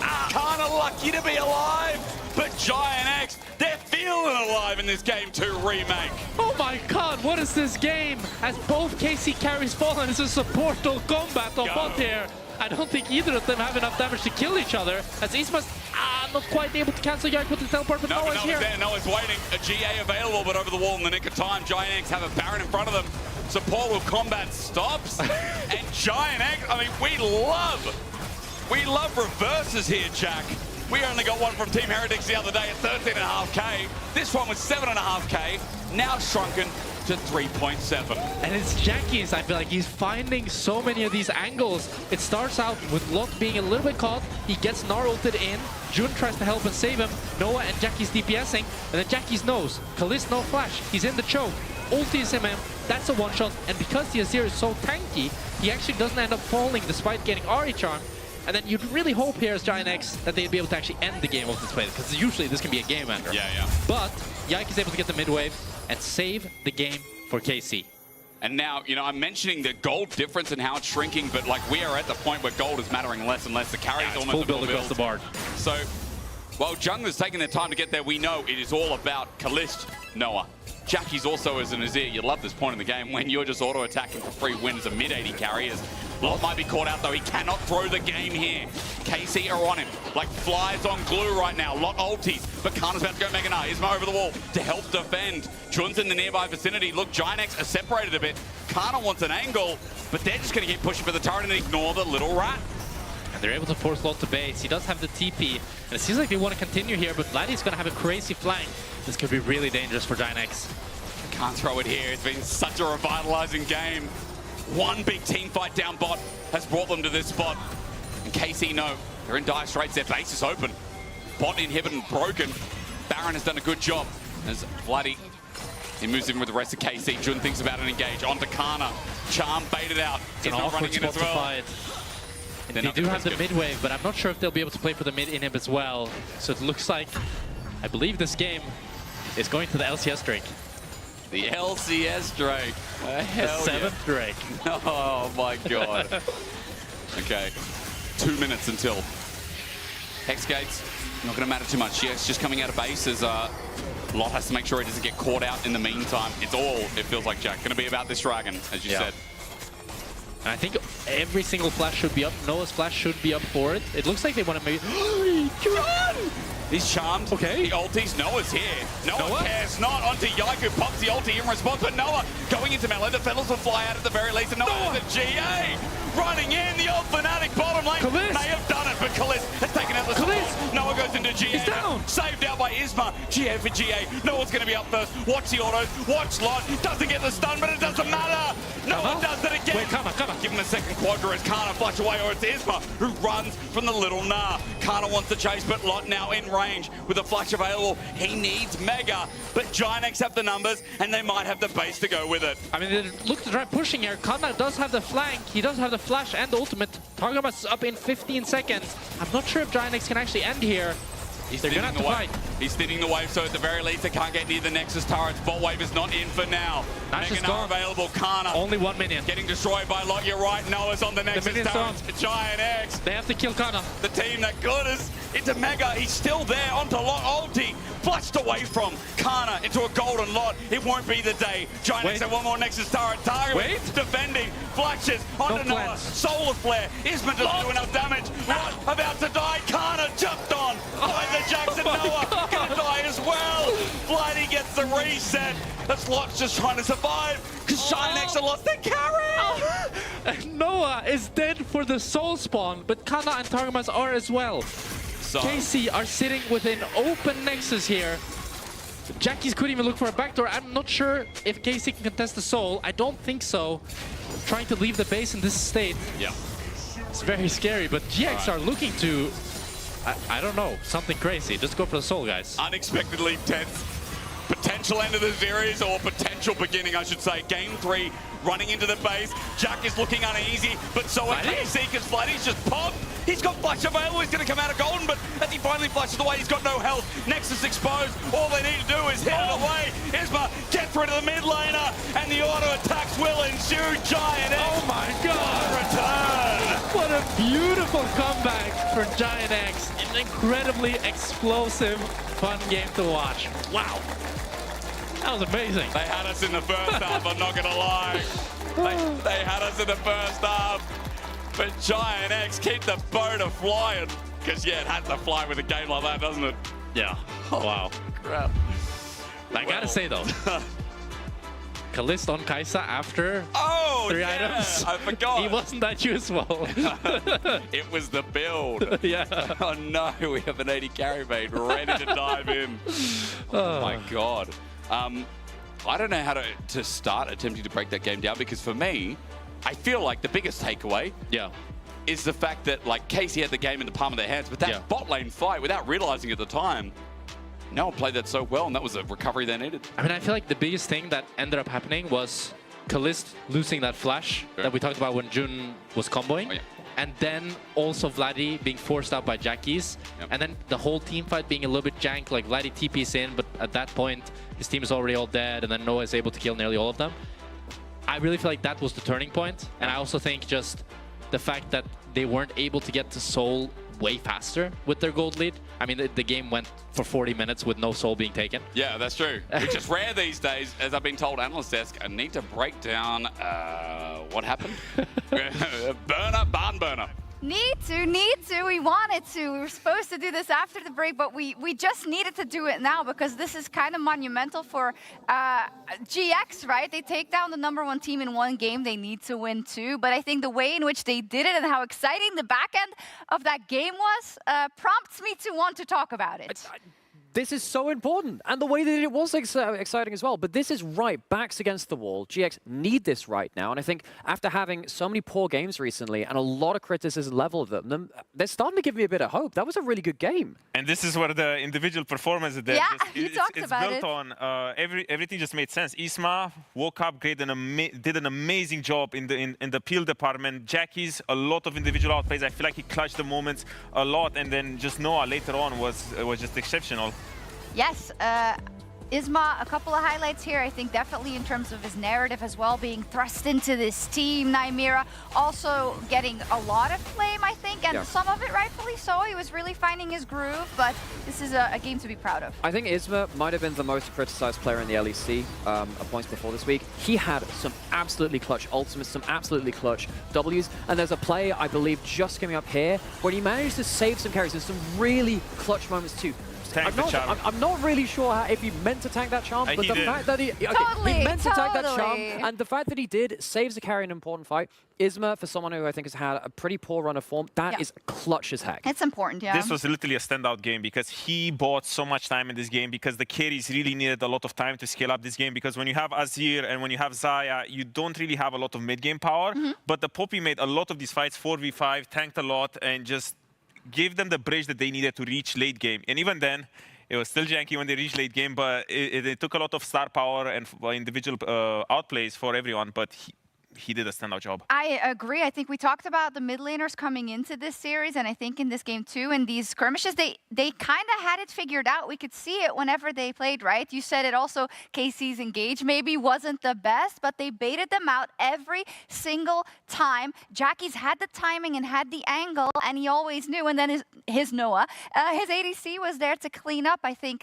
they really had it figured out in this game. If they can replicate it once more, I don't know, but I think it makes sense to stand still with that for just a second. For sure. I think that they managed to, as you said, kind of bait in the engage and play around that. I think that's what their draft really signals as well on paper. You want to bait in that engage. You're not the one that necessarily wants to be starting those fights. Well, you say it's a bait, but in reality, Vi was just going in 1v5 for like 4 or 5 yeah, in a row, let's you know? talk So about that. It worked for a lot of the game. They got, what, 7, 8K ahead of points? It was working. No thanks to him, you know? I mean, yeah, okay, we should talk about that as well.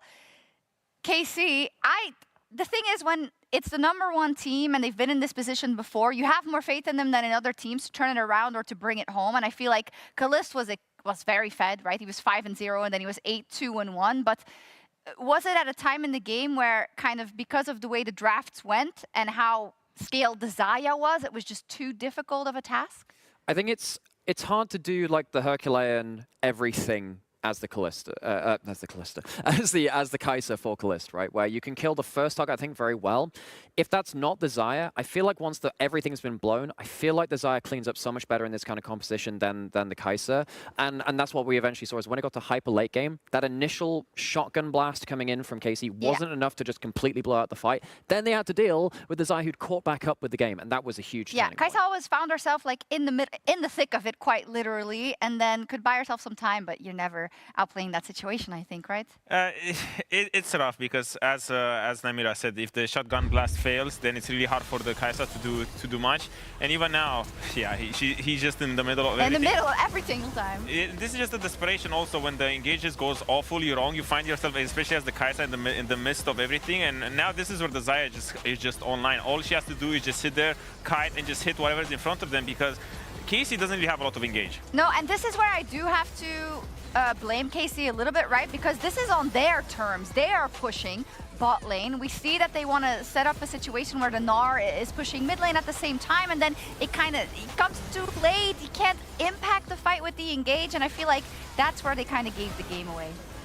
I think that when you're playing in towards the very late game, I think that's where a little bit of the anxiety takes over, where you're like, look, if I don't get the right engage here, it is going to be really messy, especially when you're playing against the Xayah with all summoners up as well. You want to get an engage onto the Xayah, but sometimes like, well, I don't want to do it when they have cleanse and ult. That sounds kind of nasty. That sounds hard. And it sounds really hard. And then you kind of throw yourself into this, would you, will you, won't you? And you kind of split the difference a little too much. And you're not, as we saw compared to the last game, you're not actually opening up that threatening angle. You're just kind of sitting there and not quite achieving what you want in the team fight. And what about Yikes Vi? Yikes Vi. Just stay losing, man. It's not showing up. It's not pretty, to be honest, because I mean, the meme started with YX Vi at first stand. Yeah. But even though, if you think about it, I think he's around 14 and 10 in LEC, and for a jungler that was on G2, and realistically your win rate is 80-90% on everything you play, I do feel like YX Vi is the bane of his champion pool. But look at this man. Look at this man. 1.1k DP, the damage per minute. Those are numbers that, yeah. I wonder what Jack Spectra thinks of if Zaya's good anymore. I wonder what he thinks. He's gonna find a way to out. spin it. Yeah, for sure. When it comes to GX, though, they would have to win another game to win this best of 3. And Alex, you were talking a lot while we were watching the game here about if they do manage to win this next one, it would be monumental. It's where you can set yourself apart finally in the standings from the teams around you that are struggling right alongside you, and maybe have a chance to sneak into those playoffs. This is a bit of hope at a very important moment. Yeah. This is a 1-of-3 team in terms of series versus, I believe, 4-1 from KC. It's very much an upset potential when it comes to that kind of standings. They've played a lot of the current lower placed teams as well in our standings, so their remaining schedule is really hard. If they do manage to take a win here, it gives them a little bit of breathing room, which I didn't expect them to have, but well, we have to consider it now. Yeah, I do believe we have a graphic with their strength of schedule for Giant X, but we'll take a look. Oh, it's not ready yet. Well. Regardless, for them, for their confidence, it would be great because, as Alex said, now you're playing the tougher teams. You need to kind of punch your way up to secure playoffs, especially when you're in a rough spot. And they haven't been, I feel like, mentally in the best state because it's been the curse, you know, from Giotto ever since he said G2 can't really... tweeted some things. Yeah, and all of those things. And you see it when this team is built so much on individual performance. You need to be in crisp mental conditions because otherwise, when you start doubting yourself, you don't trust your teammates anymore.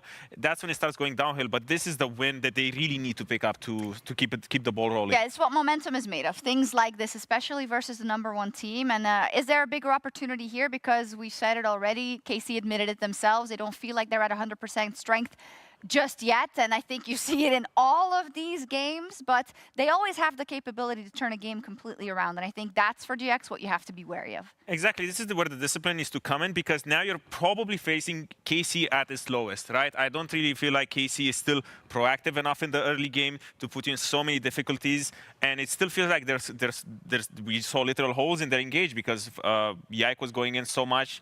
They were not really coordinated, and if you don't take them down now to build up your momentum again for the rest of your split or possible playoffs run, then when would you? Yeah. And I think when it comes to this next game, obviously, Fearless Draft, you're not going to have the Poppy or something like a Talir to kind of deny that engage because they've both been played. I wonder whether you do have to commit to that anti-engage. If you make the plays, we have answers to you. Maybe they need to go towards something like a Renata. We'll see whether that's respected in here. I think they need to find a way to shut down that aggressive playmaking from KC. When they're coming at you, just need to press the pause button for just a second. We'll see if that is something they get their hands on in this third draft. We're going to kick it over to a break, and when we come back, the deciding game between Giant X and KC. Okay, we look on right. I'm on right. By Z. Go out.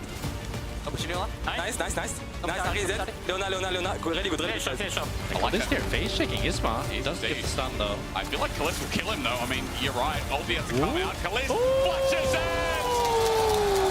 Hot damn, call your grandma. Tell her about that one. Guys. Nice. I didn't know charm. Okay, I didn't know ult. I'm probably right behind. Okay. Vice out. Come in.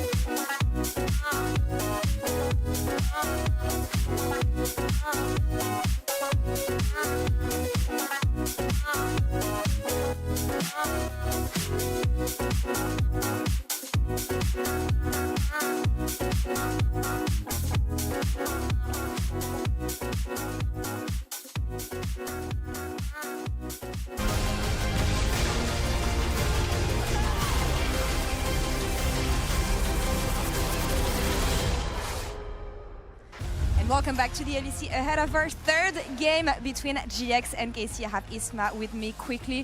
Last game, a lot of resilience, but how do you make sure that for this one you win the series more convincingly?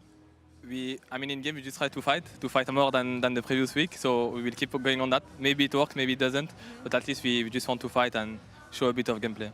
Quick question about your opposition, because it is expected that EI could go back on a 3 champion. Which one is it going to be? Okay. Yeah. All right, let's see this one. Isma, thank you so much. Wishing you the best of luck for this game. And casters, over to you. Oh, we love trees here, absolutely, especially since it's spring in Berlin and for some reason almost 6 degrees. I'm Jake, that's Jack, and we are back. Now, game 3, we didn't think we'd get to hit it, but we do! Yeah. Holy moly. Side note, Noah's in-game icon is JDG. Wow. Respect the pace, maybe? Maybe it is. I respect pace a lot. Bro, pace my go. If I'd be fair, if I was Noah in that game, I looked a little bit like Pace, no? Like, that was some good carrying. Not quite. I mean, Pace is thanks for being real. Yeah, okay, let's pull him down a little bit. Let's pull up Jackie's, though, because as you were just saying to me about 30 seconds ago, you think Jackie's did a lot of setup. I mean, the desk was also talking about Jackie's quite a lot. I feel like he was kind of the silent hero because he didn't end up having any flashy stats. He didn't get crazy kills, but in terms of actually starting the fights and being the difference maker, I feel like he actually did more than Noah, who ended up, picking up all the kills. I agree with that. And I think that's what GINX needs. I think that's what they had last week as well, despite the fact that they lost. I feel like when Jackie's looks good, this team just looks completely different. True. While when Jackie's is losing, I feel like the team just completely falls apart. He does feel like the new linchpin, the new direction area, I feel like, for GINX. And we talked a lot about what mid means for experience. Jackie's is someone that they have to lean on. So young, so fresh to the league. His second year is...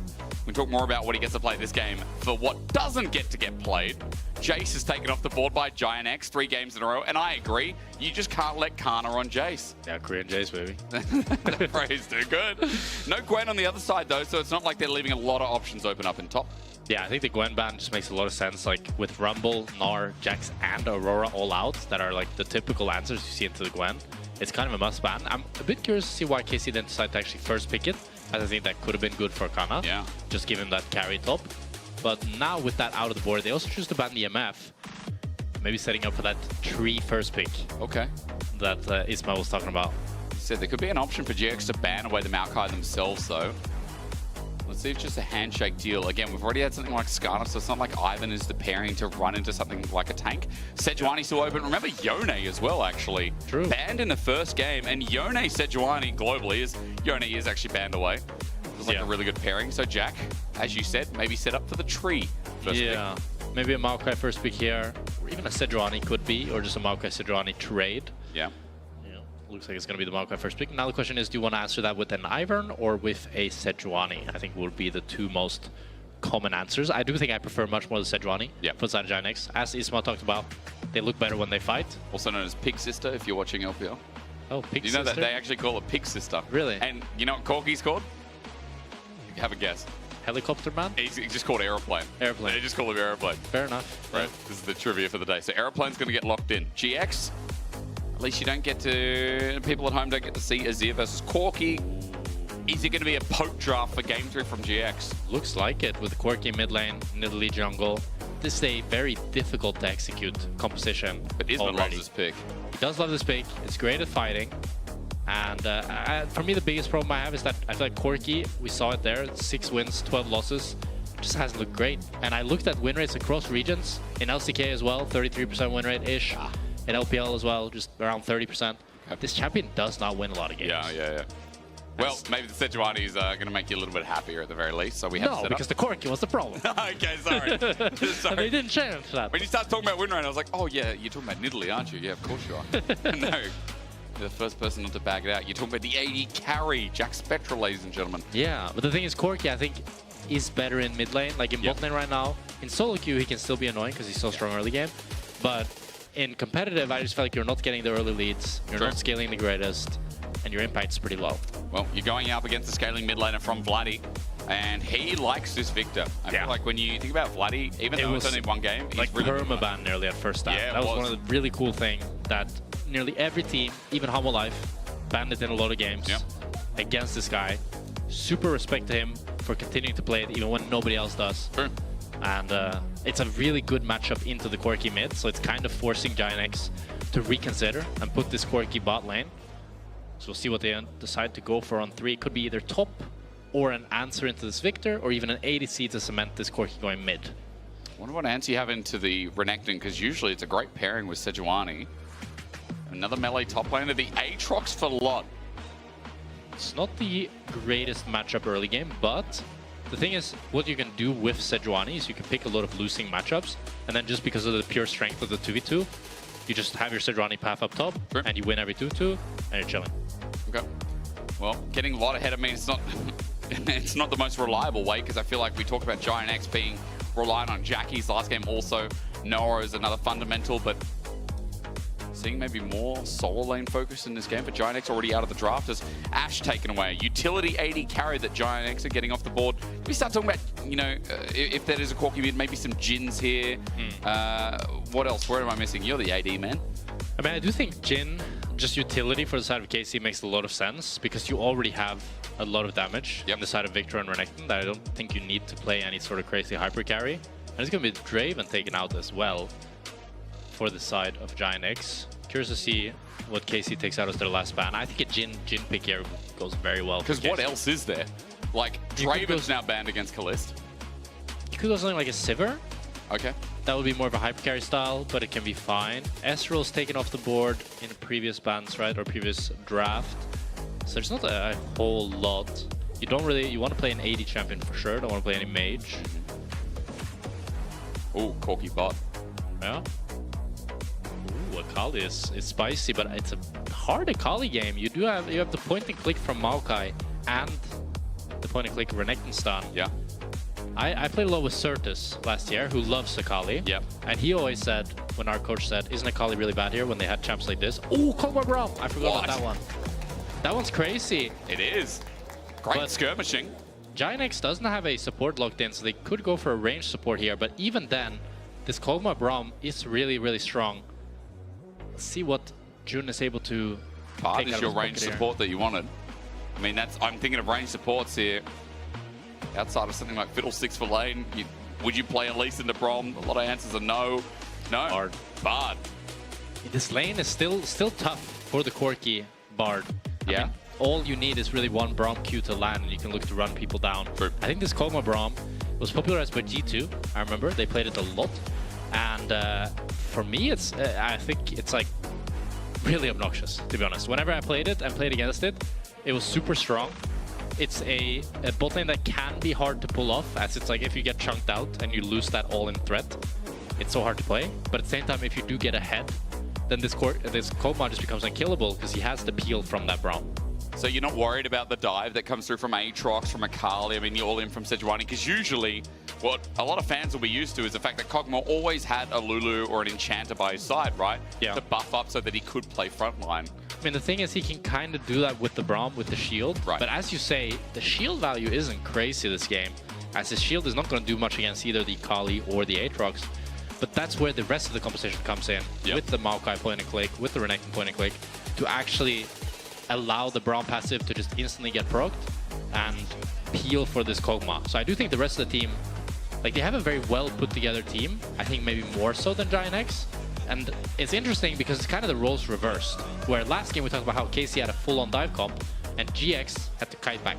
But now it's KC that have the full kite back comp, while GIANX don't have full dive, but a bit of it. Very dive. You know, the top side is very dive, while the bot lane is more chilling. It's a shame we couldn't, you know, steal Mickey back for a little bit longer. Yeah. And we just use him for this game 3, because I would love you two to start yapping about bot. Yeah, I mean, he would talk a ton about this Kog'Maw Braum, because him and Hansama were the two people that kind of invented this bot lane and started playing it so much. And I remember we scrimmed a lot against them, and it was super annoying.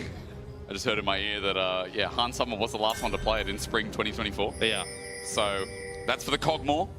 Let's just look for the partnership in that date as well as a lethal tempo taken. No surprises there. Yeah. But I was going to tell you. Please.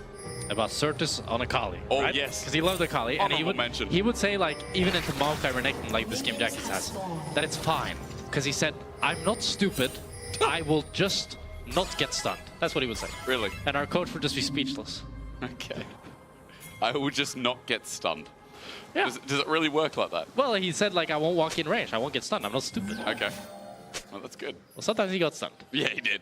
But this was, I know to rattle off, and obviously, you know, I know you watch a bit of LPL as well. We used to see this lane a lot, the Akali into Victor, because of the kill threat, I feel, and also because jungle pairings. I mean, double melee solo laners for Isma here. Yeah. I mean, it is a great Akali game when you look at, like, Akali, Aatrox, Sejuani. Yeah. It's just Maokai Renekton, I think, is such a good answer into it. Oh. See here some little trades from bot lane. Boy. Best skin at Cogmore, isn't it? Are you going to bark if he gets kills? No, I'm not going to bark. The Fury's been in the game. Why does everyone keep asking, are you going to bark? I don't know. It's something that I feel like is in character for you. Yeah, it is. You're right. But I barked once when Nefiri wasn't even in the game, and I feel like that's enough. Fair enough, yeah. You know? Why did you bark then? He's the good. I didn't bark. I said he's a good boy. Ah. Because the skin is just the best skin in the game. Like, right. It's very cute, Dan. The chromas are so good. I feel like the Train Ornn is like a close second because that was just, you know, that feels like the flower skin for me. But the Train Ornn for me, it's like, it's more of a joke. While this one is like, you can use it as a joke, but also for serious. Yeah, for serious. Yeah, for like tryhard gaming, you know? Really good defense. If you run into Cogmore's door, this is what will happen. Because right now, Targamas with the shield up, it's that cooldown that Giant X are able to play around. In fact, Jack, the lane 2v2 so far with a push in, working well, enabling Isma to get this invade with no vision. Come behind Vladdy and maybe get a flash out. Permafrost close to hitting. One more auto. Maybe Jack just could have done away with it. Yeah, it's a great pathing here by Isma. 3 camps into mid, and this is a big reason why teams prioritize the Sejuani. Able to look for these cheese ganks and can help out this mid and top matchup. He is going to actually choose to path all the way down to bot, which means that Lot is on his lonesome here up against this Renekton, which is going to be rough, but maybe after Isma is full clear to his bot side, he can look to try to help him out. Great ward in River, by the way. Just spotted out Yike, who was coming towards mid as Jackie's takes an enhanced Q, but not the second charge. Or rather, doesn't take the enhanced at all. Jackie's in the lane, as you expect. Melee versus range. He's struggling a little bit here, while Bloody, despite not having the flash, is still able to push up with Yike in the vicinity. Yeah, and he needs that level 6, right, to really start to have that kill pressure that you talked about earlier. Until that point, it's just suffering for the Akali, and the goal is to just lose as little CS as possible. Yeah. Try to Chovy as much as you can. Chovy it. Yeah. Well said. That guy's crazy good at lasting. He is. You know who else is really good in their own lane? I have to say it's Kana. Kana so far.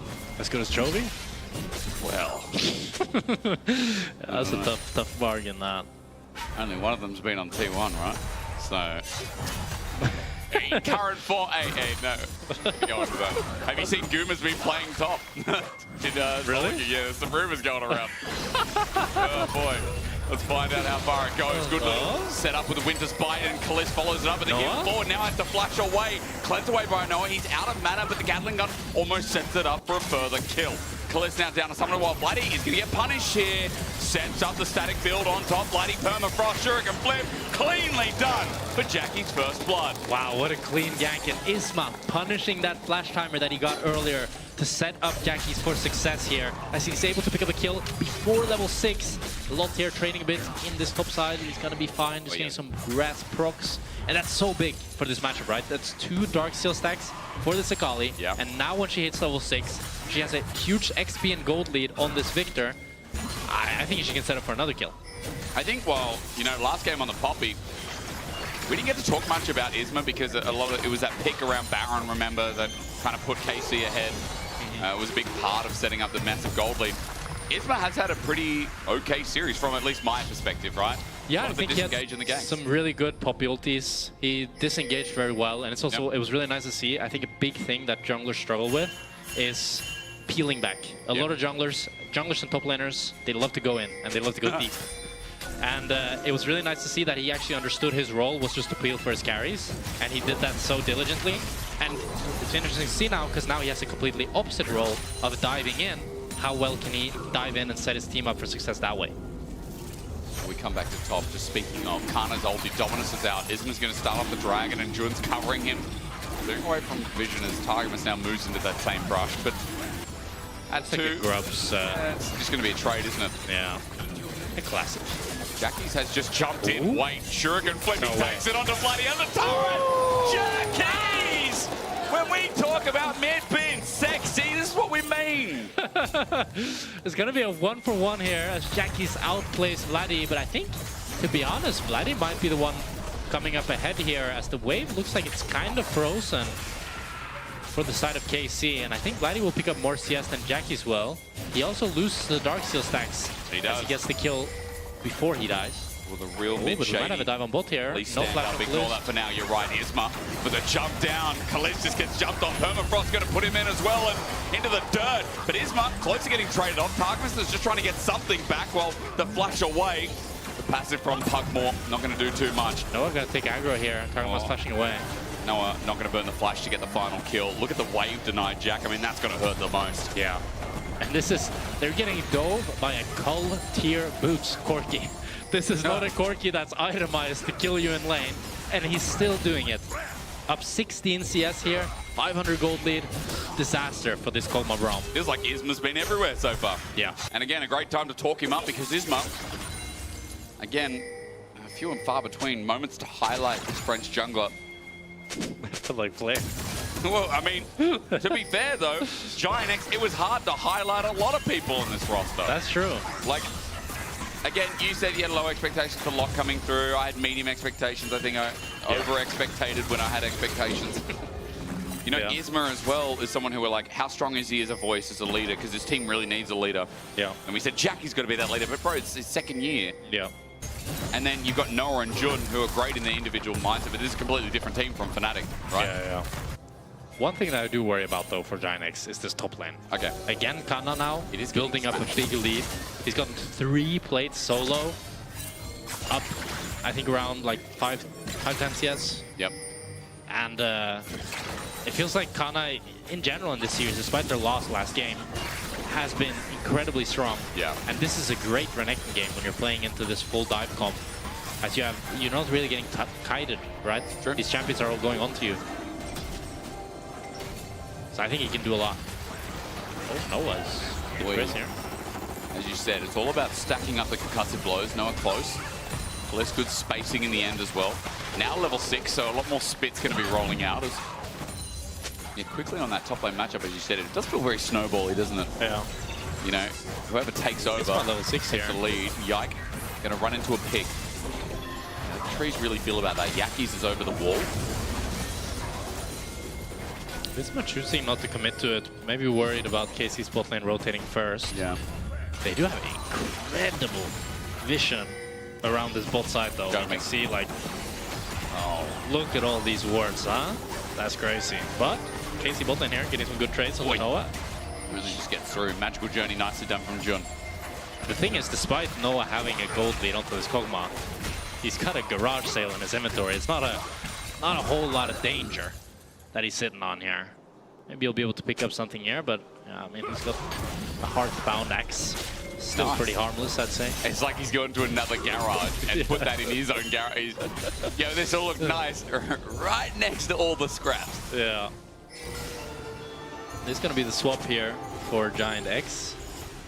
As Kana now continuing to build up that lead as he was able to crash the top wave. And he's also got that anti-heal for the Aatrox as well. 1k gold lead for Giant X, by the way. Oh, yeah. Small tidbit from those ganks. And again, we talked about the gold being on Jackie's. That's nice.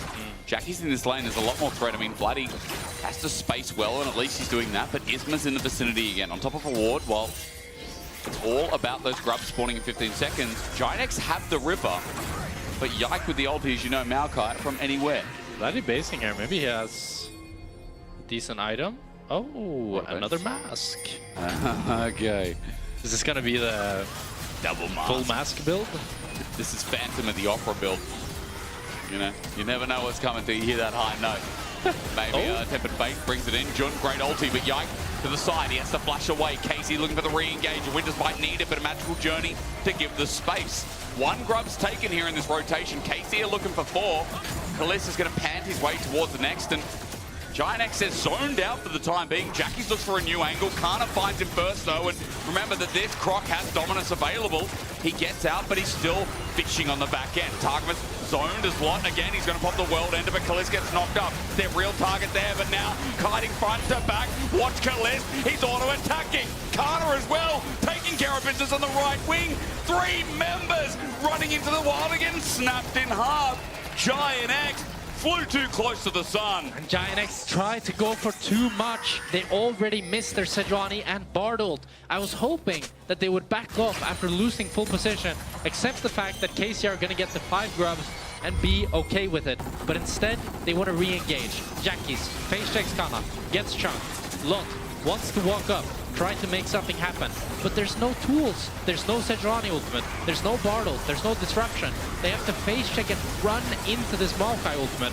And it's just a disaster for them. They're able to take down Targamas, but at the cost of Jackie's and at the cost of Lot's life. And Kana's been unkilled. He's just a, he's a bit of a beast, isn't he? And I mean, he's got a Garrett sail as well, but it's just the fact that Kana, found so much lead in that individual lane, and now with a kill up, 1,300 gold. Yeah. He's up as well. I mean, top turret's down, by the way. Yeah, he got full top tower. Holy. He is perfect for a top laner. He's making his individual difference known in this game, that's for sure. Just like every other, as you said before, Giant X at least going to get the dragon, so 2 dragon game, but KC.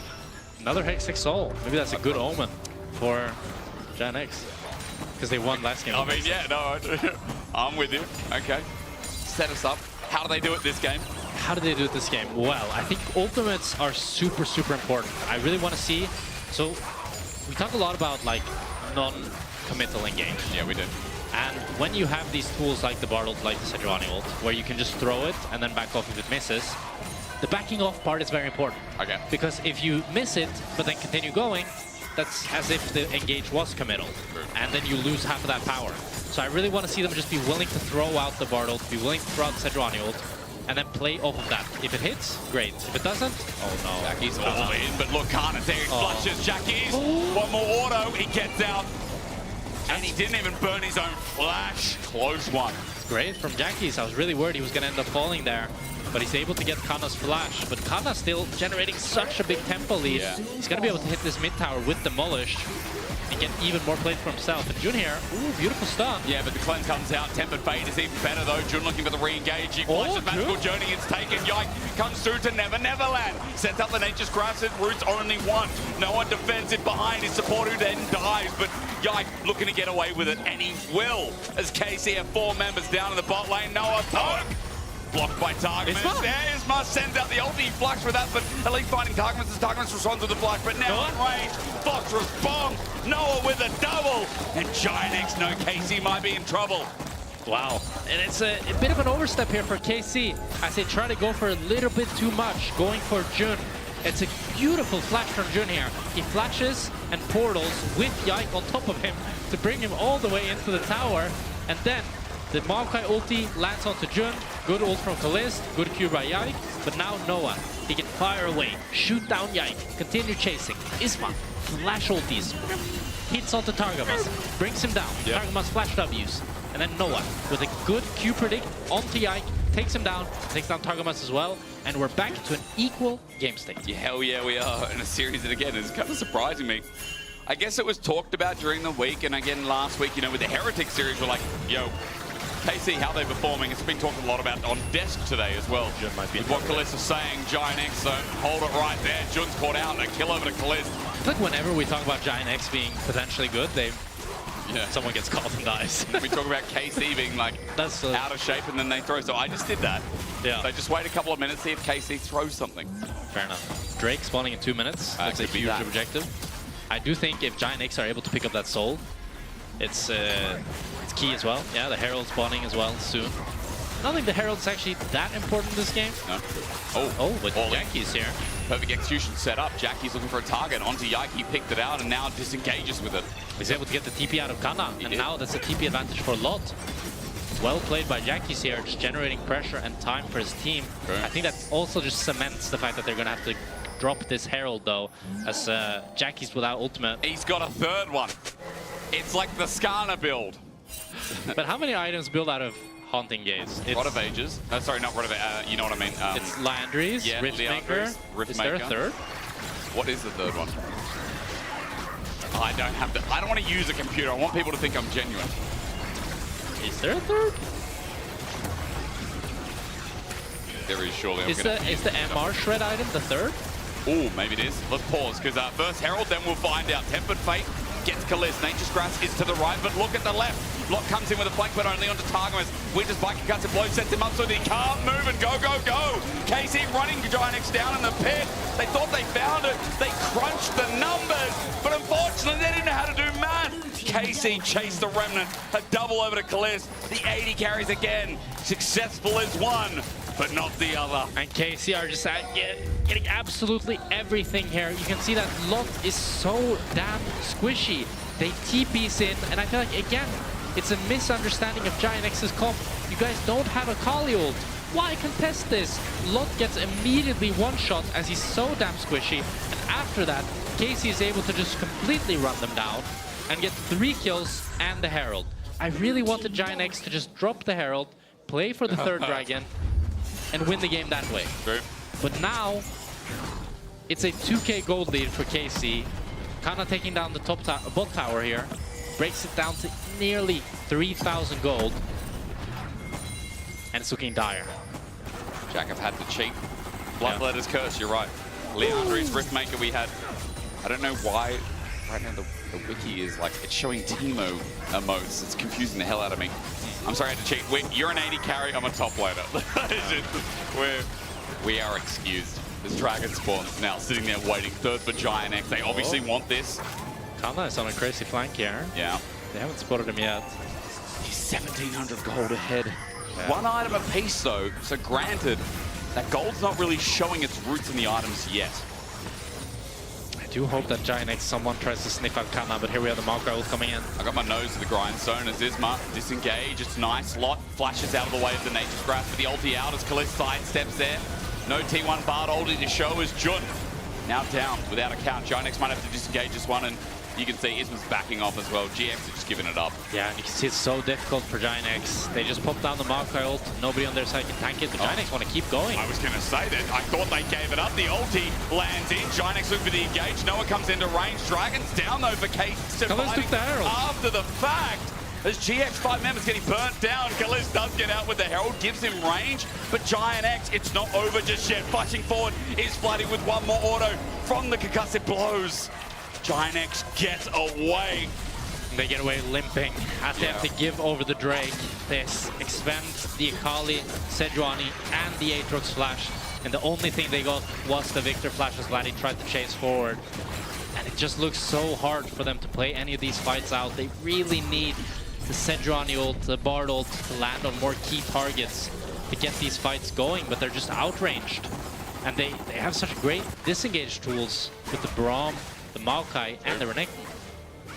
Every time they try to walk in, it's so annoying. You just can't move. Targamas, Yike, Vladdy, as you said, Kana's in there. So for KC, almost a 3k gold lead, still maintained. They stop the Dragon stacking as well. 30 seconds till the Artican spawns, but let's be real, it's black and red one, and flowers are lovely. Everyone loves flowers. Yeah. But as we said earlier on, it doesn't feel like Artican's a game changer. It's not a rift breaker, rule maker, play maker. It's not a show maker, you know what I mean? Like, yeah, I agree with that. And Targamas might be caught here. He might indeed. Targamas permafrost. The damage is not there. Great stand behind me. Kalist also poking from the side as Jun sends out an ulti. Is Kalist really caught? Waiting for a blow to set out, and Kalist is popped! Noah with a great range attack. He gets a shutdown. There's a good explosive charge that comes from Kalist and his dead body, but Giant X are now on the run on the escape path. Noah tries to zone off a lot over the wall. Zones off Kana. Maybe a re-engage imminent, but Isma solo. Jackie's is low as well. They get one, they get a pick. They stagnate Kalist. We can see even when they take down Kalist with a beautiful Bartle from Jun, it's really hard to convert it into anything else. Because Kana here is kind of playing gatekeeper, trying to prevent Lot from really entering. And it's these solo laners from the side of KC that I feel like are doing so much work in these fights. Kana just clicks forward, and the rest of GX has to back off. Same with Vladdy. Just so much damage and so much tankiness on both of them. Now we wait, because I just want to see Jackie's build the item, but he might have to do it from a corpse, because as he goes into the Shroud, Targamas waiting for him. It's a flash twisted advance. Jackie's slowed down, and into oblivion he goes. Vladdy gets the pick, and Jackie's caught out in the side lane. Is an old story for the mid laner, but still, you could say that Giant might have an opportunity to fight something back, because Noah has joined in the fray. A good stun up, and Yike next on the menu. Reposition from Noah is fantastic. Jun wants to slow down. He's got a binding to land, but Vladdy's in the way. The threat from the Victor also big. It's a great move by Noah. He ends up dropping the mid-wave to move up top here. And Vladdy's sticking around. He has no flash. Jun's going to just portal right behind him here. He's really fast as well, in with boost of swiftness. As you said, Magical Journey used Tempered Fate. He gets himself, but he also gets his jungler. Darkness is also here. Jun flashes away. Vladdy gets the range in the end, but Noah once again, the team fighting legend. You move him to another team. He still has it, but Kalist has rolled on in. And Alex But Jack is keeping behind. Jack is behind him. Kalist. Kill dog. Wait, no way. No way. No way. No. Wait. No way. He No way. He went the long way. He juked him. He actually juked him. No way. Oh my god. But he just walked out. Oh my god. Instead of juke, he just walked out. I guess Jackie thought he was going to juke, so he counter-juked himself. Yeah. Oh, nah.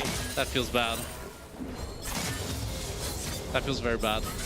What a crazy game we had. I just thought that was a done deal, yeah. Crazy series at the end, isn't it? Jackie started it by dying. I think Jackie's here is a little bit greedy. He has the ultimate, but he wants to try to not use it, so he doesn't immediately ult E on the Braum. Ends up getting flashed down by Yike. And then it's a beautiful move here by Noah, dropping this mid-wave, choosing to move here immediately. That catches KC off guard, and then he dodges the Maokai ulti here. No, the Braum ulti here, I mean. Really nicely played here by Noah. And then Vladdy choosing to stick around for this wave. Ends up falling. But now we're going into this Drake setup. Third Dragon for the side of Giant X. It's third Dragon at 22, almost 23 minutes, but Jackie still doesn't have his first item. Yeah, So the build looks a bit jacked. Faded Ashes, but Jackie's still no item. There is a 2-item Victor with Rod of Ages fully stacked. So he has a level advantage naturally, thanks to the 10-stack passive. So I guess Jack, my concern is real. I don't know if this build is good, yeah, I'm not sure. But we'll see his damage You here. still might do damage. Shuriken Flip comes in, and Jackie's is now in front of Kalist, but even in the shroud, he just gets popped. I don't know if an item would have changed that. He's just caught out. Oh, Jackie's just ends up falling, and that surely will be the Drake going over to KC. I mean, you can see this team, when Jackie's is struggling, everything starts to look a lot harder for them. And it's also a 2k gold lead for Kana, as he's just slowly building this lead further and further up. And he's just so much more useful than this Aatrox. I feel like this Aatrox is getting one shot every fight, while Renekton is just unkillable. And I mean, I'm confused because Jack in this game, like, it's not even been that back and forth. It's just been like, pick for a pick, kill for a kill. Like, we're getting these big skirmishes, but now 2 dragons apiece. Yeah. Baron's up in 55. That's going to be the decider. Artican's staring them in the face. The thing is, you do have to feel that, like, the time, again, at this time is on KC's side, right? I feel like with Kog'Maw getting more and more items, but eventually when he gets MR, it's going to be really hard for this Akali to kill him. Victor, the same deal. Once he gets the Zonias, really hard to kill. And they're able to start off the Autocon here, but it looks like Giant X won't contest. Well, it's just going down so quickly, though. How much chance will they have? Tempered Fate from Jun needs to be on point, and a steal from Isma. 7,500 as teleport's going to be channel first, as you said. Nature's Grasp Lot is right in the way. He's going to get caught out. The Bell saves him, though. Lot with another chance, but Vladdy just walks through the Permafrost, or rather the Glacial Prison. And that's the Sejuani and the Aatrox ulti burnt here. I don't think they can contest anymore. They're going to try anymore, but I mean, the outgun resets. Jackie's is coming in from a flank. His angle good. He hits Kalist, jumps back in with the CC chain. Kalist is saved by his team. Casey look for the re-engage. Lots out of his ulti, and Vladdy will run him down as well. Giant X. It was so jank. A cosmic binding to save Jun and save the rest of GX, but Artican after the reset will be over to KC. Surely, right? Or Baron. Oh, they're starting the Nash off, and it looks like it might just be the Nash going over for the side of KC.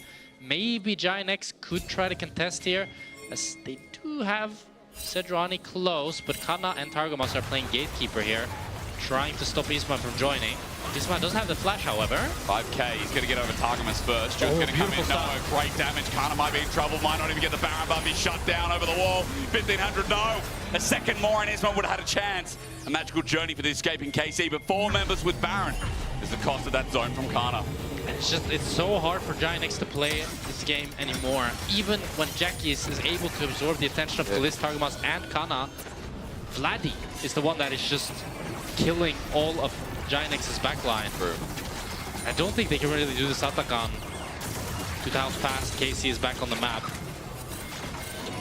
It's just running. It's bro, that range needs to change. Yeah. he goes a little bit too far as Yike gets a piece of it now as well. Arakan having a field day with the boys. He's angry. He is.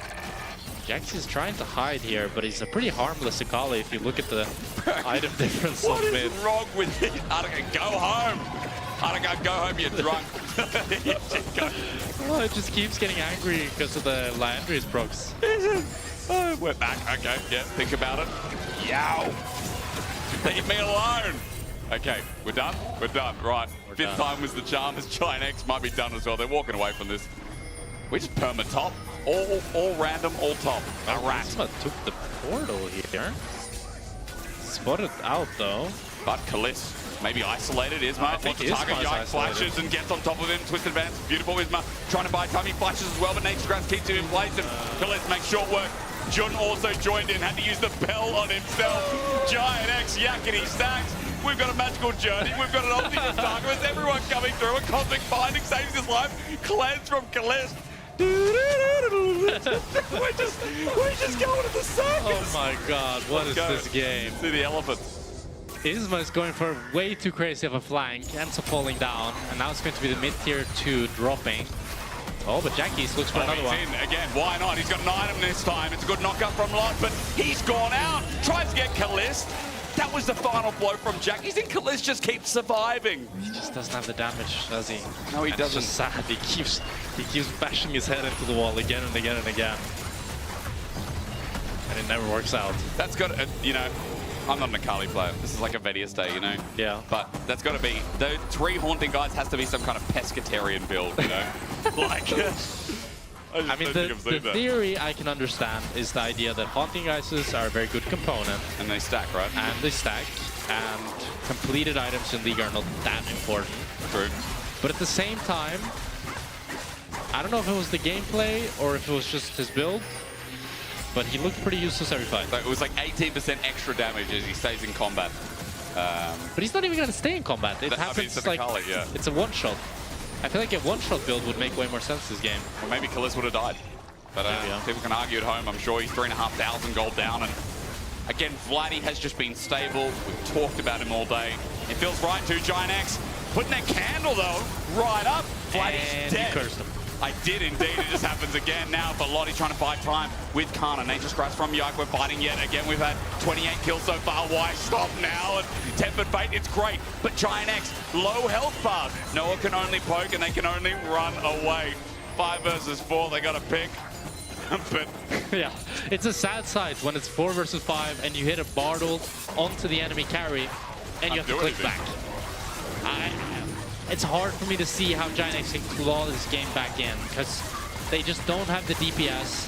They don't really have the pick tools available to them. They need a crazy good Bardal, crazy good the Sejuani ult onto this Kog'Maw and the Victor. Okay. But even that. What about Targamas getting called out? Targamas, yeah. Lot is doing some damage now. Into the ulti, they just need a kill. He'll get a reset, but he flashes away. Instead, he's stunned up. Look at Kalist. He's barking mad. Running them down. KC have now already found themselves an opening kill. Isma's isolated. And look at Vladdy on top of this other dog on the other side of the lane. It's Borkin today for KC. KC have a mid-wave. They can look to end here. They should. No wave clear on the side of Giant X. This Akali and Bard will not be able to clear anything. And it's 5 grubs. I think they can end. 30 seconds on Noah, 20 seconds on Lot. Let's see. It's time to put the book down, isn't it? I mean, it has been a strange series, a crazy series. KC, we've got some questions for them, but at the very least, We know that they can seal the job. Setting up under turrets as Jackie's once again is going in. He's still got 1 and a bit items and won't get him across the line. Kalix is 11, 2 and 5, and KC, yes, it was strange. Yes, it was messy, but they're still at the top of the board. KC is still delivering results, entertainment, and the French org is giving us something to smile about each and every day.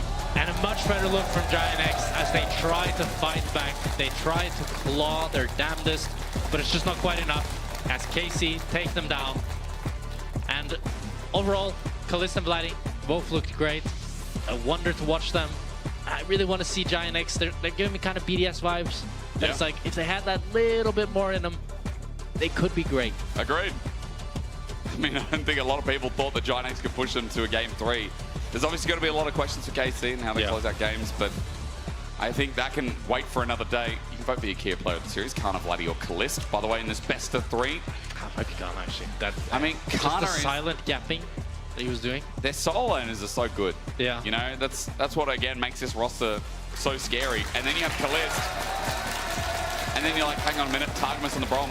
I mean, Targamas in general is still a good pivotal tool that has developed from his last year stint into much better one this year. And then like the one person not mentioned there is like Yike, and even Yike is phenomenal. I mean, he had an off game on the Vi, I'd say, but like he's been showing up incredibly well domestically. And for me, like they have 5 players that all are improving and all can shine in different games, which is just so much fun to watch. That's not a team like maybe like G2 with Caps, where it feels like oftentimes it's like the Cap show. Very true. I feel like on this KC roster, it really comes down to the day of who's going to shine. But 3 games against both Heretics and Giant X, are those 2 teams to go? Maybe it is 30. Maybe it is 30 or 40% for KC. I mean, it's hard because as casters, we're often in a bubble where we're like, yeah, we see what's in front of us. Oh, this player did well, this player did not. Yeah. Rather than like, how did they look at 15 minutes? Did they use the right rotation? Did they build 3 haunting geysers? You know. Yeah. And we don't see their practice, right? Yeah, that's Which is huge for how like a team's confidence is doing, how they're developing, and what they're working on. Because what we see is just the end result, which can also be impacted by a lot of external factors like stress, anxiety. That's right. Performance and all that jazz. And there's got to be a lot of that going around. For sure, yeah. I think especially on the side of Giant X, right? Like that's so common when you see a team that just suddenly collapses. True. It's just due to confidence drop, due to mental, maybe some arguments behind the scenes. I mean, who knows? Because you might know more than me, but I feel like for Giant X as well, you got expectations behind those players because there are some players coming in with maybe minor names, but also people like Isma, who's been around the block a little bit now. Yeah. We've got that bottom lane as well, but I feel like we need to just celebrate KC for now. I wonder how Yike's feeling at the top of the table as we send it over to Law and the legend in the jungle. Oh, yeah, his Maokai is good. Thank you so much, guys. Welcome back to the stage for the Marriott Bonvoy post-game check-in with the victorious Yike. Yike, thank you so much for joining me. Okay, let's get to the chase. Let's talk about Vi. Yeah, let's talk about it. I know. There's a lot of memes about this, but I want to say, and I want to take the audience for granted here, 53% win rate. It's not that bad. It's not that bad. I checked the win rates global. It's about 50%, except in the LPL, where they play the champion a lot, and they find a lot of success with it. Is the champion bad, or is there a hands issue on you and Vi? I don't know. Maybe I'm just cursed with the champion. I don't know what to say, really. I think the game went fine. Like, it was going like fine. And then we started getting caught more. I think it did 2 bad ultimates, and that's just like the bad thing. I also think they did a good draft against Vi. Like the other games, I was just playing like more bad, but they had a good draft. They grouped us 5, and I can't really ult. I should just play slower. So yeah, it's just some in plays. Do you feel like there is such a thing as a mental block with some champions, or against some champions? I know that it's the case in solo queue for a lot of us players here, but like in pro play, I'm just wondering. For sure, I think everyone has like some mental block with different kind of stuff, you know. With champions, for sure. Like I've had with other champions before, didn't have it with Vi, and I mean I would say I still don't have it with Vi. No. I don't care what people are gonna say. I'm gonna keep playing Vi. I'm still gonna lose or win. I don't give a... There you go. So yeah, we see what happens, you know. I'm gonna keep improving. I just want to win. Of course. Memes aside, I want to talk about KC's communication through a clip that I've selected here that we're gonna watch right now. Okay. Don't talk to me. I'm not talking to you. Okay. I don't like you. I never liked you. Bro, you don't have to be that honest. Oh, sorry. So the mood is great. Yeah. That's the mood in the team, you know? I just feel like when you guys are able to talk to each other like this, it means that you guys trust each other when you can banter so much. Yeah, I mean, we have a lot of banter with each other, and I think it's very good, very important for us, because it shows that we, like, obviously we flame each other, but we actually like each other a lot, and it's very important. So the funny part is that on this clip, there was just a single screenshot on X, and everyone, me included, thought that it was Vladdy. How do you explain this? Yeah. The thing is, I would also think it was Vladdy if I just read it, but Kalis and Vladdy, they're kind of similar in that way. You know, they both want to be a bit cocky, you know, a bit toxic, but they're both like humble kids still. Like I'm still gonna treat them like my mid and ADC, like always, you know. Who is the more cheeky? Who's the more likely to banter? Probably Vladdy. Vladdy? Like every morning I say hello to Vladdy, he says shut up, or like he just flames me. Wow. Yeah, thank you so much for this you. insightful interview. Let's see what Vladdy has to say about this. Over to you in PGL. Shout out, Vladdy. I feel so bad, but I was yapping and I didn't hear the last thing, so maybe production can whisper it in my ear. But it was about the comms. I think you get mistaken for Kalista or something in the comms. Is that possible? You're not sure? Tell me about this series, because again, what's going on? Because all the series you guys play are pretty insane, and like it looks like you could lose them, you could win them, whatever, really. I mean, yeah, I agree that every series we play is a banger, basically. I mean, I think we are a way better team than Giant X, in my opinion, and we didn't really show it today as well. But yeah, like we won, so I'm happy, I guess. Yeah, of course. I mean, there was an interview that... Oh, wait, we'll do this first, actually, because I heard you take this very seriously. Our key player of the series was Kana. And a little birdie told me that you actually get really offended if you don't get all these. I mean, I don't get offended, but I want to get some. But I don't think I deserved it today. I think... I agree with Kana. I think he was pretty stable in all of the 3 games. I think even the game 2 with Nar, he was really carrying on side and in some fights. Same for game 3, so I think he deserves it. Yeah, you did literally ask us to literally flame your Arias on PGL. Now, I'm down to flame some Ari play. Really? But I mean, you asked for it. What do you think went wrong with you personally in that game 2? I mean, first I think I couldn't hit the charm. I don't know why. I did notice that, yeah. And I would say I think our fights were very sloppy. Like I think we were just very disconnected in fights. Me, Yike, all of us, and I don't think we ever won a fight around a Drake. So. Yeah.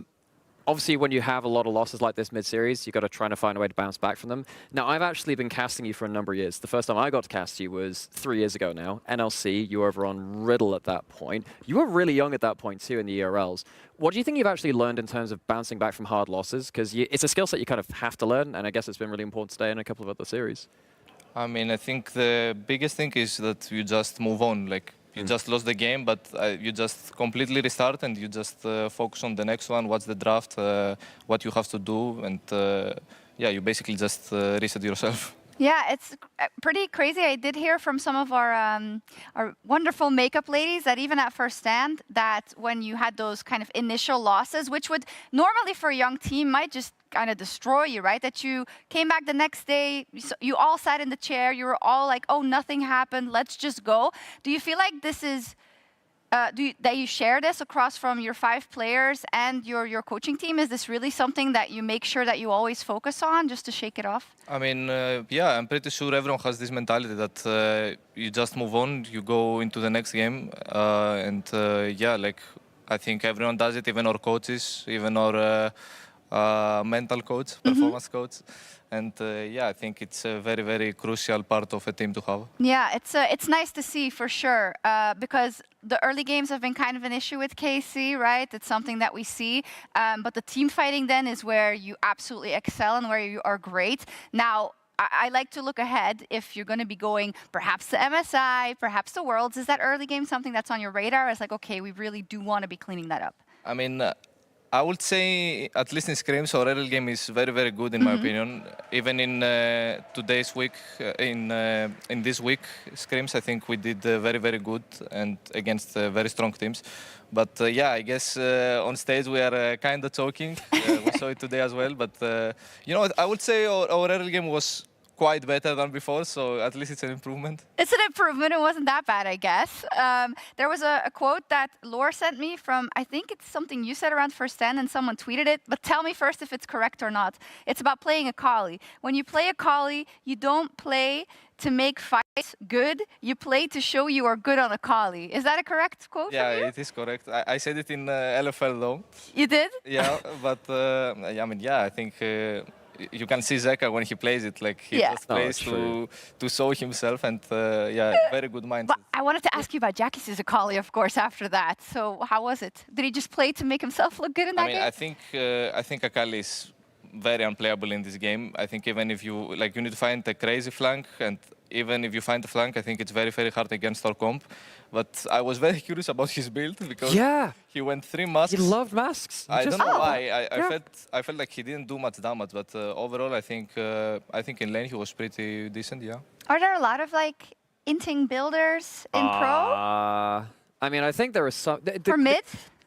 There was 1-on-3 with the... Oh, yeah, he did the same thing. Yeah. I mean, the thing is, the question is not whether it's like an int build. I think there's always some micro optimization. Yeah. It's whether it actually loses you a game or not, if it's that bad. I think mostly in pro, because I used to flame a lot of bad Ari builds in the past. I think it's less bad now than it was in the past. I suppose your Ari today, I preferred the Milligans, the Rod of Ages and stuff like that. I don't think we're at the point where it's completely losing you the games as it was in some years past. But that today, I wonder whether because his job was trying to just dive the cog more, maybe just go for a little bit more burst. He got really close on a number of occasions. He did, actually. It was close but no cigar. It felt like the way you were playing, or you guys were playing in game 2, because even then, what happened there with that bot lane push? In game 2, you were pushing bots, Kana kind of flanked from the mid lane. The Zaya crazy player. When Zaya and Noah got a quadra kill? Yeah. Yes. I mean, Yeah, we need to kind of talk about it because me and Kalis were bots. We wanted to sit for the bot tower and let the Gnar mid lane, but then I see my Vi and Leona on mid with the Gnar, and I was like, what are we doing? What you doing, guys? And then we just get caught, me and Kalis, which is kind of our bad, I would say. Yeah, which is kind of our bad, I would say. But it a bit. we could play it a bit slower, but the thing is, I wanted to get this tower with this wave. Yeah. And if we are not on the screen as 4, we won't get this tower. And the issue is that the thing is that Jax is also dead, so it's a bit illegal that they can do that. So yeah, I'm flaming my jungle support here. Yeah, understandable. Laura also flamed Yikon Vi specifically. Apparently, is it good in scrims? I mean, yeah, it's pretty good. My Ari as well. I mean, my Ari, even though I had a good KDA, it was very, very bad today. Yeah, but it's good in scrims, guys. Believe him. It's really, really true. How do you feel about kind of the race for spring and the spring championship overall, and of course the fact that 2 teams go to MSI, and I'm sure you want, another taste of the international play? I mean, yeah, I feel pretty confident. I don't think we are on the level we were at first, at least, and I think we can obviously get better at that level. But I mean, we are first place technically. G2 is 3-0 though, but we are first place. Our scrims are going very well, I think. They should play more games. Like, what is that? You're 5-1. Yeah, they have 3 games and we have 6. Yeah. It's a bit, the schedule is a bit illegal. It's a bit int. But yeah, I'm pretty confident that we can go to MSI, yeah. Yeah, I have to say, just watching this and watching kind of you take kind of a couple of L's in terms of games, if not series, I've really been impressed with your ability to tank those losses and kind of come back stronger from them. I think that's now been a trend over the last couple of years. It's been really cool seeing you go from strength to strength from ERL up into LEC as well. And yeah, I think, obviously there are some flaws which you need to fix out here, but I'm really glad that you're committed to that growth, because it's been really cool to see across the whole team. Aww. Thank you. That's mega wholesome. Really cool getting to see players like you've cast from all the way, at the start of their career and actually make an international impact. It's really special. It's really cool. We're all really happy for it, for sure. Just don't drop the ball at MSI. No, just kidding. Just kidding, Vladdy. Congratulations. You have a bye week, don't you, next week?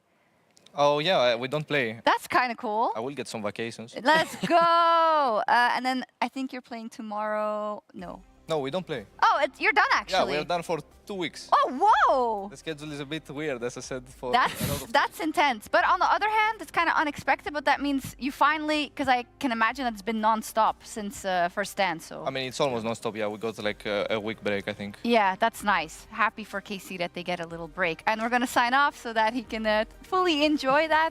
Congratulations to KC for another victory on the board. But of course, LTA North is already playing right now. So you can just head over to that stream and keep the party going. And we'll see you tomorrow for more LEC. Okay, bye! Because he got the solo XP. So for Fnatic, here comes a dive. Adam has flash, but doesn't really have an opportunity to use it before he is just dead. Can you dive from bot? Can you ulti, Oscar? Yeah, if you Go, want. go, go. Varus could move around, I guess. Varus here right now.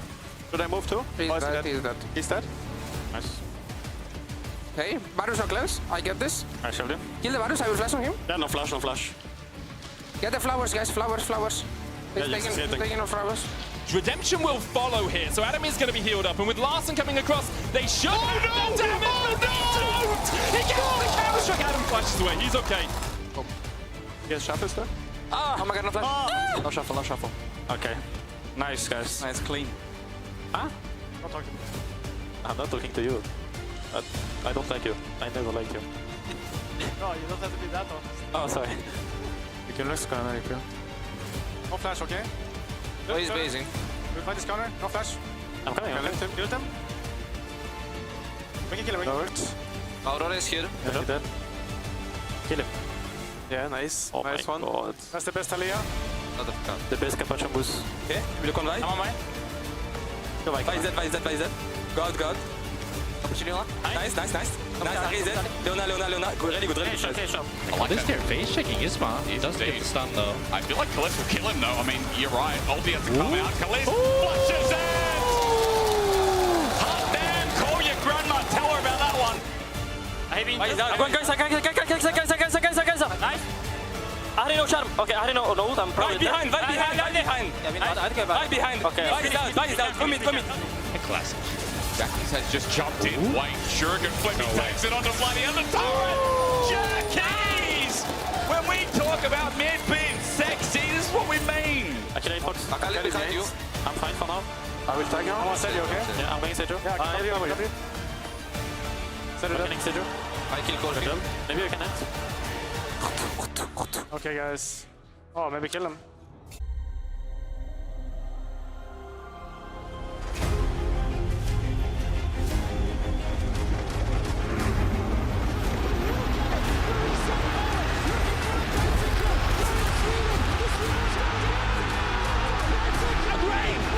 G2, the perfect teammate! They take it on! Here comes the Crow Storm! It's not back, it's Decoma, but what is oh my god! Claps! Everybody! You know the story, you know the legend!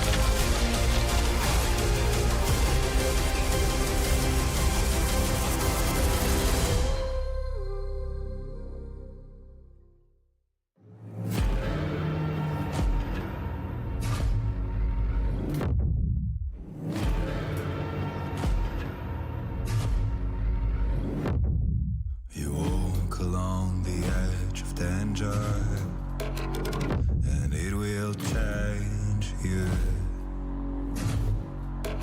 Why would you let this voice set in your head? It is meant to destroy you.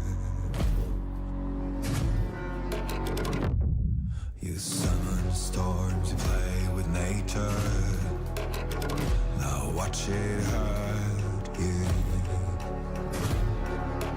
Why would you want to shape the world?